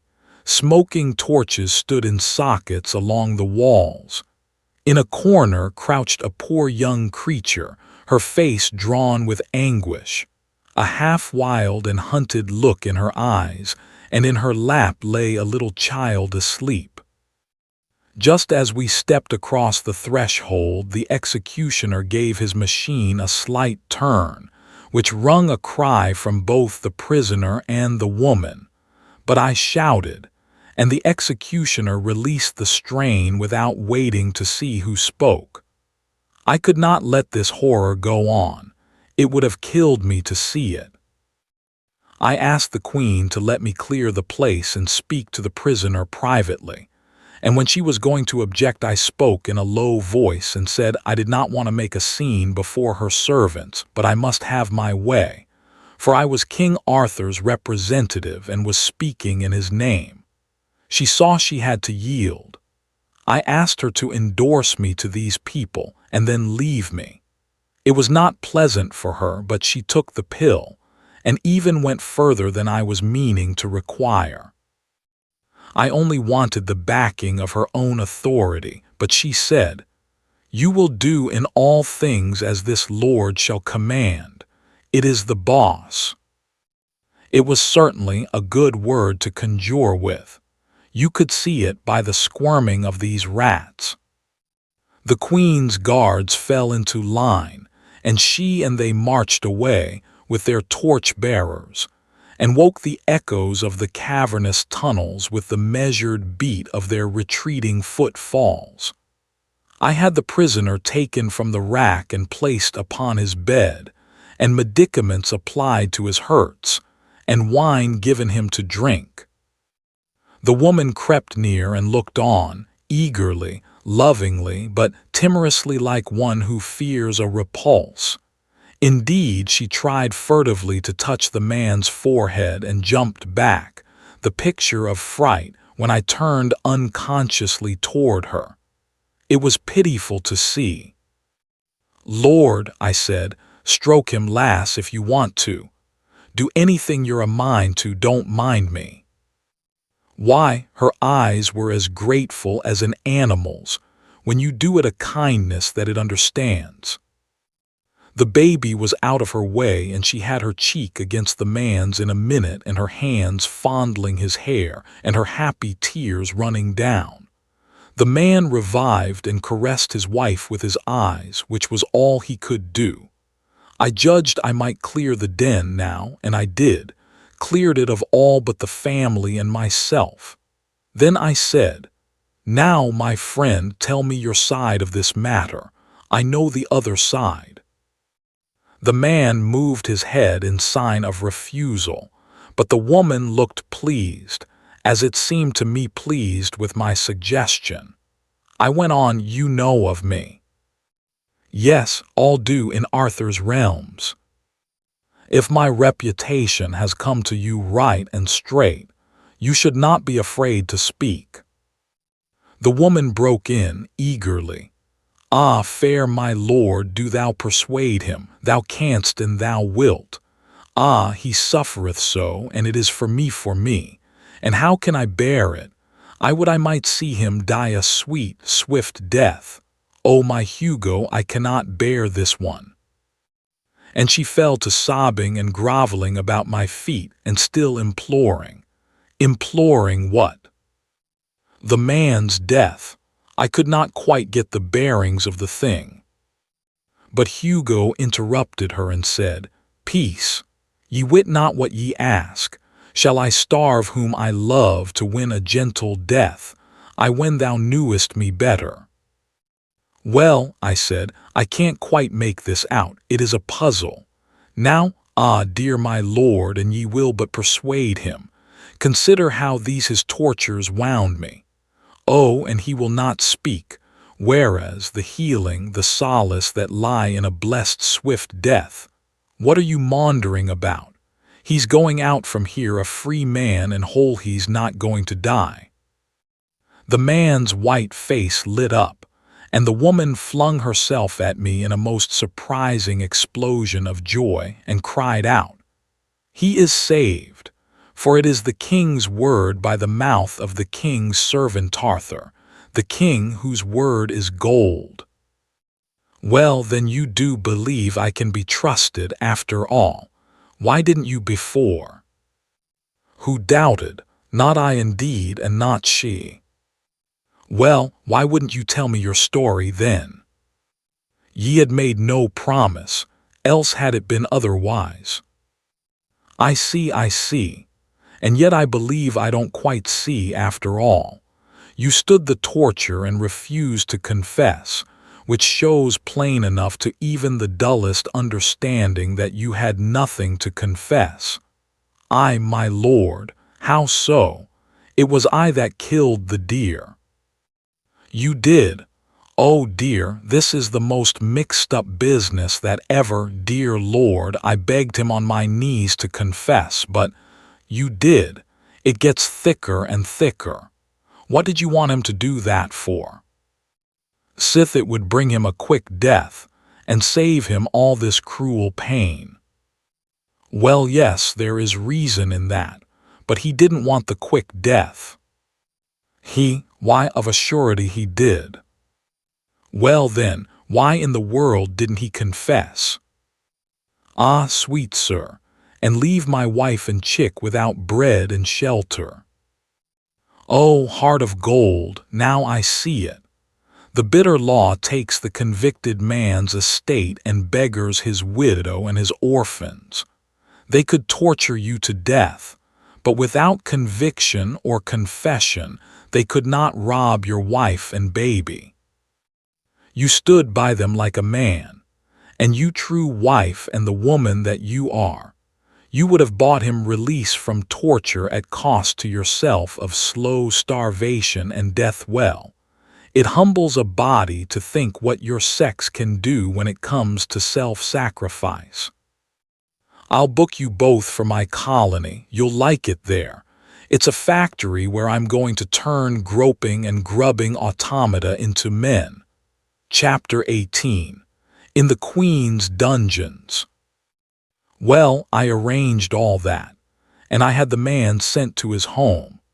I had a great desire to rack the executioner, not because he was a good, painstaking and pain-giving official, for surely it was not to his discredit that he performed his functions well, but to pay him back for wantonly cuffing and otherwise distressing that young woman. The priests told me about this, and were generously hot to have him punished. Something of this disagreeable sort was turning up every now and then.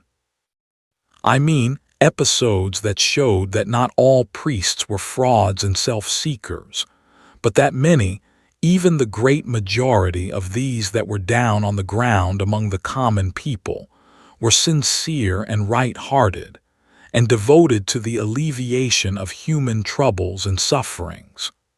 Well, it was a thing which could not be helped, so I seldom fretted about it, and never many minutes at a time. It has never been my way to bother much about things which you can't cure. But I did not like it, for it was just the sort of thing to keep people reconciled to an established church.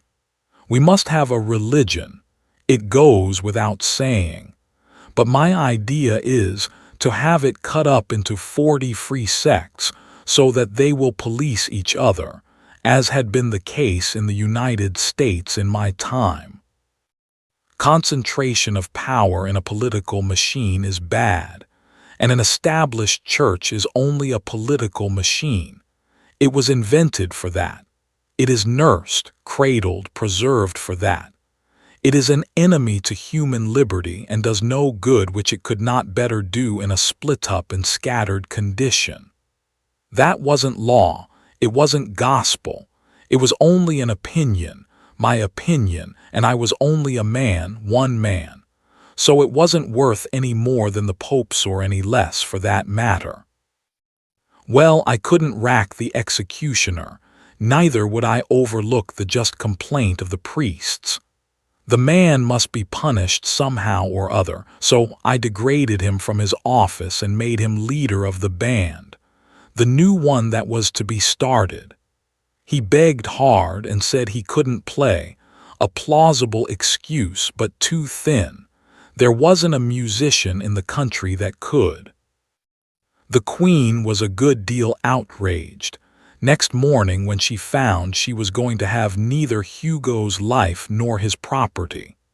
But I told her she must bear this cross, that while by law and custom she certainly was entitled to both the man's life and his property, there were extenuating circumstances, and so in Arthur the king's name I had pardoned him. The deer was ravaging the man's fields, and he had killed it in sudden passion, and not for gain, and he had carried it into the royal forest in the hope that that might make detection of the misdoer impossible. Confound her, I couldn't make her see that sudden passion is an extenuating circumstance in the killing of venison or of a person, so I gave it up and let her sulk it out. I did think I was going to make her see it, by remarking that her own sudden passion in the case of the page modified that crime.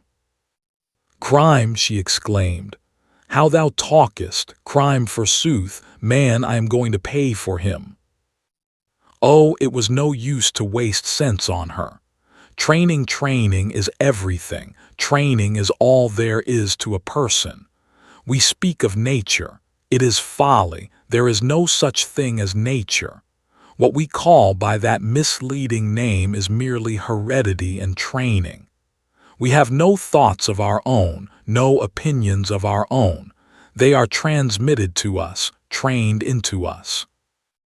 All that is original in us, and therefore fairly creditable or discreditable to us, can be covered up and hidden by the point of a cambric needle, all the rest being atoms contributed by, and inherited from, a procession of ancestors that stretches back 1 billion years to the atom clam or grasshopper or monkey, from whom our race has been so tediously and ostentatiously and unprofitably developed.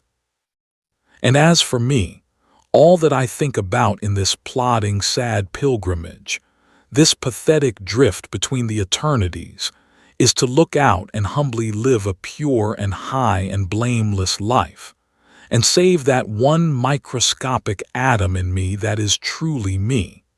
The rest may land in Sheol and welcome for all I care. No, confound her, her intellect was good. She had brains enough, but her training made her an ass, that is, from a many centuries later point of view. To kill the page was no crime, it was her right, and upon her right she stood, serenely and unconscious of offense. She was a result of generations of training in the unexamined and unassailed belief that the law which permitted her to kill a subject when she chose was a perfectly right and righteous one. Well, we must give even Satan his due. She deserved a compliment for one thing, and I tried to pay it, but the words stuck in my throat. She had a right to kill the boy, but she was in no wise obliged to pay for him. That was law for some other people, but not for her. She knew quite well that she was doing a large and generous thing to pay for that lad, and that I ought in common fairness to come out with something handsome about it, but I couldn't. My mouth refused. I couldn't help seeing, in my fancy, that poor old grandma with the broken heart, and that fair young creature lying butchered, his little silken pomps and vanities laced with his golden blood. How could she pay for him? Whom could she pay? And so, well knowing that this woman, trained as she had been, deserved praise, even adulation, I was yet not able to utter it, trained as I had been. The best I could do was to fish up a compliment from outside, so to speak, and the pity of it was that it was true. "Madame, your people will adore you for this." Quite true, but I meant to hang her for it some day if I lived. Some of those laws were too bad, altogether too bad. A master might kill his slave for nothing, for mere spite, malice, or to pass the time, just as we have seen that the crowned head could do it with his slave, that is to say, anybody. A gentleman could kill a free commoner and pay for him cash or garden truck. A noble could kill a noble without expense, as far as the law was concerned, but reprisals in kind were to be expected. Anybody could kill somebody, except the commoner and the slave. These had no privileges. If they killed, it was murder, and the law wouldn't stand murder. It made short work of the experimenter and of his family, too, if he murdered somebody who belonged up among the ornamental ranks. If a commoner gave a noble even so much as a Damien scratch which didn't kill or even hurt, he got Damien's dose for it just the same. They pulled him to rags and tatters with horses, and all the world came to see the show and crack jokes and have a good time. And some of the performances of the best people present were as tough and as properly unprintable as any that have been printed by the pleasant Casanova in his chapter about the dismemberment of Louis XV's poor awkward enemy. I had had enough of this grisly place by this time and wanted to leave, but I couldn't, because I had something on my mind that my conscience kept prodding me about and wouldn't let me forget. If I had the remaking of man, he wouldn't have any conscience. It is one of the most disagreeable things connected with a person, and although it certainly does a great deal of good, it cannot be said to pay in the long run. It would be much better to have less good and more comfort. Still, this is only my opinion, and I am only one man. Others with less experience may think differently. They have a right to their view. I only stand to this. I have noticed my conscience for many years, and I know it is more trouble and bother to me than anything else I started with. I suppose that in the beginning I prized it because we prize anything that is ours, and yet how foolish it was to think so. If we look at it in another way, we see how absurd it is. If I had an anvil in me, would I prize it? Of course not. And yet when you come to think, there is no real difference between a conscience and an anvil, I mean for comfort. I have noticed it 1,000 times. And you could dissolve an anvil with acids when you couldn't stand it any longer. But there isn't any way that you can work off a conscience at least so it will stay worked off. Not that I know of anyway. There was something I wanted to do before leaving, but it was a disagreeable matter and I hated to go at it. Well, it bothered me all the morning. I could have mentioned it to the old king, but what would be the use? He was but an extinct volcano. He had been active in his time, but his fire was out this good while. He was only a stately ash pile now, gentle enough and kindly enough for my purpose without doubt, but not usable. He was nothing, this so-called king. The queen was the only power there. And she was a Vesuvius. As a favor, she might consent to warm a flock of sparrows for you, but then she might take that very opportunity to turn herself loose and bury a city. However, I reflected that as often as any other way, when you are expecting the worst, you get something that is not so bad after all. So I braced up and placed my matter before Her Royal Highness. I said I had been having a general jail delivery at Camelot and among neighboring castles, and with her permission I would like to examine her collection, her bric-a-brac, that is to say, her prisoners. She resisted, but I was expecting that. But she finally consented. I was expecting that too, but not so soon. That about ended my discomfort. She called her guards and torches, and we went down into the dungeons. These were down under the castle's foundations, and mainly were small cells hollowed out of the living rock. Some of these cells had no light at all. In one of them was a woman in foul rags who sat on the ground, and would not answer a question or speak a word, but only looked up at us once or twice, through a cobweb of tangled hair, as if to see what casual thing it might be that was disturbing with sound and light the meaningless, dull dream that had become her life. After that, she sat bowed, with her dirt-caked fingers idly interlocked in her lap, and gave no further sign. This poor rack of bones was a woman of middle age, apparently, but only apparently. She had been there 9 years and was 18 when she entered. She was a commoner, and had been sent here on her bridal night by Sir Bruce Sance Pite, a neighboring lord whose vassal her father was, and to which said lord she had refused what has since been called le droit du seigneur, and moreover had opposed violence to violence and spilled half a gill of his almost sacred blood. The young husband had interfered at that point, believing the bride's life in danger, and had flung the noble out into the midst of the humble and trembling wedding guests, in the parlor, and left him there astonished at this strange treatment, and implacably embittered against both bride and groom.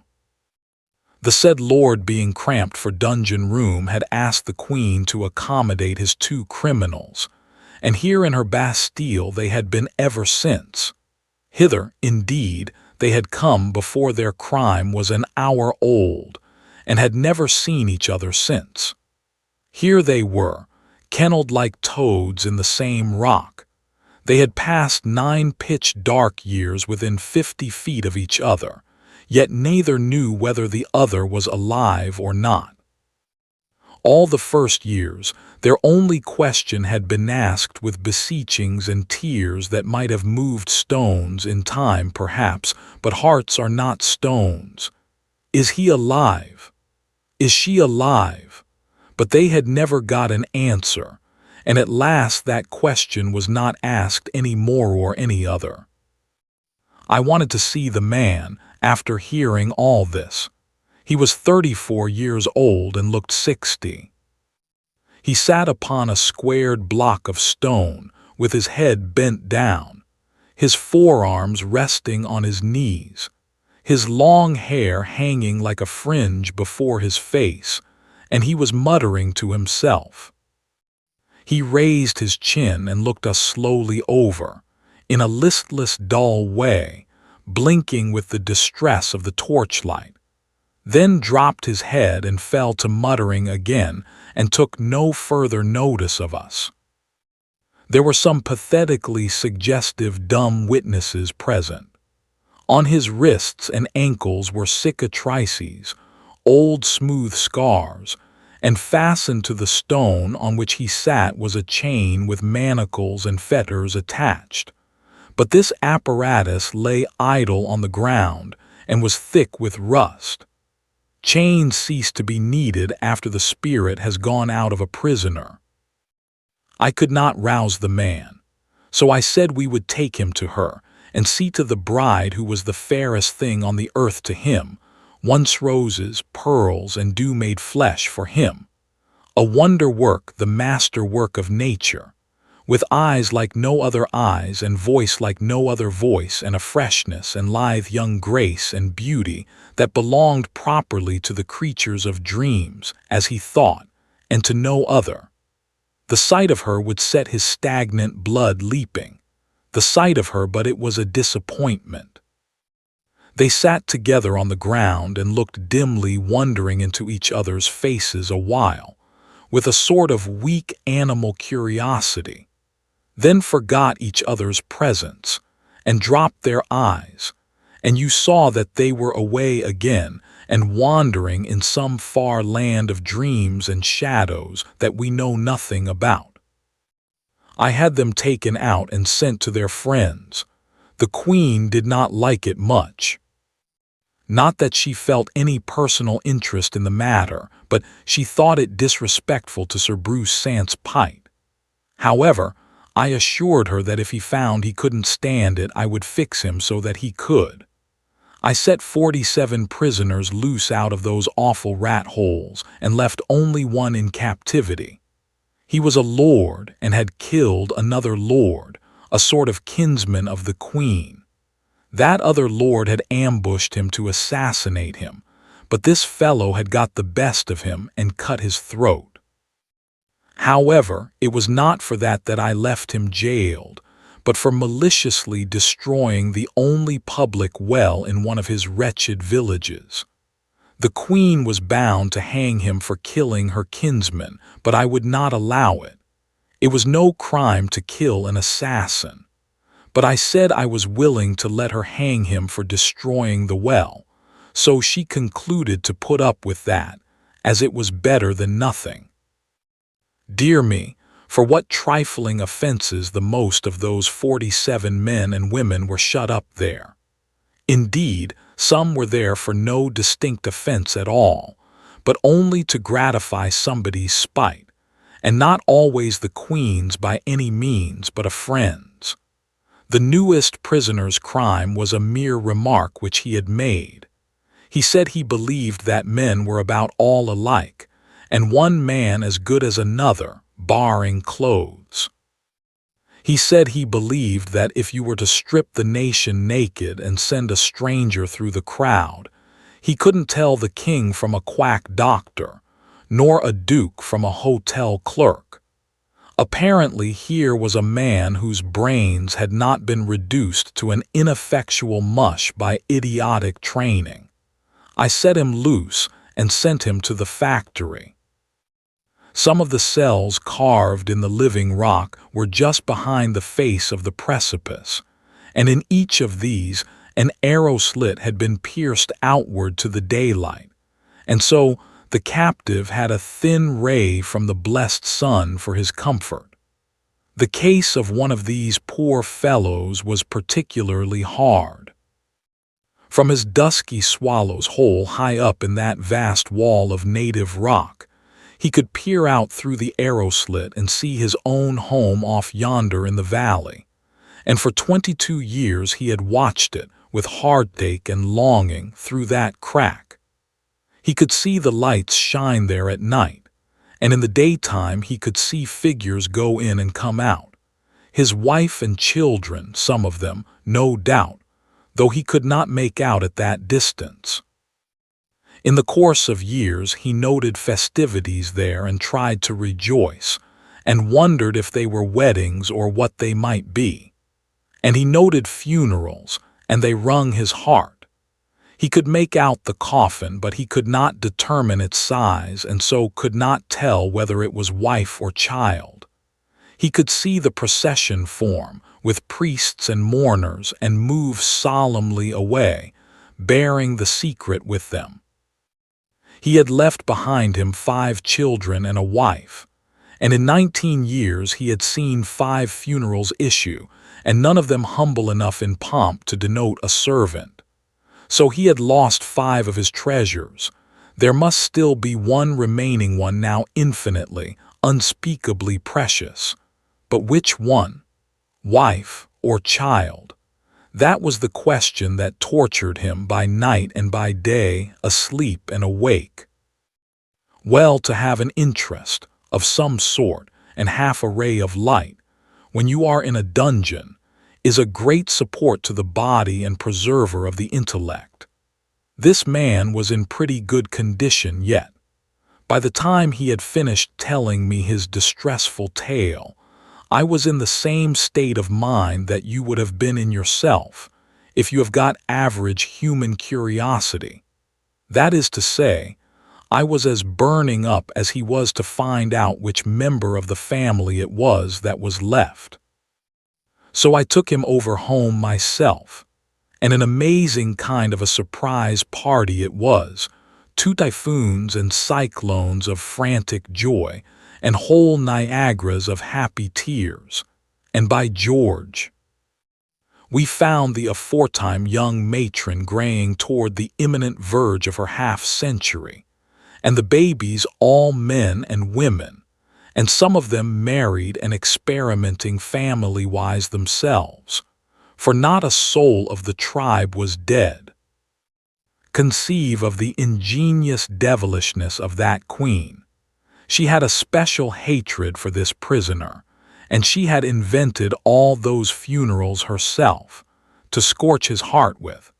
And the sublimest stroke of genius of the whole thing was leaving the family invoice a funeral short, so as to let him wear his poor old soul out guessing.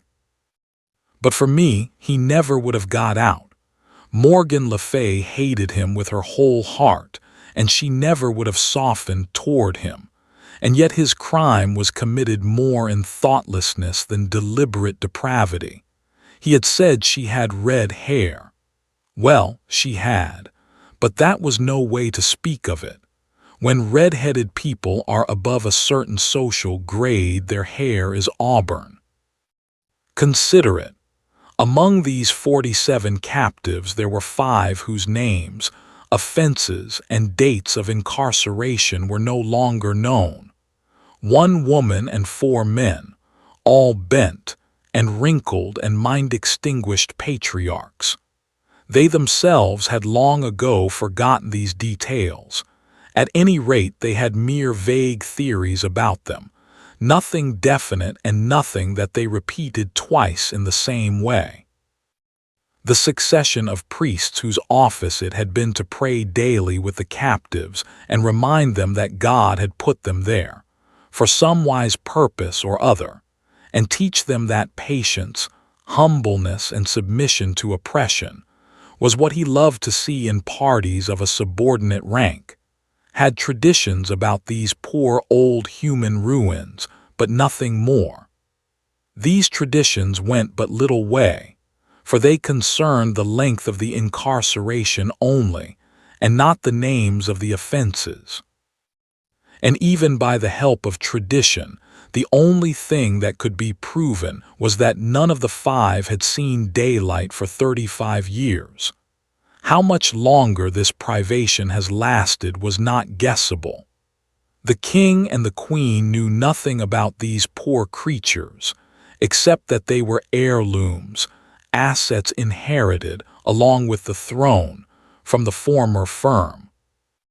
Nothing of their history had been transmitted with their persons, and so the inheriting owners had considered them of no value and had felt no interest in them. I said to the queen, "Then why in the world didn't you set them free?" The question was a puzzler. She didn't know why she hadn't. The thing had never come up in her mind.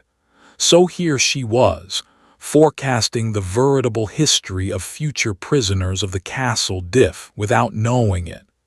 It seemed plain to me now that with her training those inherited prisoners were merely property, nothing more, nothing less.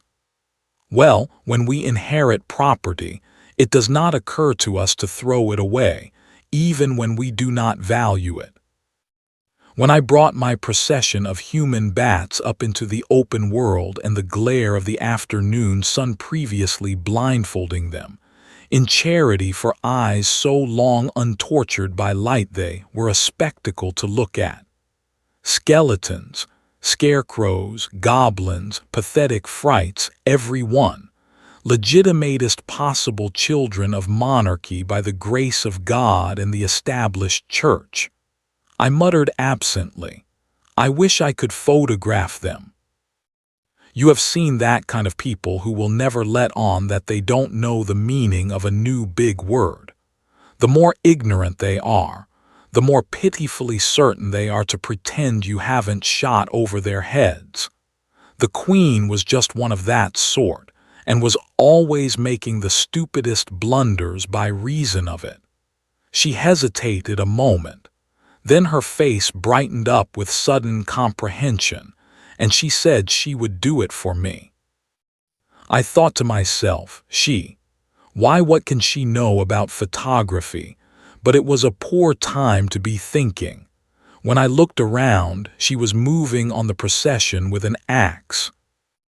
Well, she certainly was a curious one, was Morgan Le Fay. I have seen a good many kinds of women in my time, but she laid over them all for variety. And how sharply characteristic of her this episode was. She had no more idea than a horse of how to photograph a procession, but being in doubt, it was just like her to try to do it with an axe. Chapter 19. Knight-errantry as a Trade. Sandy and I were on the road again next morning, bright and early. It was so good to open up one's lungs and take in whole luscious barrels, full of the blessed God's untainted, dew-fashioned, woodland-scented air once more, after suffocating body and mind for 2 days and nights in the moral and physical stenches of that intolerable old buzzard roost. I mean, for me. Of course the place was all right and agreeable enough for Sandy, for she had been used to high life all her days. Poor girl, her jaws had had a wearisome rest now for a while, and I was expecting to get the consequences. I was right, but she had stood by me most helpfully in the castle, and had mightily supported and reinforced me with gigantic foolishnesses, which were worth more for the occasion than wisdoms double their size. So I thought she had earned a right to work her mill for a while, if she wanted to, and I felt not a pang when she started it up. Now turn we unto Sir Marhaus that rode with the damsel of 30 winters of age southward. Are you going to see if you can work up another half stretch on the trail of the cowboys, Sandy? Even so, fair my lord. Go ahead then. I won't interrupt this time if I can help it. Begin over again, start fair and shake out all your reefs, and I will load my pipe and give good attention. Now turn we unto Sir Marhaus that rode with the damsel of 30 winters of age southward. And so they came into a deep forest, and by fortune they were nighted, and rode along in a deep way. And at the last they came into a curtilage where abode the Duke of South Marches, and there they asked harbour. And on the morn the Duke sent unto Sir Marhaus, and bade him make him ready. And so Sir Marhaus arose and armed him, and there was a mass sung afore him. And he brake his fast, and so mounted on horseback in the court of the castle. There they should do the battle. So there was the Duke already on horseback, clean armed, and his 6 sons by him, and every one had a spear in his hand. And so they encountered, whereas the Duke and his 2 sons brake their spears upon him. But Sir Marhaus held up his spear and touched none of them. Then came the 4 sons by couples, and 2 of them brake their spears, and so did the other 2. And all this while Sir Marhaus touched them not. Then Sir Marhaus ran to the Duke, and smote him with his spear that horse and man fell to the earth. And so he served his sons. And then Sir Marhaus alight down, and bade the Duke yield him, or else he would slay him. And then some of his sons recovered, and would have set upon Sir Marhaus. Then Sir Marhaus said to the Duke, Cease thy sons, or else I will do the uttermost to you all. When the Duke saw he might not escape the death, he cried to his sons, and charged them to yield them to Sir Marhaus. And they kneeled all down, and put the pommels of their swords to the knight, and so he received them. And then they holp up their father, and so by their common assent promised unto Sir Marhaus never to be foes unto King Arthur, and thereupon at Whitsuntide after, to come he and his sons, and put them in the king's grace. Even so standeth the history, fair Sir Boss. Now ye shall wit that that very Duke and his 6 sons are they whom, but few days past you also did overcome, and send to Arthur's court. Why, Sandy, you can't mean it. If I speak not sooth, let it be the worse for me. Well, now who would ever have thought it? 1 whole Duke and 6 dukelets. Why, Sandy, it was an elegant haul. Knight-errantry is a most chuckle-headed trade, and it is tedious hard work too, but I begin to see that there is money in it after all if you have luck. Not that I would ever engage in it as a business, for I wouldn't. No sound and legitimate business can be established on a basis of speculation. A successful whirl in the knight-errantry line. Now what is it when you blow away the nonsense and come down to the cold facts? It's just a corner in pork, that's all, and you can't make anything else out of it. You're rich, yes, suddenly rich for about a day, maybe a week. Then somebody corners the market on you, and down goes your bucket shop. Ain't that so, Sandy? Whethersoever it be that my mind miscarrieth, bewraying simple language in such sort that the words do seem to come endlong and overthwart. There's no use in beating about the bush and trying to get around it that way, Sandy. It's so, just as I say. I know it's so. And moreover, when you come right down to the bedrock, knight-errantry is worse than pork. For whatever happens, the pork's left, and so somebody's benefited anyway. But when the market breaks in a knight-errantry whirl, and every knight in the pool passes in his checks, what have you got for assets? Just a rubbish pile of battered corpses and a barrel or two of busted hardware. Can you call those assets? Give me pork every time. Am I right? Ah, peradventure my head being distraught by the manifold matters, whereunto the confusions of these but late adventured haps and fortunings, whereby not I alone nor you alone, but every each of us meseemeth. No, it's not your head, Sandy. Your head's all right as far as it goes, but you don't know business. That's where the trouble is. It unfits you to argue about business, and you're wrong to be always trying. However, that aside, it was a good haul anyway, and will breed a handsome crop of reputation in Arthur's court.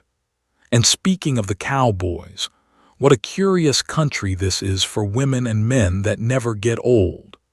Now there's Morgan Le Fay, as fresh and young as a Vassar pullet, to all appearances, and here is this old Duke of the South Marches still slashing away with sword and lance at his time of life, after raising such a family as he has raised. As I understand it, Sir Gawain killed 7 of his sons, and still he had 6 left for Sir Marhaus and me to take into camp.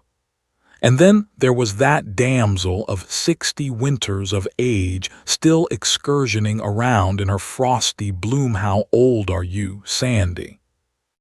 It was the first time I ever struck a still place in her. The mill had shut down for repairs or something. Chapter 20. The Ogre's Castle. Between 6 and 9, we made 10 miles, which was plenty for a horse carrying triple man, woman, and armor. Then we stopped for a long nooning under some trees by a limpid brook. Right so came by and by a knight riding, and as he drew near he made dolorous moan, and by the words of it I perceived that he was cursing and swearing. Yet nevertheless was I glad of his coming, for that I saw he bore a bulletin board whereon in letters all of shining gold was writ, "Use Peterson's prophylactic toothbrush all the go." I was glad of his coming, for even by this token I knew him for knight of mine. It was Sir Madoc de la Montagne, a burly great fellow whose chief distinction was that he had come within an ace of sending Sir Launcelot down over his horse-stale once. He was never long in a stranger's presence without finding some pretext or other to let out that great fact. But there was another fact of nearly the same size, which he never pushed upon anybody unasked, and yet never withheld when asked. That was, that the reason he didn't quite succeed was that he was interrupted and sent down over Horsetail himself. This innocent vast lubber did not see any particular difference between the two facts. I liked him, for he was earnest in his work and very valuable. And he was so fine to look at, with his broad mailed shoulders and the grand leonine set of his plumed head, and his big shield with its quaint device of a gauntleted hand clutching a prophylactic toothbrush, with motto, "Try Noyaudont." This was a toothwash that I was introducing. He was weary, he said, and indeed he looked it, but he would not alight. He said he was after the stove polish man, and with this he broke out cursing and swearing anew.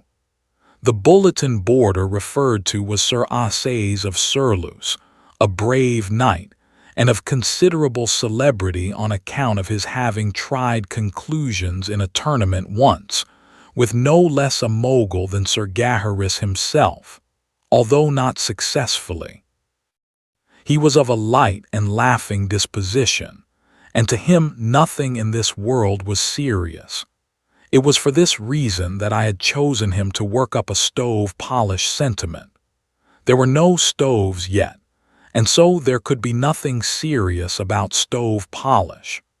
All that the agent needed to do was to deftly and by degrees prepare the public for the great change, and have them established in predilections toward neatness against the time when the stove should appear upon the stage.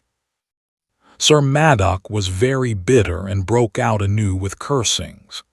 He said he had cursed his soul to rags, and yet he would not get down from his horse, neither would he take any rest or listen to any comfort, until he should have found Sir Assays and settled this account. It appeared, by what I could piece together of the unprofane fragments of his statement, that he had chanced upon Sir Assays at dawn of the morning, and been told that if he would make a short cut across the fields and swamps and broken hills and glades, he could head off a company of travelers who would be rare customers for prophylactics and tooth wash. With characteristic zeal, Sir Maddock had plunged away at once upon this quest, and after 3 hours of awful crosslot riding had overhauled his game. And behold, it was the 5 patriarchs that had been released from the dungeons the evening before. Poor old creatures! It was all of 20 years since any one of them had known what it was to be equipped with any remaining snag or remnant of a tooth. "Blank, blank, blank him," said Sir Maddock, "and I do not stove polish him, and I may find him. Leave it to me. For never no knight that hight Assays or aught else may do me this disservice and bide on live, and I may find him, the which I have thereunto sworn a great oath this day." And with these words and others, he lightly took his spear and got him thence. In the middle of the afternoon, we came upon one of those very patriarchs ourselves, on the edge of a poor village.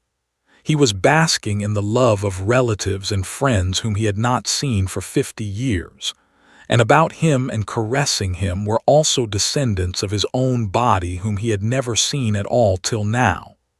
But to him, these were all strangers. His memory was gone. His mind was stagnant.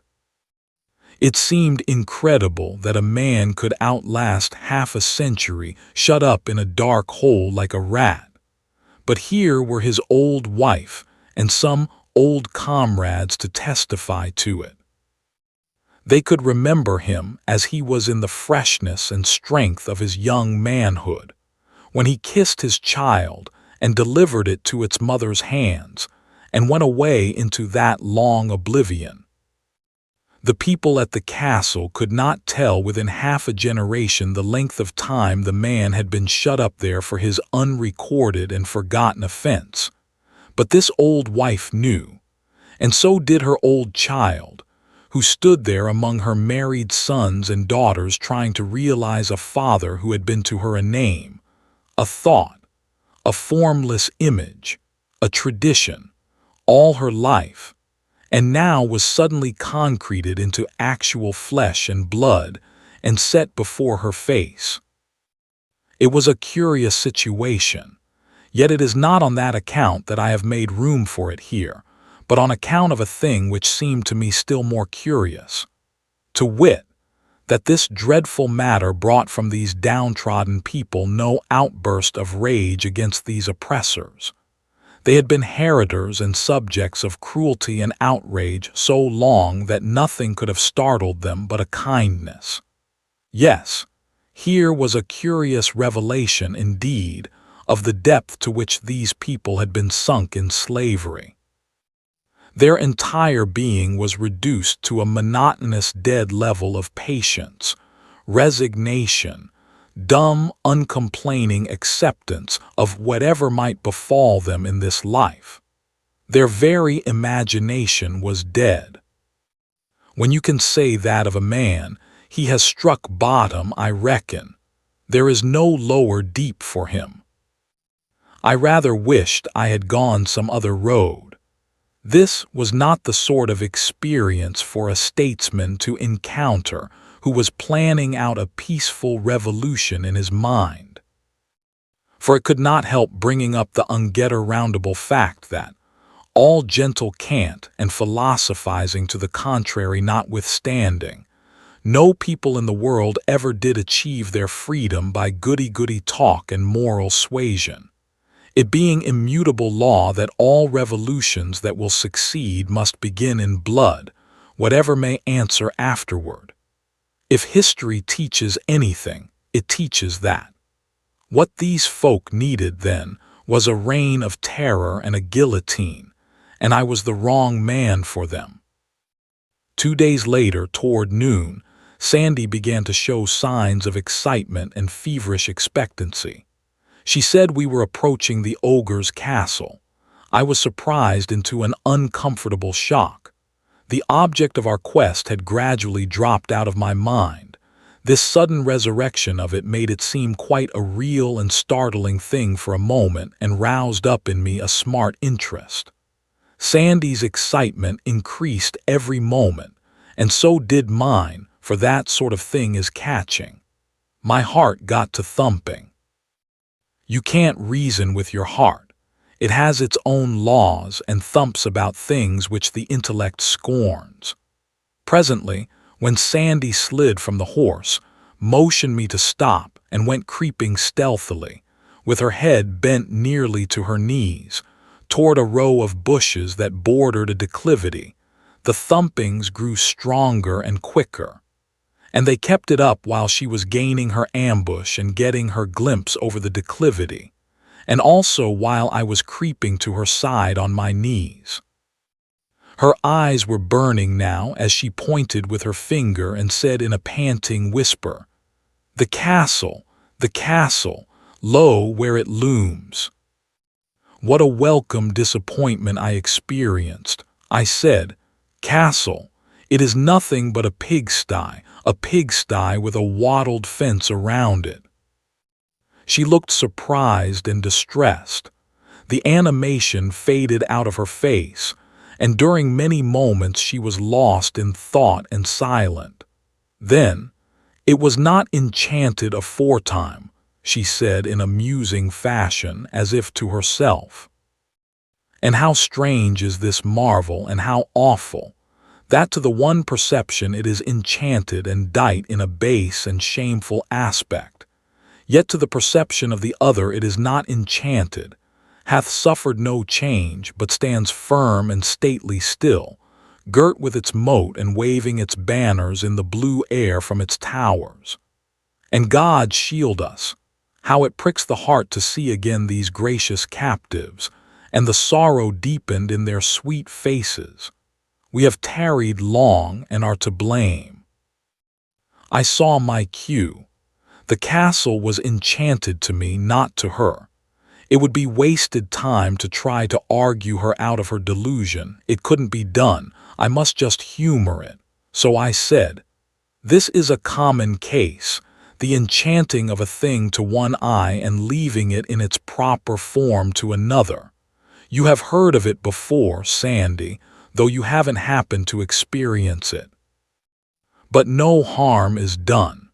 In fact, it is lucky the way it is. If these ladies were hogs to everybody and to themselves, it would be necessary to break the enchantment, and that might be impossible if one failed to find out the particular process of the enchantment. And hazardous, too, for in attempting a disenchantment without the true key, you are liable to err and turn your hogs into dogs and the dogs into cats, the cats into rats, and so on, and end by reducing your materials to nothing finally, or to an odorless gas which you can't follow, which, of course, amounts to the same thing. But here, by good luck, no one's eyes but mine are under the enchantment, and so it is of no consequence to dissolve it. These ladies remain ladies to you and to themselves and to everybody else, and at the same time they will suffer in no way from my delusion, for when I know that an ostensible hog is a lady, that is enough for me. I know how to treat her. Thanks, oh, sweet my lord, you talk like an angel, and I know that you will deliver them, for that you are minded to great deeds and are as strong a knight of your hands and as brave to will and to do as any that is alive. I will not leave a princess in the sty, Sandy. Are those three yonder that to my disordered eyes are starveling swineherds? The ogres, are they changed also? It is most wonderful. Now am I fearful, for how can you strike with sure aim when 5 of their 9 cubits of stature are to you invisible? Ah, go warily, fair sir, this is a mightier emprise than I wend. You be easy, Sandy. All I need to know is how much of an ogre is invisible, then I know how to locate his vitals. Don't you be afraid, I will make short work of these bunco steerers. Stay where you are. I left Sandy kneeling there, corpse-faced but plucky and hopeful, and rode down to the pigsty, and struck up a trade with the swineherds. I won their gratitude by buying out all the hogs at the lump sum of 16 pennies, which was rather above latest quotations.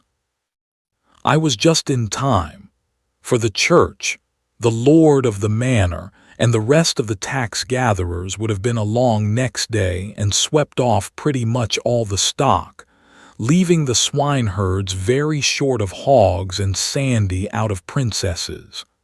But now the tax people could be paid in cash, and there would be a stake left besides. One of the men had 10 children, and he said that last year when a priest came and of his 10 pigs took the fattest one for tithes, the wife burst out upon him and offered him a child and said, "You beast without bowels of mercy, why leave me my child, yet rob me of the wherewithal to feed it?" How curious! The same thing had happened in the Wales of my day, under this same old established church, which was supposed by many to have changed its nature when it changed its disguise.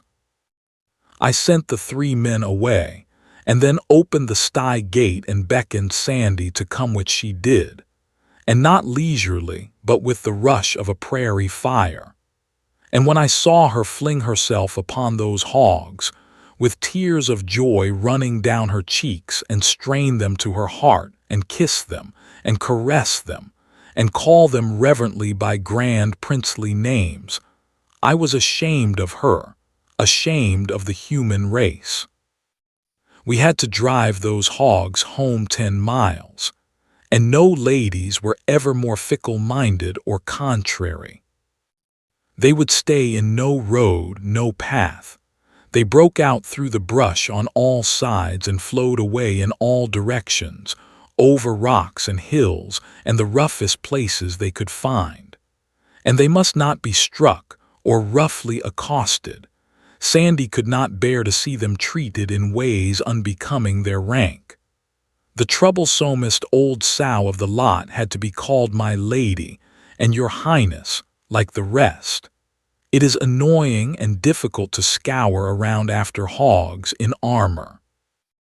There was one small countess, with an iron ring in her snout and hardly any hair on her back. That was the devil for perversity. She gave me a race of an hour over all sorts of country, and then we were right where we had started from, having made not a rod of real progress.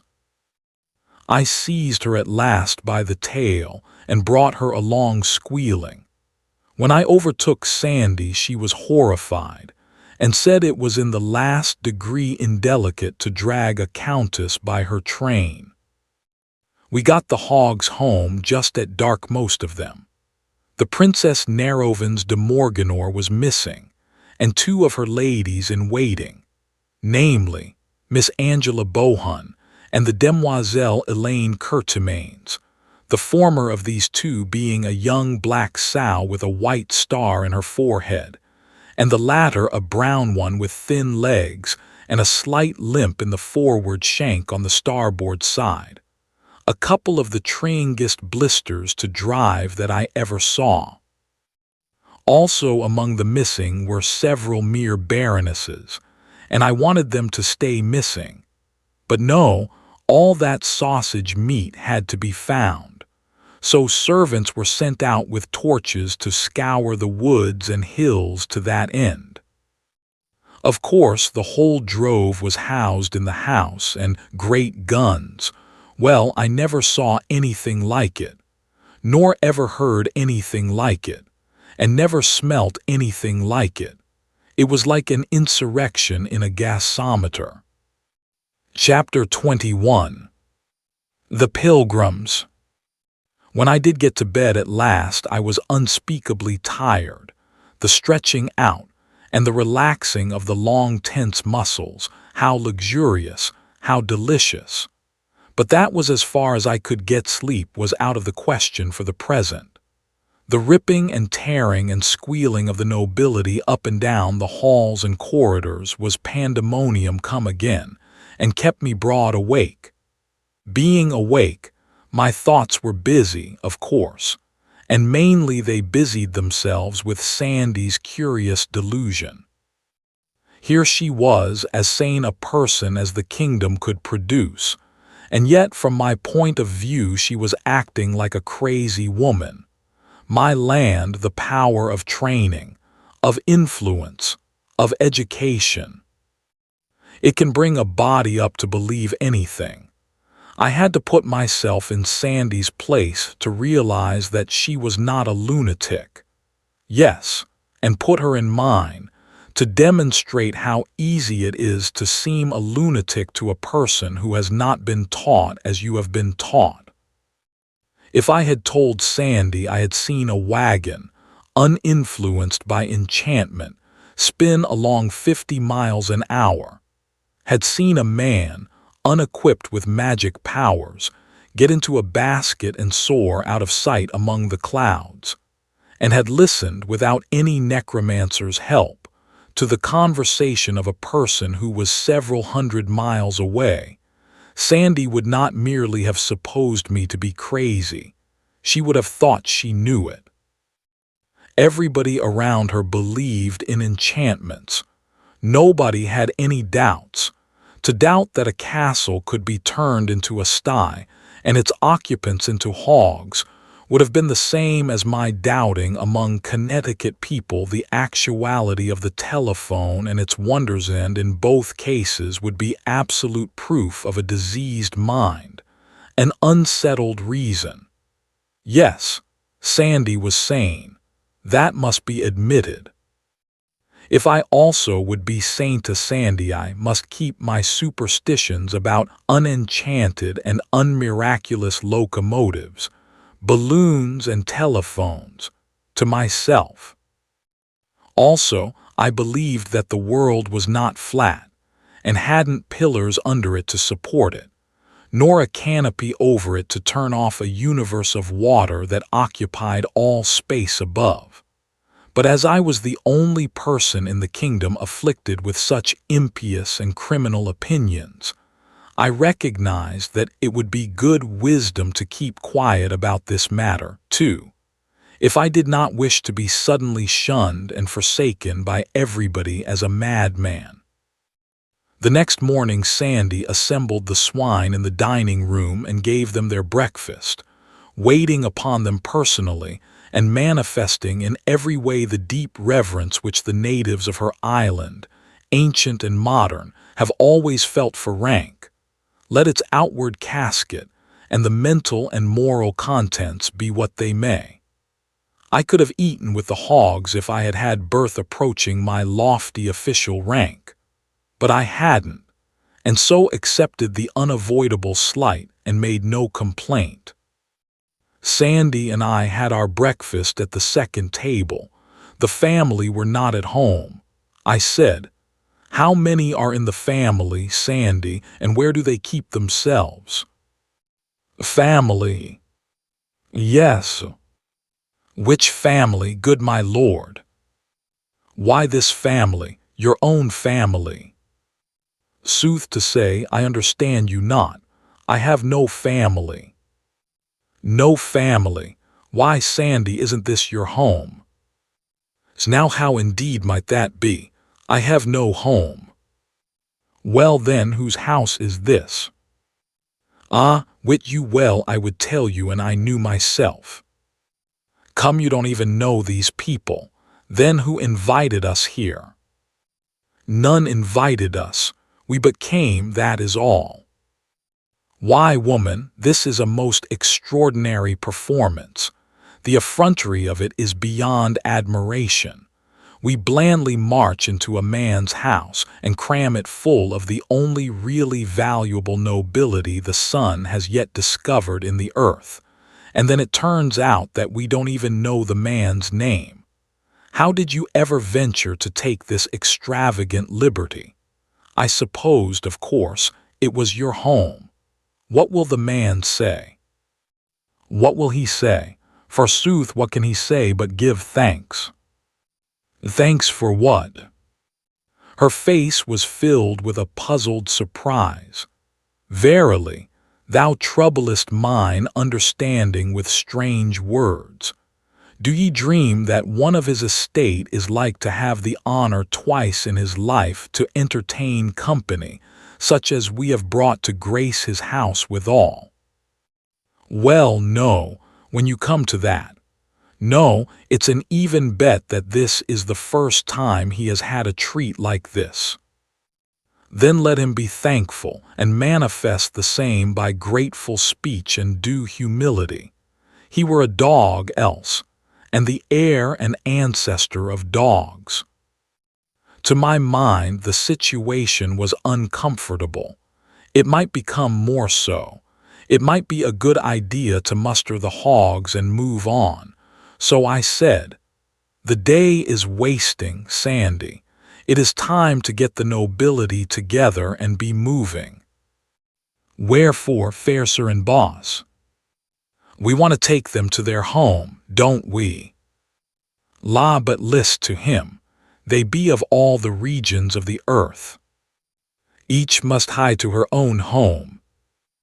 When you we might do all these journeys in one so brief life as he hath appointed that created life, and thereto death likewise with help of Adam, who by sin done through persuasion of his helpmeet, she being wrought upon and bewrayed by the beguilements of the great enemy of man, that serpent hight Satan, aforetime consecrated and set apart unto that evil work by overmastering spite and envy, begotten in his heart through fell ambitions that did blight and mildew, a nature erst so white and pure whenso it hove with the shining, multitudes its brethren born in glade and shade of that fair heaven wherein all such as native be to that rich estate and great Scott!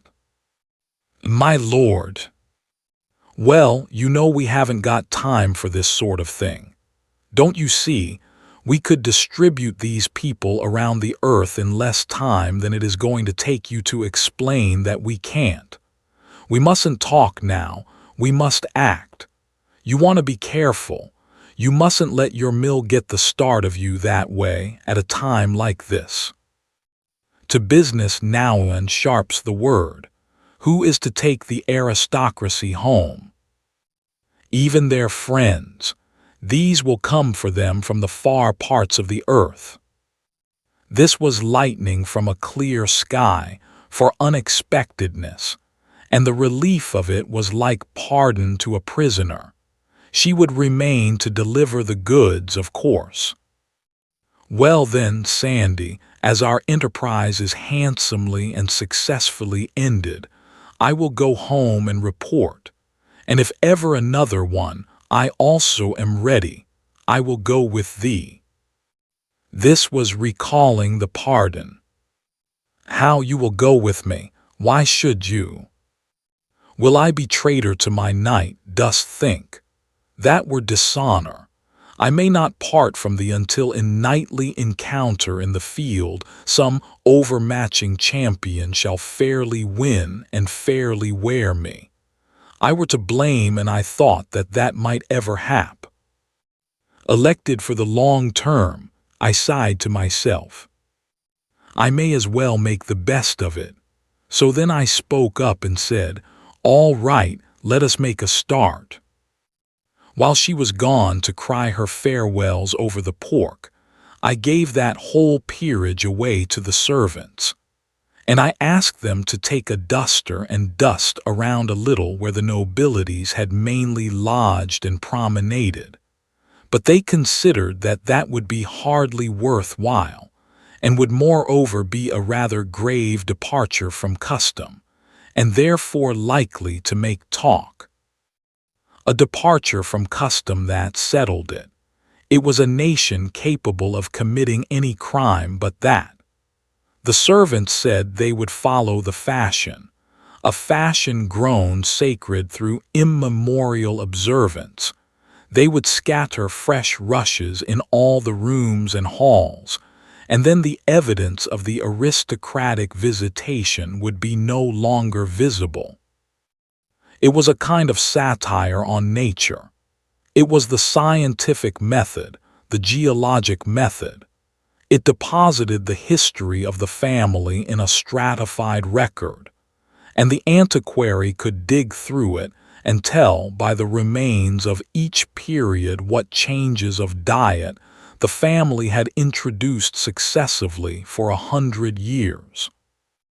The first thing we struck that day was a procession of pilgrims. It was not going our way, but we joined it nevertheless, for it was hourly being borne in upon me now that if I would govern this country wisely, I must be posted in the details of its life, and not at second hand, but by personal observation and scrutiny. This company of pilgrims resembled Chaucer's in this, that it had in it a sample of about all the upper occupations and professions the country could show, and a corresponding variety of costume. There were young men and old men, young women and old women, lively folk and grave folk. They rode upon mules and horses, and there was not a side saddle in the party, for this specialty was to remain unknown in England for 900 years yet. It was a pleasant, friendly, sociable herd, pious, happy, merry, and full of unconscious coarsenesses and innocent indecencies. What they regarded as the merry tale went the continual round, and caused no more embarrassment than it would have caused in the best English society 12 centuries later. Practical jokes worthy of the English wits of the first quarter of the far-off 19th century were sprung here and there and yonder along the line, and compelled the delightedest applause. And sometimes when a bright remark was made at one end of the procession, and started on its travels toward the other, you could note its progress all the way by the sparkling spray of laughter it threw off from its bows as it plowed along, and also by the blushes of the mules in its wake. Sandy knew the goal and purpose of this pilgrimage, and she posted me. She said, "They journey to the valley of holiness, for to be blessed of the godly hermits and drink of the miraculous waters and be cleansed from sin." Where is this watering place? It lieth a 2-day journey hence, by the borders of the land that hight the Cuckoo Kingdom. Tell me about it. Is it a celebrated place? Oh, of a truth, yes. There be none more so. Of old time there lived there an abbot and his monks. Belike were none in the world more holy than these, for they gave themselves to study of pious books, and spoke not the one to the other, or indeed to any, and ate decayed herbs and naught thereto, and slept hard, and prayed much, and washed never. Also they wore the same garment until it fell from their bodies through age and decay. Right so came they to be known of all the world by reason of these holy austerities, and visited by rich and poor, and reverenced. Proceed. But always there was lack of water there. Whereas, upon a time, the holy abbot prayed, and for answer a great stream of clear water burst forth by miracle in a desert place. Now were the fickle monks tempted of the fiend, and they wrought with their abbot unceasingly by beggings and beseechings that he would construct a bath. And when he was become awry and might not resist more, he said, "Have ye your will then?" and granted that they asked. Now mark thou what 'tis to forsake the ways of purity the which he loveth, and wanton with such as be worldly and an offense. These monks did enter into the bath and come thence washed as white as snow. And lo, in that moment his sign appeared in miraculous rebuke. For his insulted waters ceased to flow and utterly vanished away. They fared mildly, Sandy, considering how that kind of crime is regarded in this country. Belike, but it was their first sin, and they had been of perfect life for long and differing in naught from the angels. Prayers, tears, torturings of the flesh, all was vain to beguile that water to flow again. Even processions, even burnt offerings, even votive candles to the Virgin did fail every each of them, and all in the land did marvel. How odd to find that even this industry has its financial panics, and at times sees its assignats and greenbacks languish to zero, and everything come to a standstill. Go on, Sandy. And so upon a time, after year and day, the good abbot made humble surrender and destroyed the bath. And behold, his anger was in that moment appeased, and the waters gushed richly forth again, and even unto this day they have not ceased to flow in that generous measure. Then I take it nobody has washed since. He that would essay it could have his halter free. Yes, and swiftly would he need it too. The community has prospered since. Even from that very day, the fame of the miracle went abroad into all lands. From every land came monks to join. They came even as the fishes come in shoals. And the monastery added building to building, and yet others to these, and so spread wide its arms and took them in. And nuns came, also, and more again, and yet more, and built over against the monastery on the yon side of the vale, and added building to building, until mighty was that nunnery. And these were friendly unto those, and they joined their loving labors together, and together they built a fair great foundling asylum midway of the valley between. You spoke of some hermits, Sandy. These have gathered there from the ends of the earth. A hermit thrive best where there be multitudes of pilgrims. Ye shall not find no hermit of no sort wanting. If any shall mention a hermit of a kind, he thinketh new and not to be found, but in some far strange land. Let him but scratch among the holes and caves and swamps that line that valley of holiness. And whatsoever be his breed, it skills not. He shall find a sample of it there. I closed up alongside of a burly fellow with a fat, good-humored face, purposing to make myself agreeable and pick up some further crumbs of fact. But I had hardly more than scraped acquaintance with him when he began eagerly and awkwardly to lead up, in the immemorial way, to that same old anecdote. The one Sir Dinadin told me, what time I got into trouble with Sir Sagramor, and was challenged of him on account of it. I excused myself and dropped to the rear of the procession, sad at heart, willing to go hence from this troubled life, this vale of tears, This brief day of broken rest, of cloud and storm, of weary struggle and monotonous defeat, and yet shrinking from the change as remembering how long eternity is, and how many have wended thither who know that anecdote. Early in the afternoon we overtook another procession of pilgrims, but in this one was no merriment, no jokes, no laughter, no playful ways, nor any happy giddiness, whether of youth or age. Yet both were here, both age and youth, gray old men and women, strong men and women of middle age, young husbands, young wives, little boys and girls, and 3 babies at the breast. Even the children were smileless. There was not a face among all these 100 people, but was cast down and bore that set expression of hopelessness, which is bred of long and hard trials and old acquaintance with despair. They were slaves.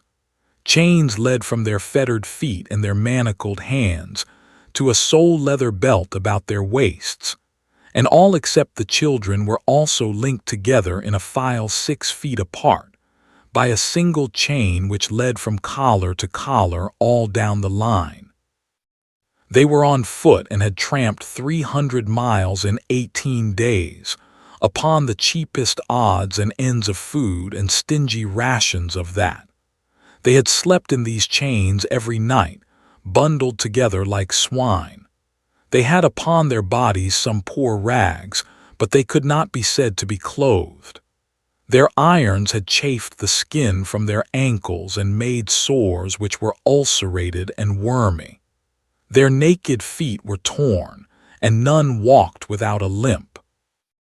Originally, there had been 100 of these unfortunates, but about half had been sold on the trip.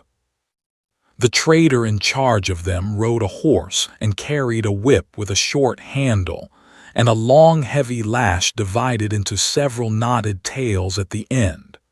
With this whip, he cut the shoulders of any that tottered from weariness and pain and straightened them up. He did not speak. The whip conveyed his desire without that.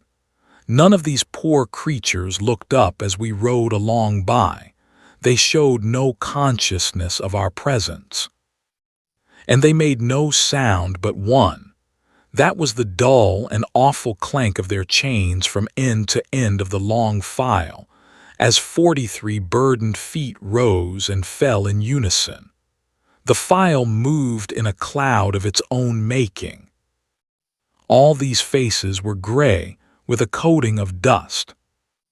One has seen the like of this coating upon furniture in unoccupied houses, and has written his idle thought in it with his finger.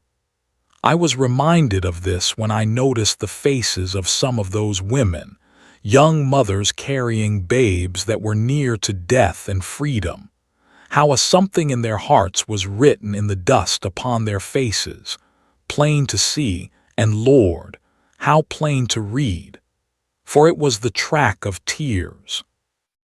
One of these young mothers was but a girl, and it hurt me to the heart to read that writing and reflect that it was come up out of the breast of such a child, a breast that ought not to know trouble yet, but only the gladness of the morning of life. And no doubt she reeled just then, giddy with fatigue, and down came the lash and flicked a flake of skin from her naked shoulder. It stung me as if I had been hit instead. The master halted the file and jumped from his horse. He stormed and swore at this girl and said she had made annoyance enough with her laziness, and as this was the last chance he should have, he would settle the account now. She dropped on her knees and put up her hands and began to beg and cry and implore in a passion of terror, but the master gave no attention. He snatched the child from her, and then made the men slaves who were chained before and behind her throw her on the ground and hold her there, and expose her body. And then he laid on with his lash like a madman till her back was flayed, she shrieking and struggling the while piteously. One of the men who was holding her turned away his face, and for this humanity he was reviled and flogged. All our pilgrims looked on and commented on the expert way in which the whip was handled. They were too much hardened by lifelong everyday familiarity with slavery to notice that there was anything else in the exhibition that invited comment. This was what slavery could do, in the way of ossifying what one may call the superior lobe of human feeling. For these pilgrims were kind-hearted people, and they would not have allowed that man to treat a horse like that. I wanted to stop the whole thing and set the slaves free, but that would not do. I must not interfere too much and get myself a name for riding over the country's laws and the citizens' rights roughshod. If I lived and prospered, I would be the death of slavery that I was resolved upon, but I would try to fix it so that when I became its executioner it should be by command of the nation. Just here was the wayside shop of a smith, and now arrived a landed proprietor who had bought this girl a few miles back, deliverable here where her irons could be taken off. They were removed. Then there was a squabble between the gentleman and the dealer as to which should pay the blacksmith. The moment the girl was delivered from her irons, she flung herself, all tears and frantic sobbings, into the arms of the slave who had turned away his face when she was whipped. He strained her to his breast and smothered her face and the child's with kisses and washed them with the rain of his tears. I suspected. I inquired. Yes, I was right. It was husband and wife. They had to be torn apart by force.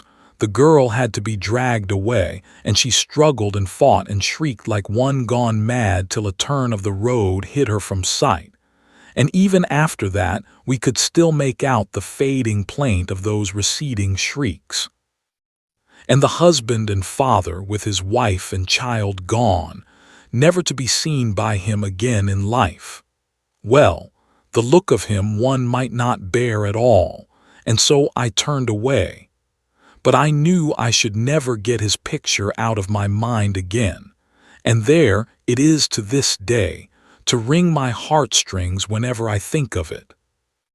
We put up at the inn in a village just at nightfall, and when I rose next morning and looked abroad, I was where a knight came riding in the golden glory of the new day, and recognized him for knight of mine, Sir Ozana le Cure Hardy. He was in the gentleman's furnishing line, and his missionarying specialty was plug hats.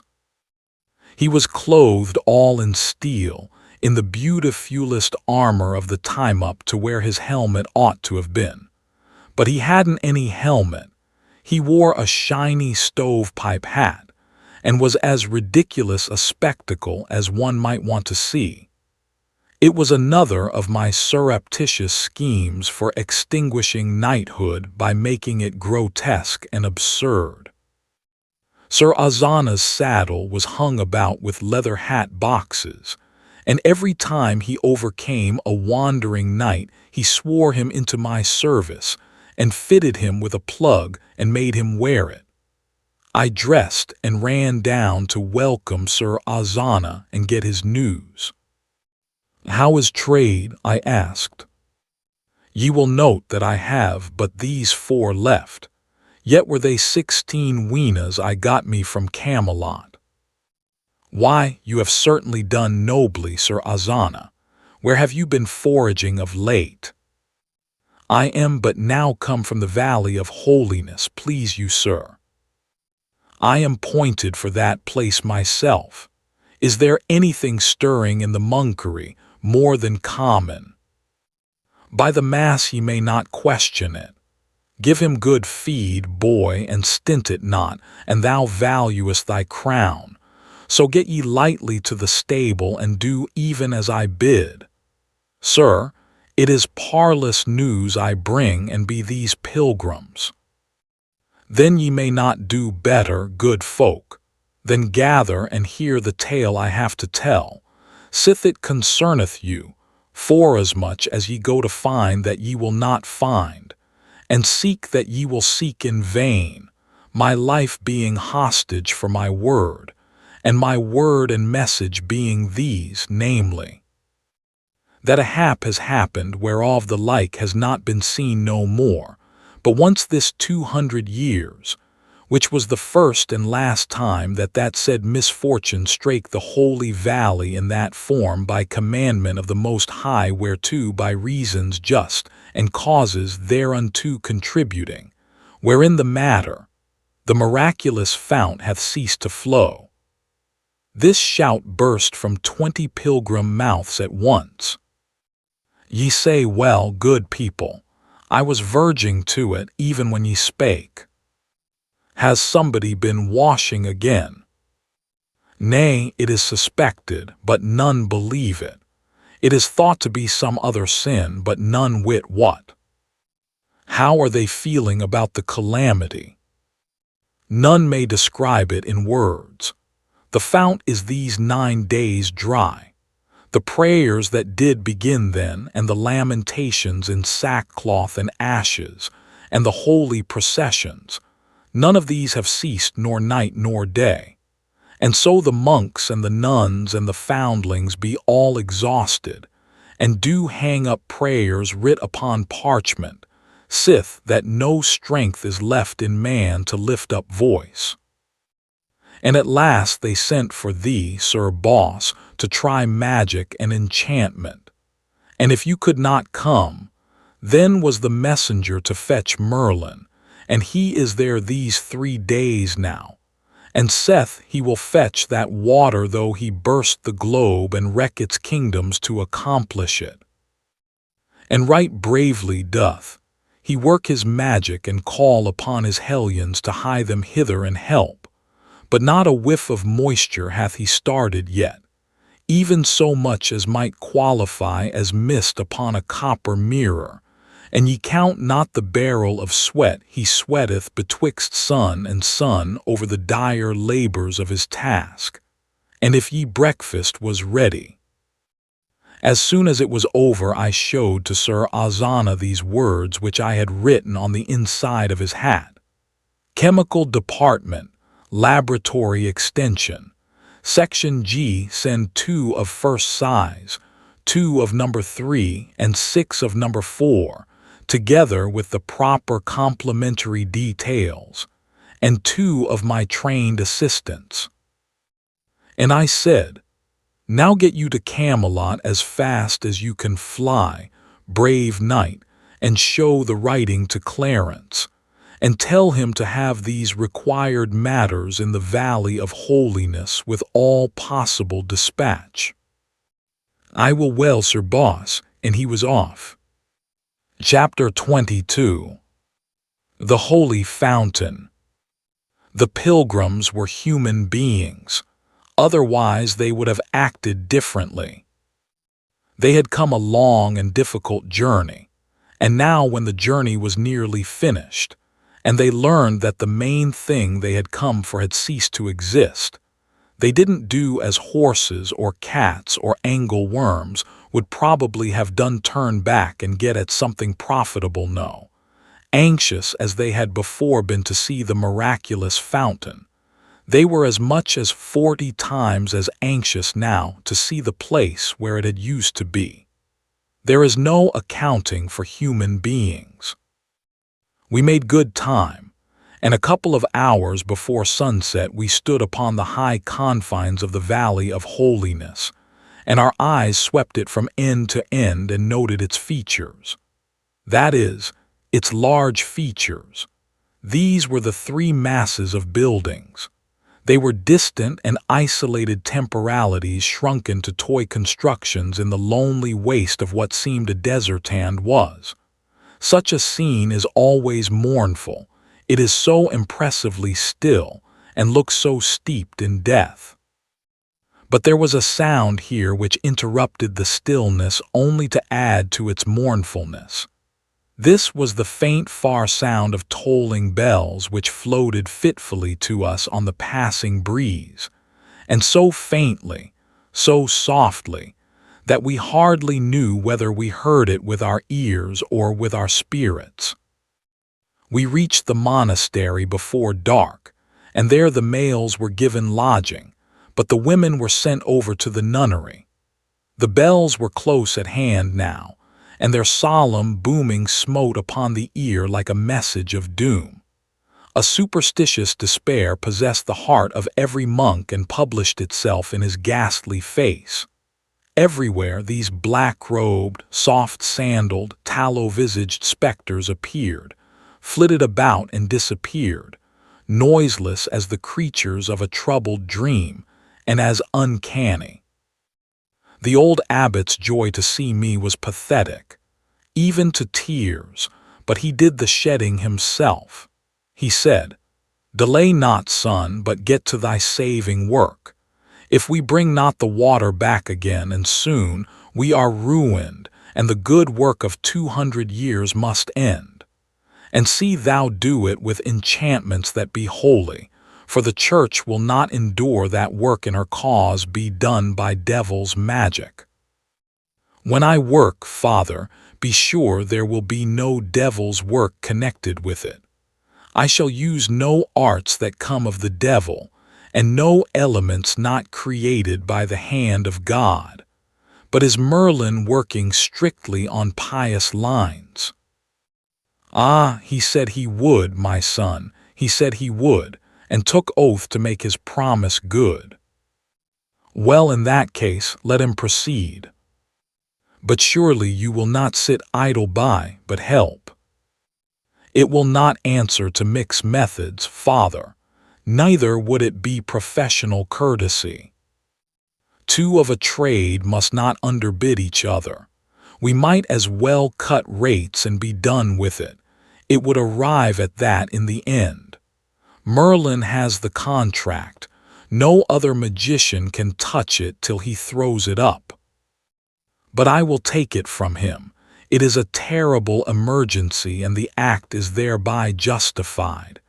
And if it were not so, who will give law to the church? The church giveth law to all, and what she wills to do, that she may do, hurt whom it may. I will take it from him. You shall begin upon the moment. It may not be, Father. No doubt, as you say, where power is supreme, one can do as one likes and suffer no injury. But we poor magicians are not so situated. Merlin is a very good magician in a small way, and has quite a neat provincial reputation. He is struggling along, doing the best he can, and it would not be etiquette for me to take his job until he himself abandons it." The abbot's face lighted. "Ah, that is simple. There are ways to persuade him to abandon it." "No, no, Father, it skills not, as these people say. If he were persuaded against his will, he would load that well with a malicious enchantment which would balk me until I found out its secret. It might take a month. I could set up a little enchantment of mine which I call the telephone, and he could not find out its secret in 100 years. Yes, you perceive, he might block me for a month. Would you like to risk a month in a dry time like this?" "A month! The mere thought of it maketh me to shudder. Have it thy way, my son. But my heart is heavy with this disappointment. Leave me, and let me wear my spirit with weariness and waiting, even as I have done these 10 long days, counterfeiting thus the thing that is called rest, the prone body making outward sign of repose where inwardly is none. Of course, it would have been best, all round, for Merlin to waive etiquette and quit and call it half a day, since he would never be able to start that water, for he was a true magician of the time, which is to say, the big miracles, the ones that gave him his reputation, always had the luck to be performed when nobody but Merlin was present. He couldn't start this well with all this crowd around to see. A crowd was as bad for a magician's miracle in that day as it was for a spiritualist's miracle in mine. There was sure to be some skeptic on hand to turn up the gas at the crucial moment and spoil everything. But I did not want Merlin to retire from the job until I was ready to take hold of it effectively myself, and I could not do that until I got my things from Camelot, and that would take 2 or 3 days. My presence gave the monks hope and cheered them up a good deal, insomuch that they ate a square meal that night for the first time in 10 days. As soon as their stomachs had been properly reinforced with food, their spirits began to rise fast. When the mead began to go round, they rose faster. By the time everybody was half seas over, the holy community was in good shape to make a night of it, so we stayed by the board and put it through on that line. Matters got to be very jolly. Good old questionable stories were told that made the tears run down and cavernous mouths stand wide and the round bellies shake with laughter, and questionable songs were bellowed out in a mighty chorus that drowned the boom of the tolling bells. At last I ventured a story myself, and vast was the success of it. Not right off, of course, for the native of those islands does not, as a rule, dissolve upon the early applications of a humorous thing. But the 5th time I told it, they began to crack in places. The 8th time I told it, they began to crumble. At the 12th repetition, they fell apart in chunks. And at the 15th, they disintegrated, and I got a broom and swept them up. This language is figurative. Those islanders, well, they are slow pay at first, in the matter of return for your investment of effort, but in the end they make the pay of all other nations poor and small by contrast. I was at the well next day betimes. Merlin was there, enchanting away like a beaver, but not raising the moisture. He was not in a pleasant humor, and every time I hinted that perhaps this contract was a shade too hefty for a novice, he unlimbered his tongue and cursed like a French bishop of the Regency days, I mean. Matters were about as I expected to find them. The fountain was an ordinary well. It had been dug in the ordinary way and stoned up in the ordinary way. There was no miracle about it. Even the lie that had created its reputation was not miraculous. I could have told it myself, with one hand tied behind me. The well was in a dark chamber which stood in the center of a cut stone chapel, whose walls were hung with pious pictures of a workmanship that would have made a chromo feel good. Pictures historically commemorative of curative miracles which had been achieved by the waters when nobody was looking.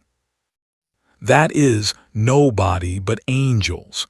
They are always on deck when there is a miracle to the fore so as to get put in the picture, perhaps. Angels are as fond of that as a fire company. Look at the old masters. The well chamber was dimly lighted by lamps. The water was drawn with a windlass and chain by monks and poured into troughs which delivered it into stone reservoirs outside in the chapel, when there was water to draw, I mean, and none but monks could enter the well chamber. I entered it, for I had temporary authority to do so, by courtesy of my professional brother and subordinate. But he hadn't entered it himself. He did everything by incantations. He never worked his intellect. If he had stepped in there and used his eyes instead of his disordered mind, he could have cured the well by natural means, and then turned it into a miracle in the customary way. But no, He was an old numbskull, a magician who believed in his own magic. And no magician can thrive who is handicapped with a superstition like that. I had an idea that the well had sprung a leak, that some of the wall stones near the bottom had fallen and exposed fissures that allowed the water to escape. I measured the chain 98 feet. Then I called in a couple of monks, locked the door, took a candle and made them lower me in the bucket. When the chain was all paid out, the candle confirmed my suspicion. A considerable section of the wall was gone, exposing a good big fissure. I almost regretted that my theory about the well's trouble was correct, because I had another one that had a showy point or two about it for a miracle. I remembered that in America, many centuries later, when an oil well ceased to flow, they used to blast it out with a dynamite torpedo. If I should find this well dry and no explanation of it, I could astonish these people most nobly by having a person of no especial value drop a dynamite bomb into it. It was my idea to appoint Merlin. However, it was plain that there was no occasion for the bomb. One cannot have everything the way he would like it. A man has no business to be depressed by a disappointment anyway. He ought to make up his mind to get even. That is what I did. I said to myself, I am in no hurry, I can wait, that bomb will come good yet. And it did too. When I was above ground again, I turned out the monks and let down a fish line. The well was 150 feet deep, and there was 41 feet of water in it. I called in a monk and asked, "How deep is the well?" "That, sir, I wit not, having never been told." "How does the water usually stand in it?" "Near to the top. These 2 centuries, as the testimony goeth, brought down to us through our predecessors." It was true, as to recent times at least, for there was witness to it, and better witness than a monk. Only about 20 or 30 feet of the chain showed wear and use. The rest of it was unworn and rusty. What had happened when the well gave out that other time? Without doubt, some practical person had come along and mended the leak, and then had come up and told the abbot he had discovered by divination that if the sinful bath were destroyed, the well would flow again. The leak had befallen again now, and these children would have prayed and processioned, and tolled their bells for heavenly succor till they all dried up and blew away, and no innocent of them all would ever have thought to drop a fish line into the well or go down in it, and find out what was really the matter. Old habit of mind is one of the toughest things to get away from in the world.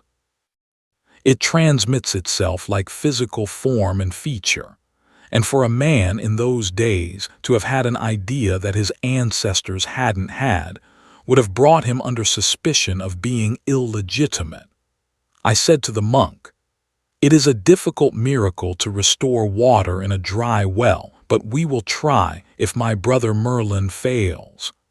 Brother Merlin is a very passable artist, but only in the parlor magic line, and he may not succeed.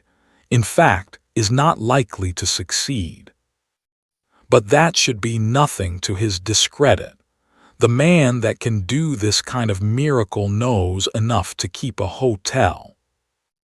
Hotel, I mind not to have heard of hotel. It's what you call a hostel. The man that can do this miracle can keep a hostel. I can do this miracle. I shall do this miracle. Yet I do not try to conceal from you that it is a miracle to tax the occult powers to the last strain. None knoweth that truth better than the brotherhood indeed, for it is of record that aforetime it was parlous difficult and took a year. Nathless, God send you good success, and to that end will we pray. As a matter of business, it was a good idea to get the notion around that the thing was difficult.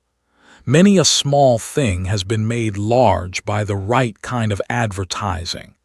That monk was filled up with the difficulty of this enterprise. He would fill up the others. In 2 days the solicitude would be booming. On my way home at noon I met Sandy. She had been sampling the hermits. I said, "I would like to do that myself. This is Wednesday. Is there a matinee?" "Which please you, sir?" "Matinee. Do they keep open afternoons?" "Who?" "The hermits, of course." "Keep open." "Yes, keep open. Isn't that plain enough? Do they knock off at noon?" "Knock off." "Knock off, yes, knock off. What is the matter with knock off? I never saw such a dunderhead. Can't you understand anything at all? In plain terms, do they shut up shop, draw the game, bank the fires? Shut up shop, draw, there, never mind, let it go. You make me tired. You can't seem to understand the simplest thing. I would I might please thee, sir. And it is to me dole and sorrow that I fail, albeit since I am but a simple damsel and taught of none, being from the cradle unbaptized in those deep waters of learning that do anoint with a sovereignty him that partaketh of that most noble sacrament, investing him with reverend state to the mental eye of the humble mortal who, by bar and lack of that great consecration seeth in his own unlearned estate, but a symbol of that other sort of lack and loss which men do publish to the pitying eye with sackcloth trappings, whereon the ashes of grief do lie bepowdered and bestrewn. And so, when such shall in the darkness of his mind encounter these golden phrases of high mystery, these shut-up shops, and draw the game and bank the fires, it is but by the grace of God that he burst not for envy of the mind that can beget, and tongue that can deliver so great and mellow-sounding miracles of speech. And if there do ensue confusion in that humbler mind, and failure to divine the meanings of these wonders, then if so be this miscomprehension is not vain but sooth and true, wit ye well it is the very substance of worshipful dear homage, and may not lightly be misprized, nor had been, and ye had noted this complexion of mood and mind, and understood that I would I could not, and that I could not I might not, nor yet nor might nor could, nor might not nor could not, might be by advantage turned to the desired would. And so I pray you mercy of my fault, and that ye will of your kindness and your charity forgive it, good my master and most dear Lord. I couldn't make it all out, that is, the details, but I got the general idea, and enough of it, too, to be ashamed. It was not fair to spring those 19th century technicalities upon the untutored infant of the 6th, and then rail at her because she couldn't get their drift. And when she was making the honest best drive at it she could, too, and no fault of hers that she couldn't fetch the home plate, and so I apologized. Then we meandered pleasantly away toward the hermit holes in sociable converse together, and better friends than ever. I was gradually coming to have a mysterious and shuddery reverence for this girl. Nowadays, whenever she pulled out from the station and got her train fairly started on one of those horizonless transcontinental sentences of hers, it was borne in upon me that I was standing in the awful presence of the mother of the German language. I was so impressed with this that sometimes when she began to empty one of these sentences on me, I unconsciously took the very attitude of reverence and stood uncovered. And if words had been water, I had been drowned, sure. She had exactly the German way. Whatever was in her mind to be delivered, whether a mere remark, or a sermon, or a cyclopedia, or the history of a war, she would get it into a single sentence or die. Whenever the literary German dives into a sentence, that is the last you are going to see of him, till he emerges on the other side of his Atlantic with his verb in his mouth. We drifted from hermit to hermit all the afternoon. It was a most strange menagerie. The chief emulation among them seemed to be to see which could manage to be the uncleanest and most prosperous with vermin. Their manner and attitudes were the last expression of complacent self-righteousness. It was one anchorite's pride to lie naked in the mud and let the insects bite him and blister him unmolested. It was another's to lean against a rock all day long, conspicuous to the admiration of the throng of pilgrims and pray. It was another's to go naked and crawl around on all fours. It was another's to drag about with him, year in and year out, 80 pounds of iron. It was another's to never lie down when he slept, but to stand among the thorn bushes and snore when there were pilgrims around to look.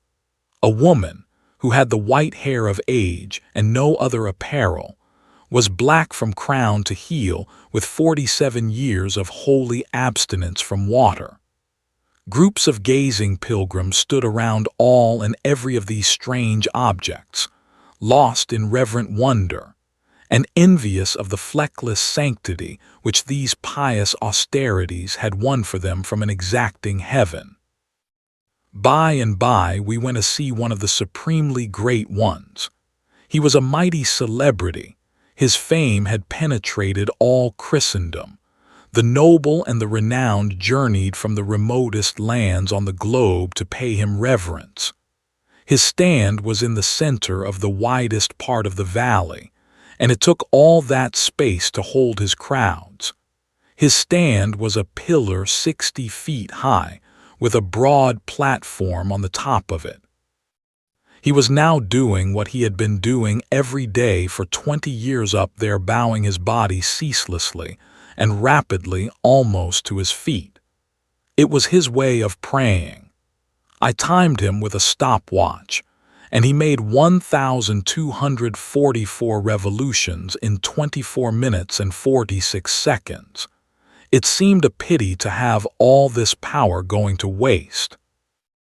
It was one of the most useful motions in mechanics, the pedal movement, so I made a note in my memorandum book, purposing someday to apply a system of elastic cords to him and run a sewing machine with it. I afterward carried out that scheme and got 5 years' good service out of him, in which time he turned out upward of 18,000 first-rate tow-linen shirts, which was 10 a day. I worked him Sundays and all. He was going, Sundays, the same as weekdays, and it was no use to waste the power. These shirts cost me nothing but just the mere trifle for the materials. I furnished those myself. It would not have been right to make him do that, and they sold like smoke to pilgrims at $1.50 apiece, which was the price of 50 cows or a blooded racehorse in Arthurdom. They were regarded as a perfect protection against sin, and advertised as such by my knights everywhere, with the paint pot and stencil plate, insomuch that there was not a cliff or a boulder or a dead wall in England but you could read on it at a mile distance, "By the only genuine Saint Stylite, patronized by the nobility, patent applied for." There was more money in the business than one knew what to do with. As it extended, I brought out a line of goods suitable for kings, and a knobby thing for duchesses and that sort, with ruffles down the fore hatch and the running gear clued up with a feather stitch to leeward and then hauled aft with a back stay, and triced up with a half-turn in the standing rigging forward of the weather gaskets. Yes, it was a daisy. But about that time I noticed that the motive power had taken to standing on one leg, and I found that there was something the matter with the other one. So I stocked the business and unloaded, taking Sir Bors de Ganys into camp financially along with certain of his friends, for the work stopped within a year, and the good saint got him to his rest. But he had earned it. I can say that for him. When I saw him that first time, however, his personal condition will not quite bear description here. You can read it in the Lives of the Saints. Chapter 23. Restoration of the Fountain. Saturday noon I went to the well and looked on a while. Merlin was still burning smoke powders and pawing the air and muttering gibberish as hard as ever, but looking pretty downhearted, for of course he had not started even a perspiration in that well yet. Finally I said, "How does the thing promise by this time, partner?" "Behold, I am even now busied with trial of the powerfulest enchantment known to the princes of the occult arts in the lands of the East, and it fail me, naught can avail. Peace, until I finish." He raised a smoke this time that darkened all the region, and must have made matters uncomfortable for the hermits, for the wind was their way, and it rolled down over their dens in a dense and billowy fog. He poured out volumes of speech to match, and contorted his body and sawed the air with his hands in a most extraordinary way. At the end of 20 minutes he dropped down panting and about exhausted. Now arrived the abbot and several hundred monks and nuns, and behind them a multitude of pilgrims and a couple of acres of foundlings, all drawn by the prodigious smoke, and all in a grand state of excitement. The abbot inquired anxiously for results.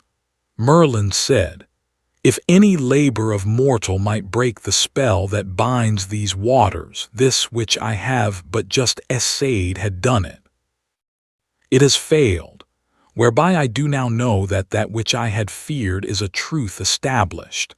The sign of this failure is, that the most potent spirit known to the magicians of the East, and whose name none may utter and live, has laid his spell upon this well.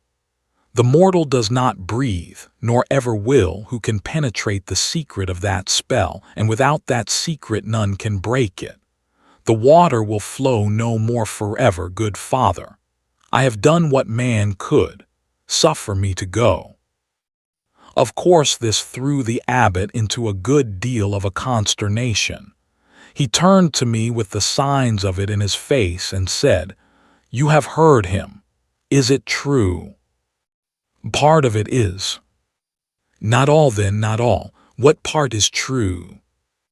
"That that spirit with the Russian name has put his spell upon the well." "God's wounds, then are we ruined?" "Possibly." "But not certainly. You mean not certainly?" "That is it." "Wherefore, you also mean that when he saith none can break the spell." "Yes, when he says that, he says what isn't necessarily true. There are conditions under which an effort to break it may have some chance. That is, some small, some trifling chance of success."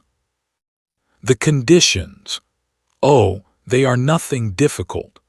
Only these.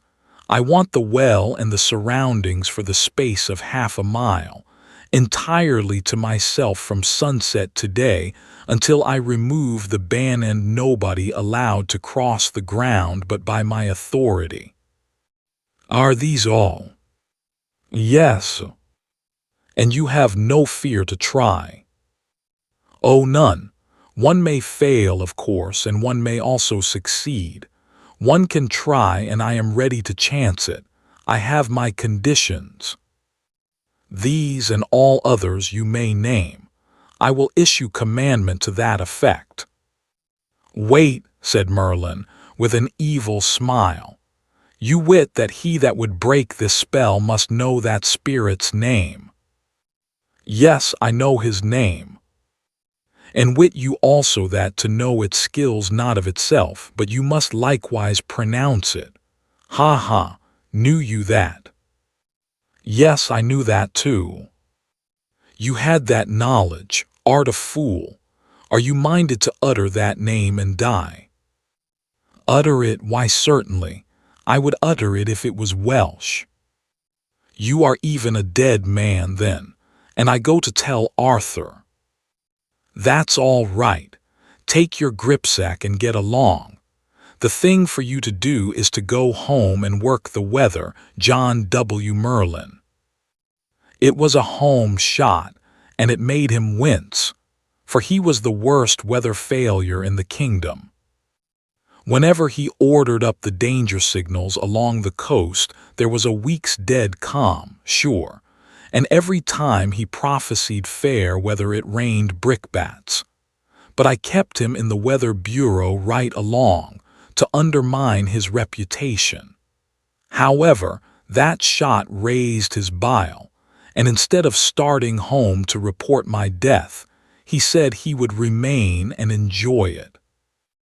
My two experts arrived in the evening and pretty well fagged, for they had traveled double tides. They had pack mules along, and had brought everything I needed: tools, pump, lead pipe, Greek fire, sheaves of big rockets, Roman candles, colored fire sprays, electric apparatus, and a lot of sundries, everything necessary for the stateliest kind of a miracle. They got their supper and a nap, and about midnight we sallied out through a solitude so wholly vacant and complete that it quite overpassed the required conditions. We took possession of the well and its surroundings. My boys were experts in all sorts of things, from the stoning up of a well to the constructing of a mathematical instrument. An hour before sunrise we had that leak mended in shipshape fashion, and the water began to rise. Then we stowed our fireworks in the chapel, locked up the place, and went home to bed.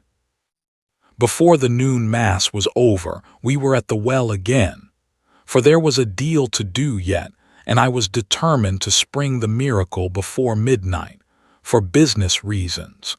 For whereas a miracle worked for the church on a weekday is worth a good deal, it is worth 6 times as much if you get it in on a Sunday. In 9 hours the water had risen to its customary level. That is to say, it was within 23 feet of the top.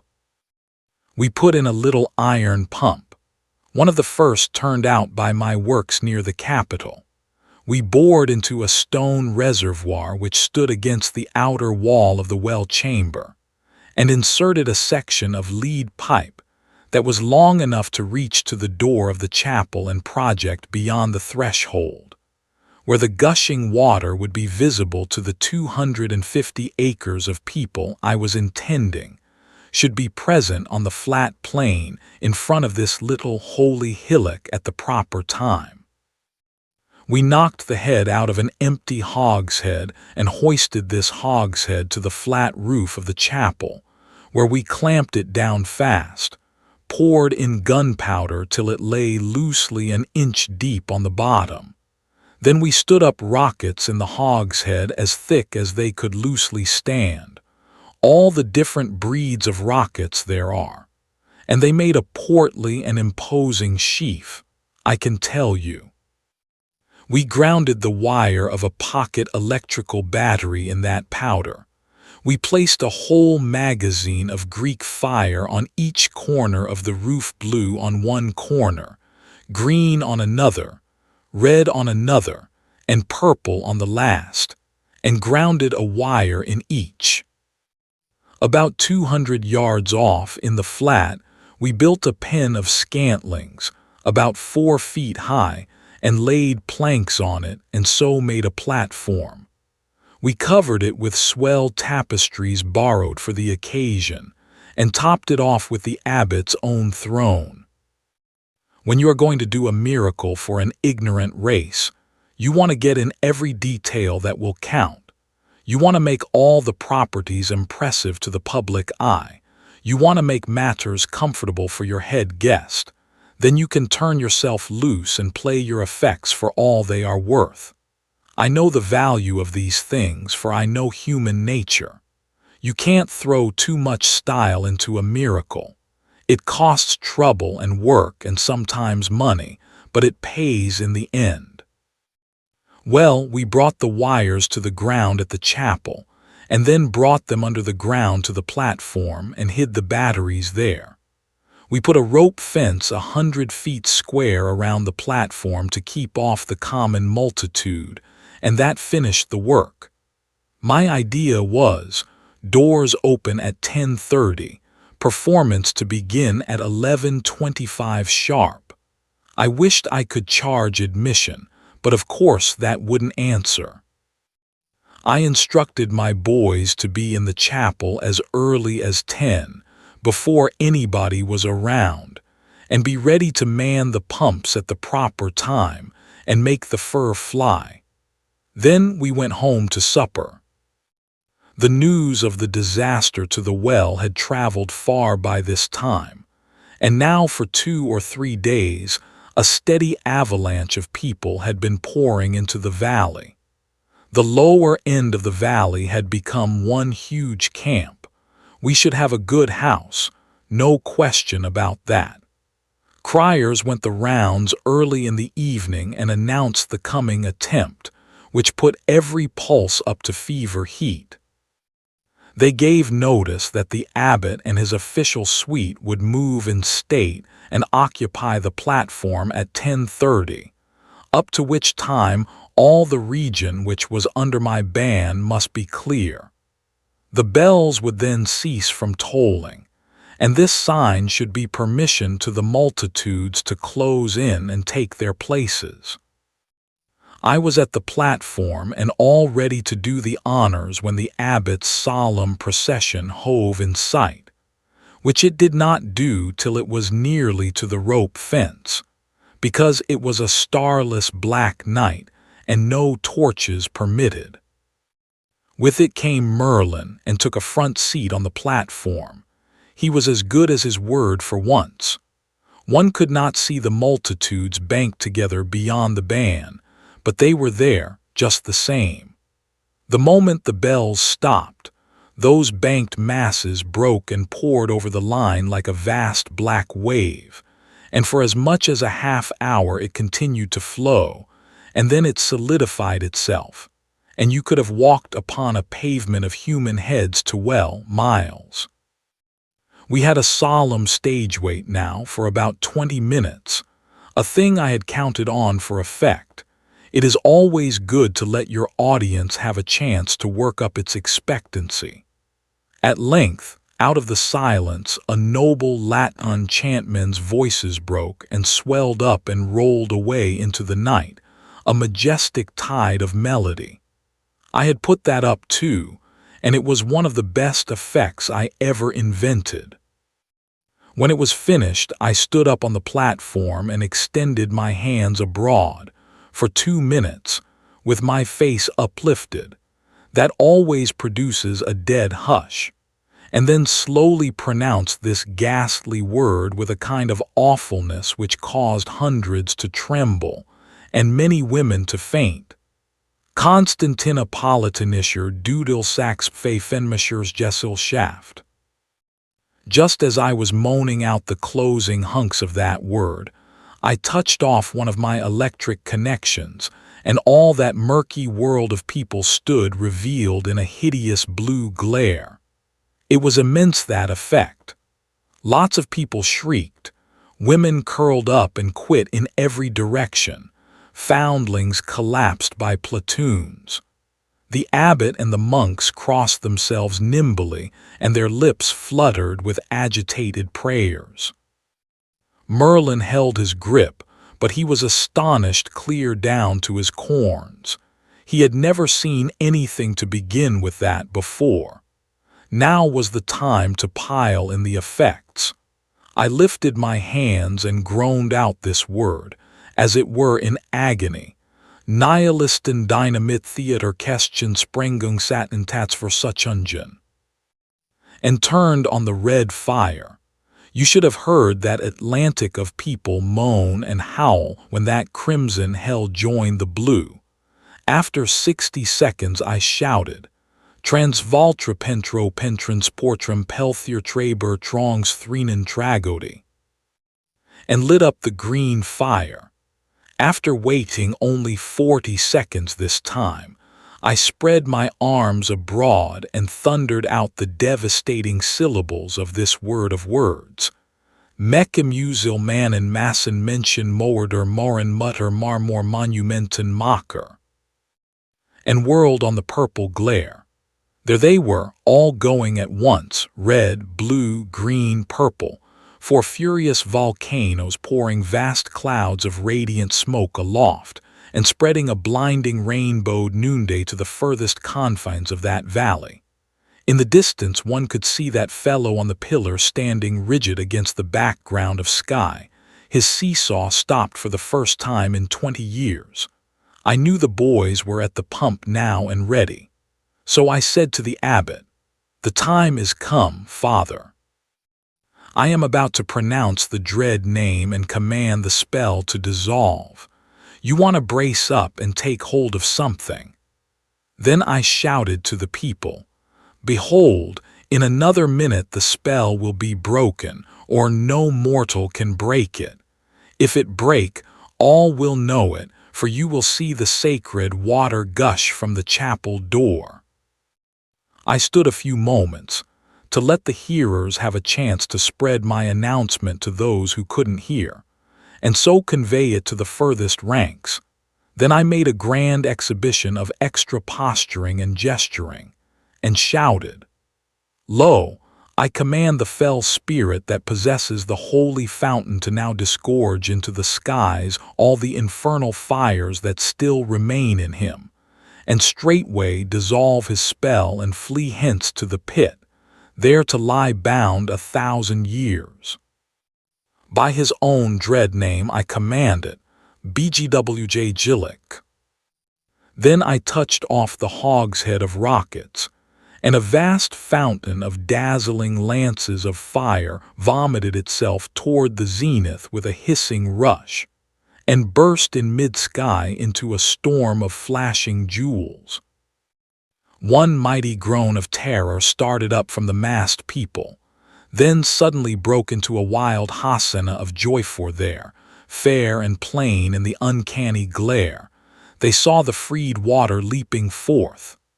The old abbot could not speak a word, for tears and the chokings in his throat. Without utterance of any sort, he folded me in his arms and mashed me. It was more eloquent than speech, and harder to get over, too, in a country where there were really no doctors that were worth a damaged nickel.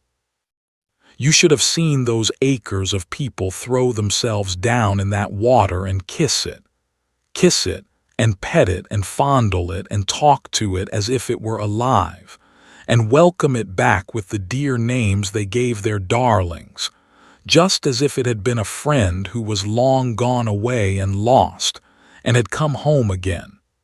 Yes, it was pretty to see, and made me think more of them than I had done before. I sent Merlin home on a shutter. He had caved in and gone down like a landslide when I pronounced that fearful name, and had never come to since. He never had heard that name before, neither had I, but to him it was the right one. Any jumble would have been the right one. He admitted afterward that that spirit's own mother could not have pronounced that name better than I did. He never could understand how I survived it, and I didn't tell him. It is only young magicians that give away a secret like that. Merlin spent 3 months working enchantments to try to find out the deep trick of how to pronounce that name and outlive it, but he didn't arrive. When I started to the chapel, the populace uncovered and fell back reverently to make a wide way for me, as if I had been some kind of a superior being, and I was. I was aware of that. I took along a night shift of monks and taught them the mystery of the pump and set them to work, for it was plain that a good part of the people out there were going to sit up with the water all night. Consequently, it was but right that they should have all they wanted of it. To those monks that pump was a good deal of a miracle itself, and they were full of wonder over it, and of admiration, too, of the exceeding effectiveness of its performance. It was a great night, an immense night. There was reputation in it. I could hardly get to sleep for glorying over it.